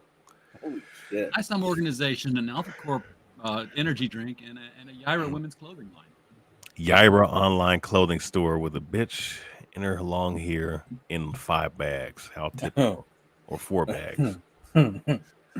Oh my god. That's funny, man. Yeah, that's fucking, that right there is fucking hilarious. It was enough that I actually started to do a trademark search on Goodyng just to find out what was out there. I'm like, what are you searching to come up with these names? Because let's face it, Yaira, Goodyng, and Seorse are not names you run into your average person in on Texas. I'm gonna be honest. I don't know how you feel about it, but I don't think none of these characters are his brainchild. I really don't believe that. Can we also just point out how like every single character in the Rippaverse, they don't have a superhero name. It's their actual fucking names. What about secret identities? What? But they do have secret identities. Yaira's got a secret identity. It's Yaira, but it's she's 8 feet tall and blonde and Icelandic and speaks with a thick accent. Wait, but it can't be the Blood same Root? one that's flying around town. Wait, isn't Bloodroof? Isn't that a superhero name? Honest, I'm not gonna lie to you. Honest to God, Blood Ruth is probably the only fucking decent characters in this entire universe. True. Even though it is a still off of the Mortal Kombat characters. Well, I can't really say it's a steal because there's archetypes, but Scarlet from Mortal Kombat, and then there's a fucking boy's character with the same exact abilities, and she happened to be a black female character. Also, Carmen Sandiego. What? Flash She don't have bloodline. she don't have blood powers, does she? No. But look, hold up. Look at the general. Awful. Oh, you're talking about the way she's designed. Yes. Okay. Yeah. Okay. Blood, Ruth. Yeah. Look at the Blood Ruth design, and then you compare that to whoever drew that picture or that little frame was actually pretty good. and then oh my god, not the new Carmen Sandiego. I want the old shit. There we go. The old shit. Yeah. Oh. See, like when I first saw Blood Root, that's the first character that came to mind was Carmen Sandiego. There's also blood work on the Flash. Blood work on the Flash. Yeah, his power was to manipulate his blood. Yeah, he was bloody awful. Yes, he was. I see what you did there. So you're saying he didn't come up with his own shit? Is that what you're saying? Dude, every single Rippaverse character is like a dollar store brand knockoff. Well, I saw him. I mean, okay. Luke Cage. I was about to say Luke Cage, right? I mean, okay, but okay now. I mean, let's play devil's advocate here, right? If I was to go look at Dwayne McDuffie's stuff, right? A lot of his characters outside of Static and Icon, right? Some of his characters look very similar to the characters on X-Men. Same thing with certain Image comic characters, right? There's archetypes for certain characters. So do we put that all that on Eric, or could this just be the same process being repeated by other creators? Hardware was Iron Man. So there is archetypes, obviously, and there's only so many types of characters and stories under the sun. This is true, but that's not the issue. The issue is what you do with them and how you make them unique, putting your spin on everything. The problem is that when you look at somebody like Isum, for example, and you compare him to a Luke Cage, it's too fucking similar in terms of the design. I'm going to call them the Zod Squad. If you look at Alpha Core and you compare them to the Zod Squad, it's very minute changes. It's in terms of the design. I mean, what the fuck is her name? The chick on Alpha Core, like she has long hair, whereas Zod's girl usually has like short hair. Okay, big whoop. They're green instead of black. Well, remember, when I look at Valdez, right? And ironically, the same guy that worked for Eric and gave Eric some pointers and hinters, right, or hints. He had a character back in the mid 2010s, a Latina woman, right, wearing green, part of the same core, dark hair, look very similar to Jessica Cruz, doesn't she? So, Yeah. to me, when it comes to when I see shit like that, I mean, I definitely look at that and be like, man, that's not original, man. You stole that idea from somebody. Right. And again, it's like there's only so many types of characters and types of stories. It's all about your unique spin. It's all about how you differentiate them from one another. That's what's going to really stick. And when I say that everything in the Rippaverse feels like a dollar store knockoff, it's because there's not enough there to differentiate from the character that it's obviously inspired from. I mean, I'll give you an example. Look at Goku and Naruto, for example. Obviously, Naruto is inspired from Goku. Obviously, the orange outfit, the blonde hair, the blue eyes. But there's enough to differentiate Naruto. I mean, outside of that, again, it's more ninja-esque instead of martial artist. It's obviously he's a teenager, whereas Goku is usually portrayed as a kid or an adult, depending on what era of the show we're talking about. There's enough. Goku doesn't have a headband. Naruto does. There's enough there that really separates the design, where it's obviously paying homage to Goku, but it's not a Goku knockoff. It doesn't feel like no. I don't think he's entirely a knockoff, but the architect of a Goku type of story very, very much influenced Naruto, and of course, Yasuke was his rival, Vegeta-esque. Sasuke. Right? Sasuke. Or my bad. I keep fucking mixing all these names up. Sasuke. Oh yeah, but no, you're right though. Like Sasuke obviously is inspired from Vegeta's design. I have to interrupt. I have to go. Thank you very much for having me on. Sayonara. Appreciate it, George. Say la vie, man. I'm gonna go with him because I think we got to do the same thing. So I'll talk to you later. All right, appreciate What's it. your name? RJ. RJ. Y'all are always welcome back. Salute, RJ. Thank you. Appreciate it. Take care, guys. You Take care, too. man. Scarlet Speedster. But no, it's. I mean, if we look, like, I'll pull up like Sasuke and Vegeta is like a really good example. So Sasuke and Vegeta. Very similar. Yeah, like right here. Like this is a really good example. Very Wait, similar. did they really copy the same stance? What the fuck? No. That's just yeah. Oh, that's deep No. artwork. Okay. But if you look at the outfits, the blues, the whites, I mean the black hair, it's yeah. But there's enough difference here to where it does not feel like a knockoff. Now let's look at, for example, Isum and Luke Cage. Let's see if we can somebody's put up a comparison of those two. Well, we can at least look at it. So right here we have Isum. That's fan art. That's fan art. But no, like if you look at Isum, like he's orange, but then you look at Luke Cage, like honest to God, it's the same type of body structure. It's the same type of general shape. It's the same type of. The only difference here is that Isum is orange, whereas Luke Cage has yellow. Yellow, yeah. I mean, now of course, modern times, right? That we'll scroll up. That does is very reminiscent of Luke Cage. Now, of course, if we understand like the mid 2000s going onward, Luke Cage is in fucking jeans and fucking a tank top and shit. So it's but if we was to look at his old school costume, yeah, I definitely see the resemblance there for sure. Yeah. And then of course, Yaira is just Elsa. Let it go. Let it go. I am one with the wind and snow. Who does Yaira remind you of?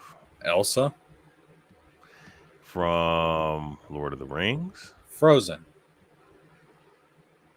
Really? Yeah, let me see.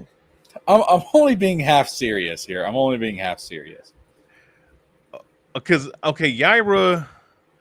No, Yaira. No, she looks exactly. She's very similar to Killer Frost, if anything. Oh yeah. Who's the bitch cosplaying though? Whoa! What the fuck is that? Is that Sub-Zero with a pregnant Elsa? What the fuck did I just walk in? Whoa! Elsa Frozen character. Yo, I kind of see what you're saying. She's blonde. She's wearing blue. no, we're not skipping over this. I just found this picture of fucking Sub-Zero with a pregnant Elsa. We're not skip over it. That is that right there. That's some shit. What's it gonna be called? That's a fucking pairing right there. And that right there is some fucking shit. Oh my god. That baby's gonna be born in fucking absolute 0 degrees. Holy shit. I'm blue dabba deeba dabba da. Dabba dabba dabba. Someone being creative right there. I'll give you that. That's all, folks. No, that right there is some shit. That right there is some fucking shit, dude. Like that. When I started this stream, I had no idea we were going to get to this.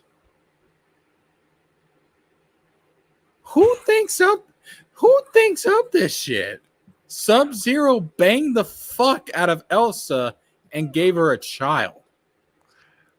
Shit, would you rather be Mr. Freeze? She was ew. Oh no. Oh. Wait, how old is Elsa? She got to be an adult, right? Yeah, she's an adult. Yeah, she's of age. She's legal, boys. That reminds me. So I remember, like, there's these characters in Kingdom Hearts, Terra, Aqua, and Ven. Aqua's the girl. And we didn't know what their ages were for the longest. And then Nomura, like the creator of the series, came out with an interview and he said Aqua was 18. And I swear to God, I was watching a live stream where they were going over that. And as soon as he said Aqua was 18, the whole chat said, legal. She's legal, boys. She's legal. Yeah, legal. I was like, y'all are a bunch of fucking perverts, man. Y'all are a bunch of horny motherfuckers. I can't get over this. Like, Sub-Zero was balls deep inside of Elsa, and no condom, no protection. And she said, let it go. Let the semen flow. I was like, oh my God. Funny for that shit, man. Oh shit, the CW. Hey. Okay, the CW Killer Frost from the CW universe. I see the Yaira in this bitch. I ain't gonna lie. Yeah, that's Yaira. That's fucking Yaira. Like, come on. Now that's kind of inexcusable, man. And then you automatically just give her ice powers. You see what the fuck I'm saying when this is what I mean by their dollar store brand knockoffs. Yeah. It's like you have Dr. Pepper and then you have Dr. Thunder.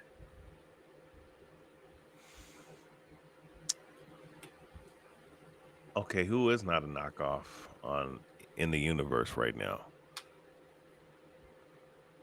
Honestly, the only one I can think of, I mean, in terms of his design, Goodyng is not really a knockoff of anybody, as far as I can tell.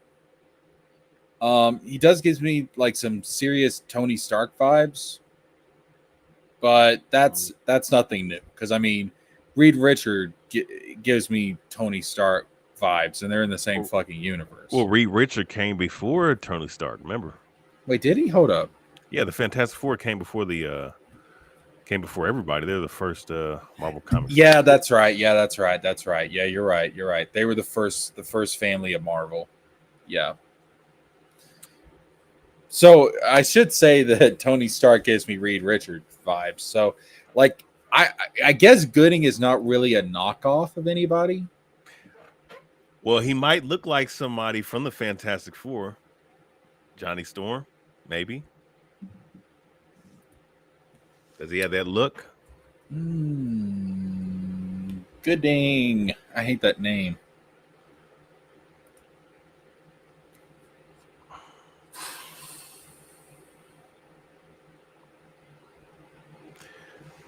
Johnny Storm, my guy, man. I ain't gonna lie. Driving a Chevy Corvette and shit. Did you watch Deadpool and Wolverine? I need to go see that. I ain't gonna say shit. No spoilers, but I do know that there's some people that guest star in it. I heard a lot sword wielding vampires in there. A lot. There's a lot of characters, dude. I heard a Spaces and Aid wielding motherfuckers in there who should have been in there 20 fucking years ago, by the way. Hey, man, that whole X-Men shit is a bust, man, because the X-Men never mind. I don't even want to talk about it. Dude, there is one cameo from an actor in this movie that and the reference that Deadpool makes in regards to this actor and another company that's not Marvel, my jaw dropped to the fucking floor. I was like, I can't believe they did that shit. Did he play Superman? I'm not gonna spoil shit. I talk about it in my review. I'm not gonna spoil shit. I mean, because I'm reading certain things, but I haven't seen anything yet. That made me drop my jaw though. I was like, what? I can't believe, like, they held no fucking bars, dude. They did not hold back whatsoever. Well, Bucky says Deadpool versus Wolverine looks really overrated. Go check out the review I did last night. The shit's not overrated. It's not a perfect movie, but holy fuck, I came out satisfied. It was like fucking a bitch so hard. I was sweaty. I was exhausted. Part of my body hurt, not my dick, but my mouth, because I was laughing so hard. and I came out just really fucking satisfied. Okay, question.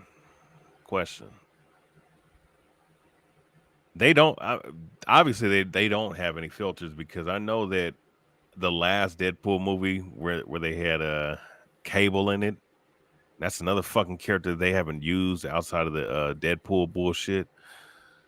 But I remember when Cable was beating the shit out of Deadpool, and he was like, you're dark, you're from DC Universe. How were they able to just do that without copyright claim, bro? I guess Marvel fears no one at this point.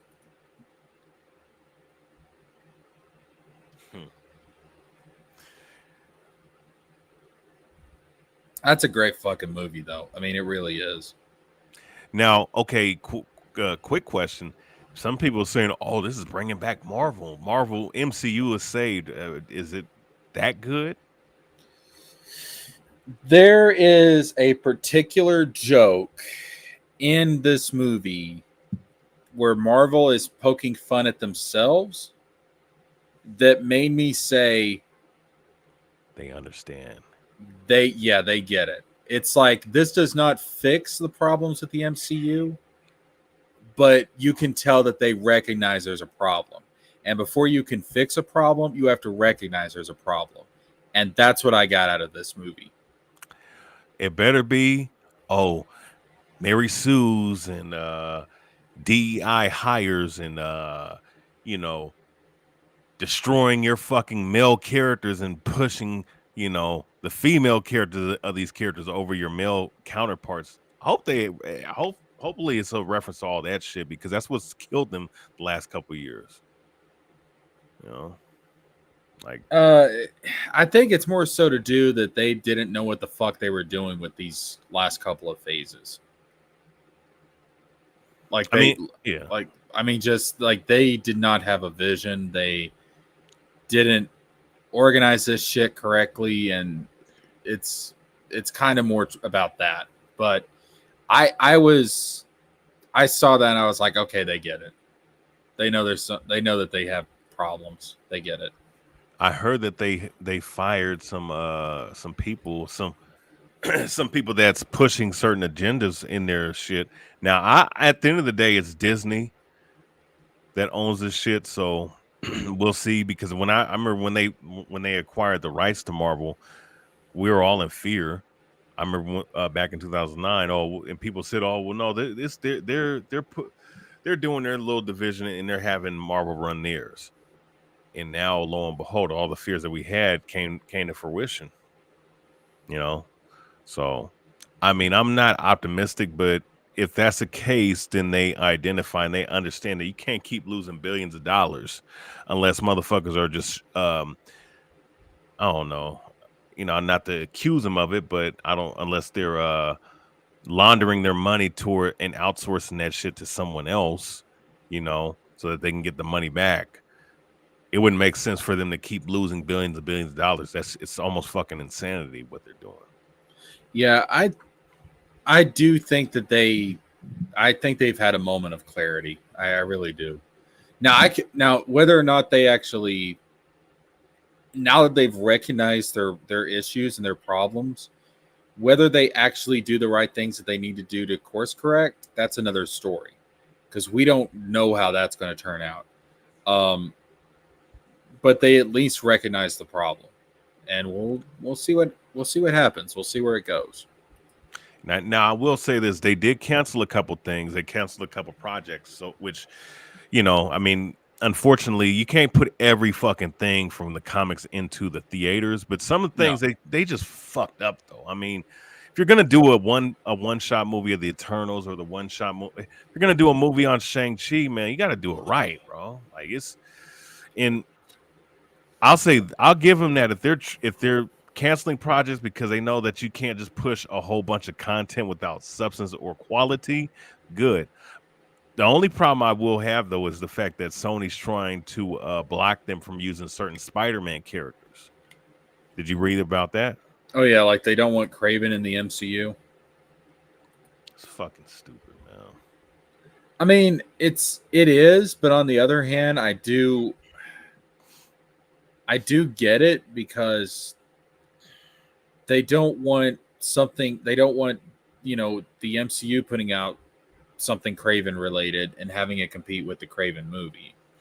So we're never gonna get the Sinister Six in a Spider-Man movie. I mean, we basically did in No Way Home. Dude, I know. Well, oh, you know what? That's a movie I haven't even seen yet. Oh, you haven't? I know about the Daredevils. I know that Matt Murdock's in there. I know that William Dafoe's Green Goblin and Dr. Octopus is in there. I heard that Shocker is in there, but I haven't seen it. Get the fuck off of this stream and go watch that movie. Okay. I'm not joking. That is not only one of the best MCU movies, that's one of the best superhero movies I've ever seen. And that opened the door for the Spider-Verse, which that's always a good thing too. I fucking love No Way Home. I mean, there is one scene in that movie where I was literally in the theater. I was like, oh my God. They understand the character. That right there, that encapsulates everything that makes Spider-Man Spider-Man. They understand the character. They understand the fucking character. They get it. Oh my God.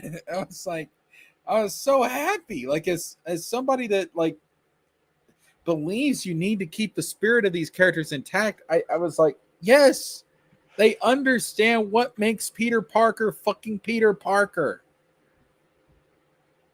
Good shit. I love that movie. Yeah. Yeah, I'm definitely gonna have to watch it. I'm gonna be honest though, I haven't seen a whole lot of movies. I haven't seen other Planet of the Apes movies. I haven't seen the Hobbit movies, the John Wick movies. Okay, so did I see Equalizer? I seen Equalizer 2, but I haven't seen the whole thing. So there's a lot of movies. I haven't seen any of the Creed films. So there you go. So it's not like so I don't know. I've been kind of selective on what I've been watching the last 10 years, but I'm definitely gonna put that on one of the top of the list of movies I need to watch. Yeah, that's oh my God. I fucking love that movie, dude. I really love that movie. Like as a Spider-Man fan, I may have been in tears at one point watching that movie. Oh shit, was it that? It was, dude. I honestly, like, people say Spider-Man 2 of the Raimi trilogy is the best Spider-Man movie. I honestly think No Way Home might be better than that. So the Raimi, Samuel, the Sam Raimi Spider-Man 2 with Dr. Octopus. Oh, that was the best one. Yeah, I think No Way Home might be better. I honest to God, I think No Way Home might be the best Spider-Man movie, period. Well, no, I'll say this. It's Spider-Man 2 and Amazing Spider-Man are the two best ones. Amazing Spider-Man's so fucking underrated. With Electro and who else? Amazing Spider. Oh, no. I thought you meant the first Amazing Spider-Man. Oh, the first Amazing Spider-Man? Yeah, with the lizard. It was decent. I think that one's underrated. Amazing Spider-Man 2. Ooh. I mean, they did show the Gwen Stacy scene that, Yeah, that's good. No, I mean, no, like out of all the romances, and I mean, I'm sorry, Raimi, Parker, and Mary Jane. Like, I'm sorry, but no, the Andrew Garfield, Emma Stone, Gwen and Peter romance is the best Spider-Man romance we've gotten in live action. I'm gonna be honest. Tom Holland, is that his name? Yeah. Yeah, Tom Holland's Spider-Man is I'm not even interested in even watching. I'm gonna be honest. I would have agreed with you. Ooh, excuse me. I would have agreed with you. I think that he's been more of like an Iron Boy than a Spider-Man. Like he's felt more like Tony Stark's sidekick. Can't fuck with him, bro. But Yo, and But Mary Jane. I mean, Mary Jane don't even have red hair. Like, what the fuck are we doing? but after No Way Home, and I did a video about this. After No Way Home, I honest to God think that Tom Holland's Spider-Man is the best thing the MCU has going for it. Like, No Way Home actually made me like Tom Holland's Spider-Man. Because again, not going to spoil anything, but they do stuff with Tom Holland's Spider-Man in this movie to where I'm like, okay, he's not Iron Boy anymore. Now he's Spider-Man. Now he feels like the character.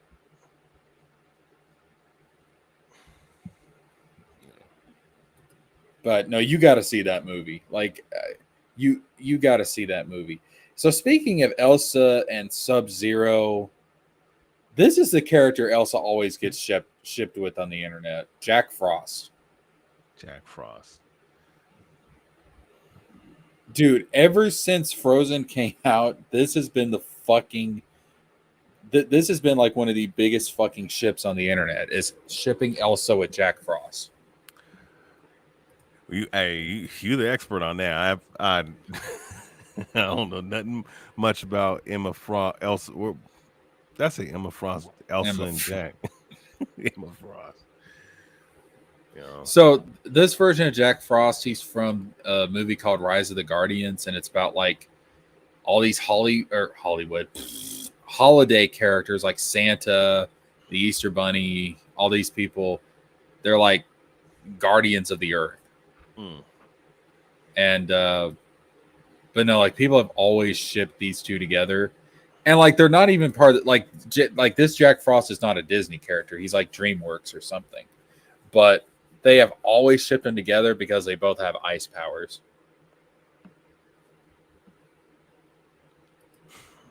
They're defenders of the earth. Santa Yeah. Claus, fat ass thief, man. No, this Santa's wild, dude. He's like this Russian badass, all muscular and stuff. Oh, Got shit. tattoos. I mean, it's wild. Oh, shit, it's like that, huh? Yeah, I mean, it's actually a pretty good movie. It's underrated. It's absolutely underrated. Jack Frost. Yeah, Jack Frost is like the main character of that movie.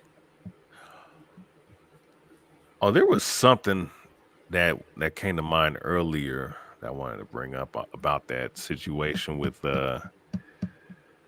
so $5. Why are you selling out all your shit for $5? I mean, is he giving up? Because he ordered. No, I think it's what Chris was talking about earlier, where he like had a bunch of books made before he actually had them sold. Oh. So he's got like it's overstock basically. Oh, the $50,000 fucking issue and 50,000 copies of the first issue and shit. Yeah, and he had like 10,000 left over or something. You might as well give that shit away, man. That's so, dude. Let me tell you a story about something that happened like that. So this guy I know, he used to work at this furniture store, and the guy that owned that furniture store, I kid you not, he ordered 7,000 pieces of furniture. Really? He brought in, it was like 10 truckloads at once of furniture. And this guy owned this store for 40 years. He ordered that shit. 10 years later, he still had most of it.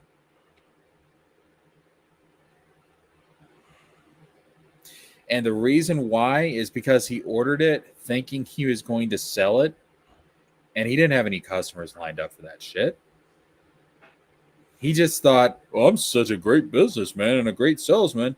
I'm going to buy all this shit and it'll sell in no time. 10 years later, most of it was still sitting around in the warehouse. And that's basically what Eric did with ISOM 1 and 2. It's like, dumbass, unless you have some reasonable expectation that this shit is going to sell like you think it's going to sell, you never do something like that. because then you're just sitting on product and you're not making any money. You're losing money. Yeah, man. Was there anybody that was in his corner that told him that was probably not a good idea? Probably, but he probably thought he knew better than everybody else, and he didn't listen. And It's not smart, man. And I'm not a businessman, but that's or anything like that. I don't, you know. I'm not either, but that's common fucking sense. You do not buy what you don't have some reasonable expectation that you can sell. I mean, 3.8 million is what he made in the first one, right? So, And he still had 10,000 books left over. You know, that it would have been a good opportunity to do a secondary shipment of books, and say, look, you know, you can get these books at a better price, maybe a whole year later, right? I mean, that's basically what he's doing now. I mean, because that's what the $5 thing is trying to get rid of all that overstock. But that's what I'm saying. It would have been better if he did that back in 2023. I agree. Yeah. You know, because now, I mean, you're 2 books into the ISOM book, and you have like five different titles in the last, or 3 or 4 different titles since the second book of ISOM, and 2 more on the way with the Horseman bullshit and Oh no, I forgot about Horseman. That's coming up next. Oh shit. Horseman. The fuck. I mean, you could have called him, I don't know, Billy Bronco or somebody or something like that. Fucking Mark Maverick. The fuck, man? Why the fuck you gotta name a stupid generic D- level villain name Horseman? Like, why the fuck did he allow that to even happen, bro? Like, the legendary so Chuck stupid. Dixon. I mean, look, you know, no disrespect to the man, but that's just not. Look, man, that's just, you're phoning it in. You're mailing it in. You're not doing it. No. You're doing it for a pay, which everybody's doing things for a paycheck, but it's like, shit, there ain't no passion for that. You can create something better than that shit. Horseman, what the fuck, man? Dude, I swear to God, that book's probably gonna be fucking hilarious. Now watch me say that, and then I read it, and I'm like, I get done with it, I'm like, you know what? This might be the best fucking comic book I've ever read in my life. But his mask literally looks like, okay, so he has the batons, right? Very similar to Daredevil. Then he has the mask. It's blue, it's not black, but it looks very similar to Black Panther. And then what does he have? Does he have a trench coat, or what the fuck does he have on? Hold up, I'll pull it up. And mind you, know, of course, there's gonna be archetypes to different costumes and all this other shit, but it's like,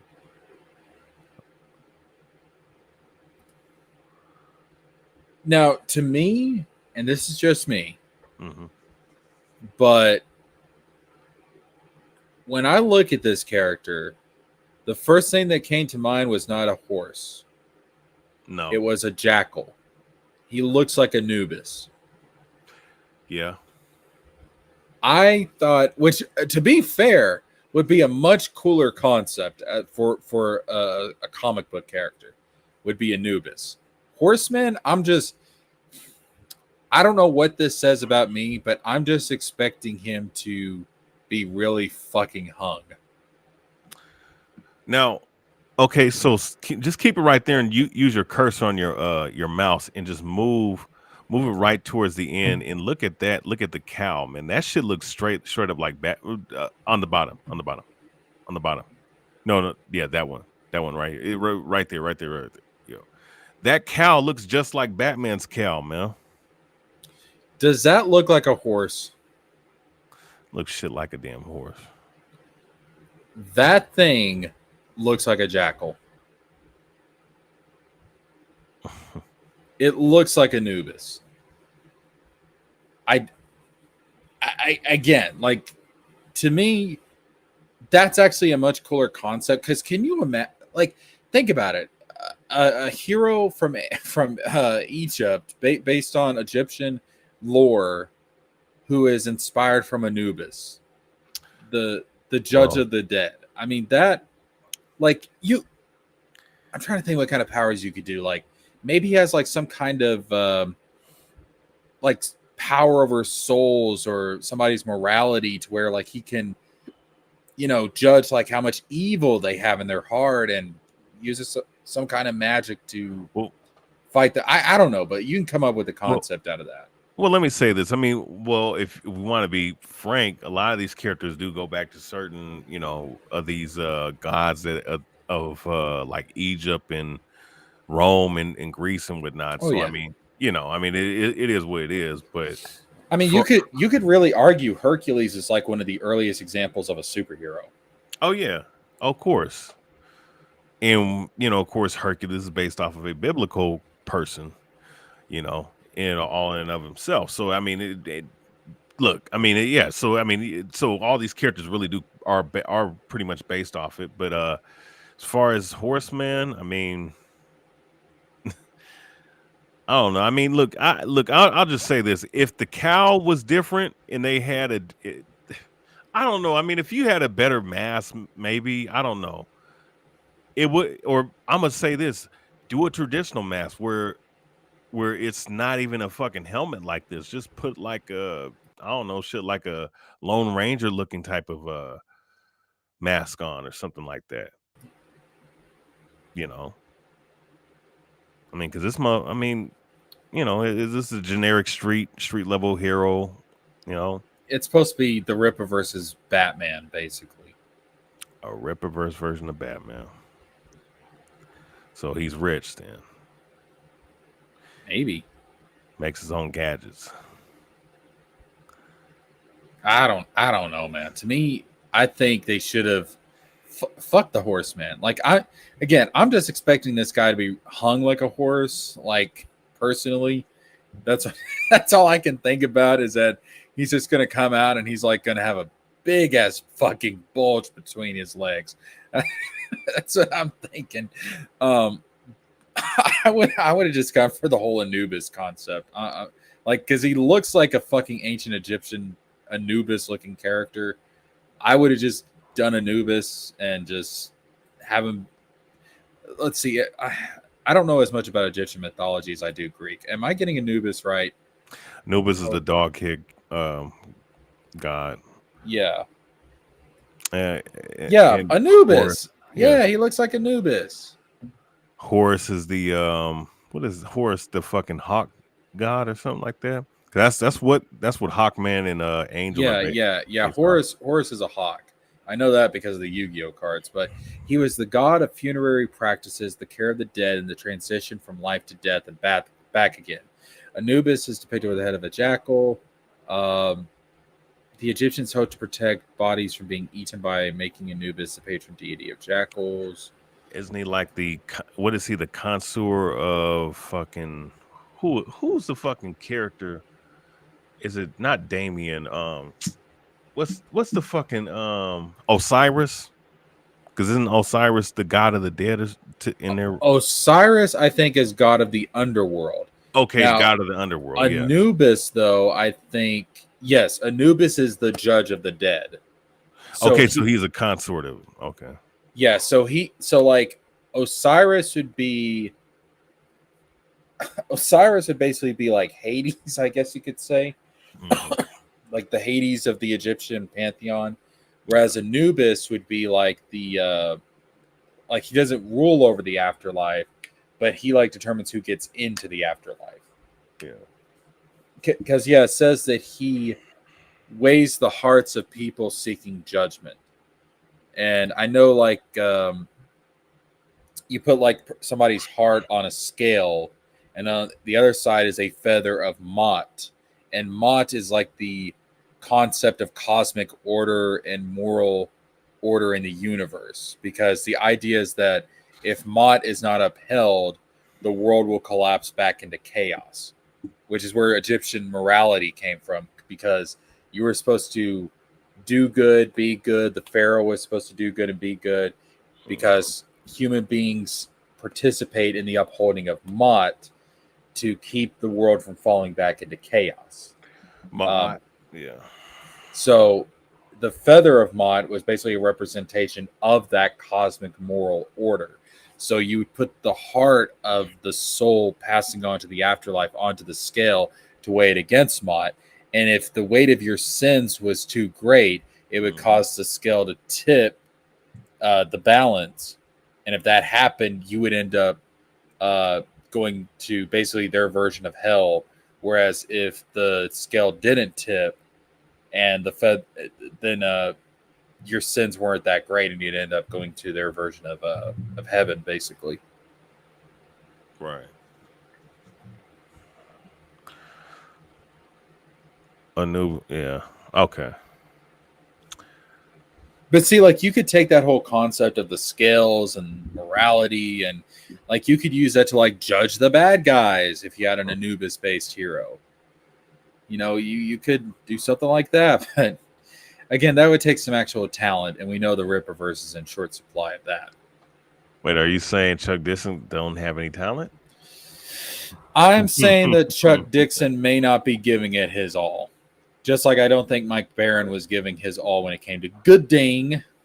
Oh, he did Gooding. Okay. Or Yeah. Gooding, or however the fuck you say that bullshit. Well, I'm going to say it how I want to say, and that is Goodyng. Goodyng. Goodyng, Goodyng. Goodyng, Goodyng. Good day, sir. Good day, sir. Well, good night, folks. I think I'm going to wrap it up here. Yeah, for real. Yeah, we've been going. It's almost 3:00. I need to get some sleep. Yeah, so that is, we talked the comic book industry, we talked the Rippaverse, we talked Goodyng, we even got into some fucking philosophy and moral discussions up in this bitch. Some real interesting stuff. I am probably going to stream tomorrow because there's a Ricada update, so I need to get to that. Yeah. Oh, yeah, I like to see that. Yeah, there's a Nick Ricada update, so I'm probably going to stream about that tomorrow. That needs to be discussed, but yeah, I wanted to get the Goodyng review out of the way, and probably, unless Eric does something really dumb, next time we'll talk about the Rippaverse will probably be when Horseman comes out, and we'll talk about that hung horse dick or whatever is going to happen. I don't know. I mean, at this point, I just think Horseman's going to be a straight up porno. It's just going to be a straight up porno. Oh my god. That's what I'm thinking. Hey, you know what? Hey, man, appreciate you having me on, man. I'm about to sit down, watch some anime before I go to sleep, man. You take it easy. Oh, yeah, no problem. Take care, man. Likewise.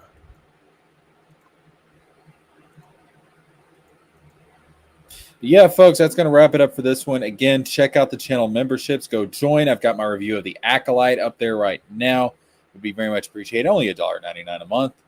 But, and of course, you know, there's other payment options down at the bottom of the screen. Much appreciated. If you can't do that, like, subscribe, click the bell for notifications, share the content so we get more people in here. Always appreciated.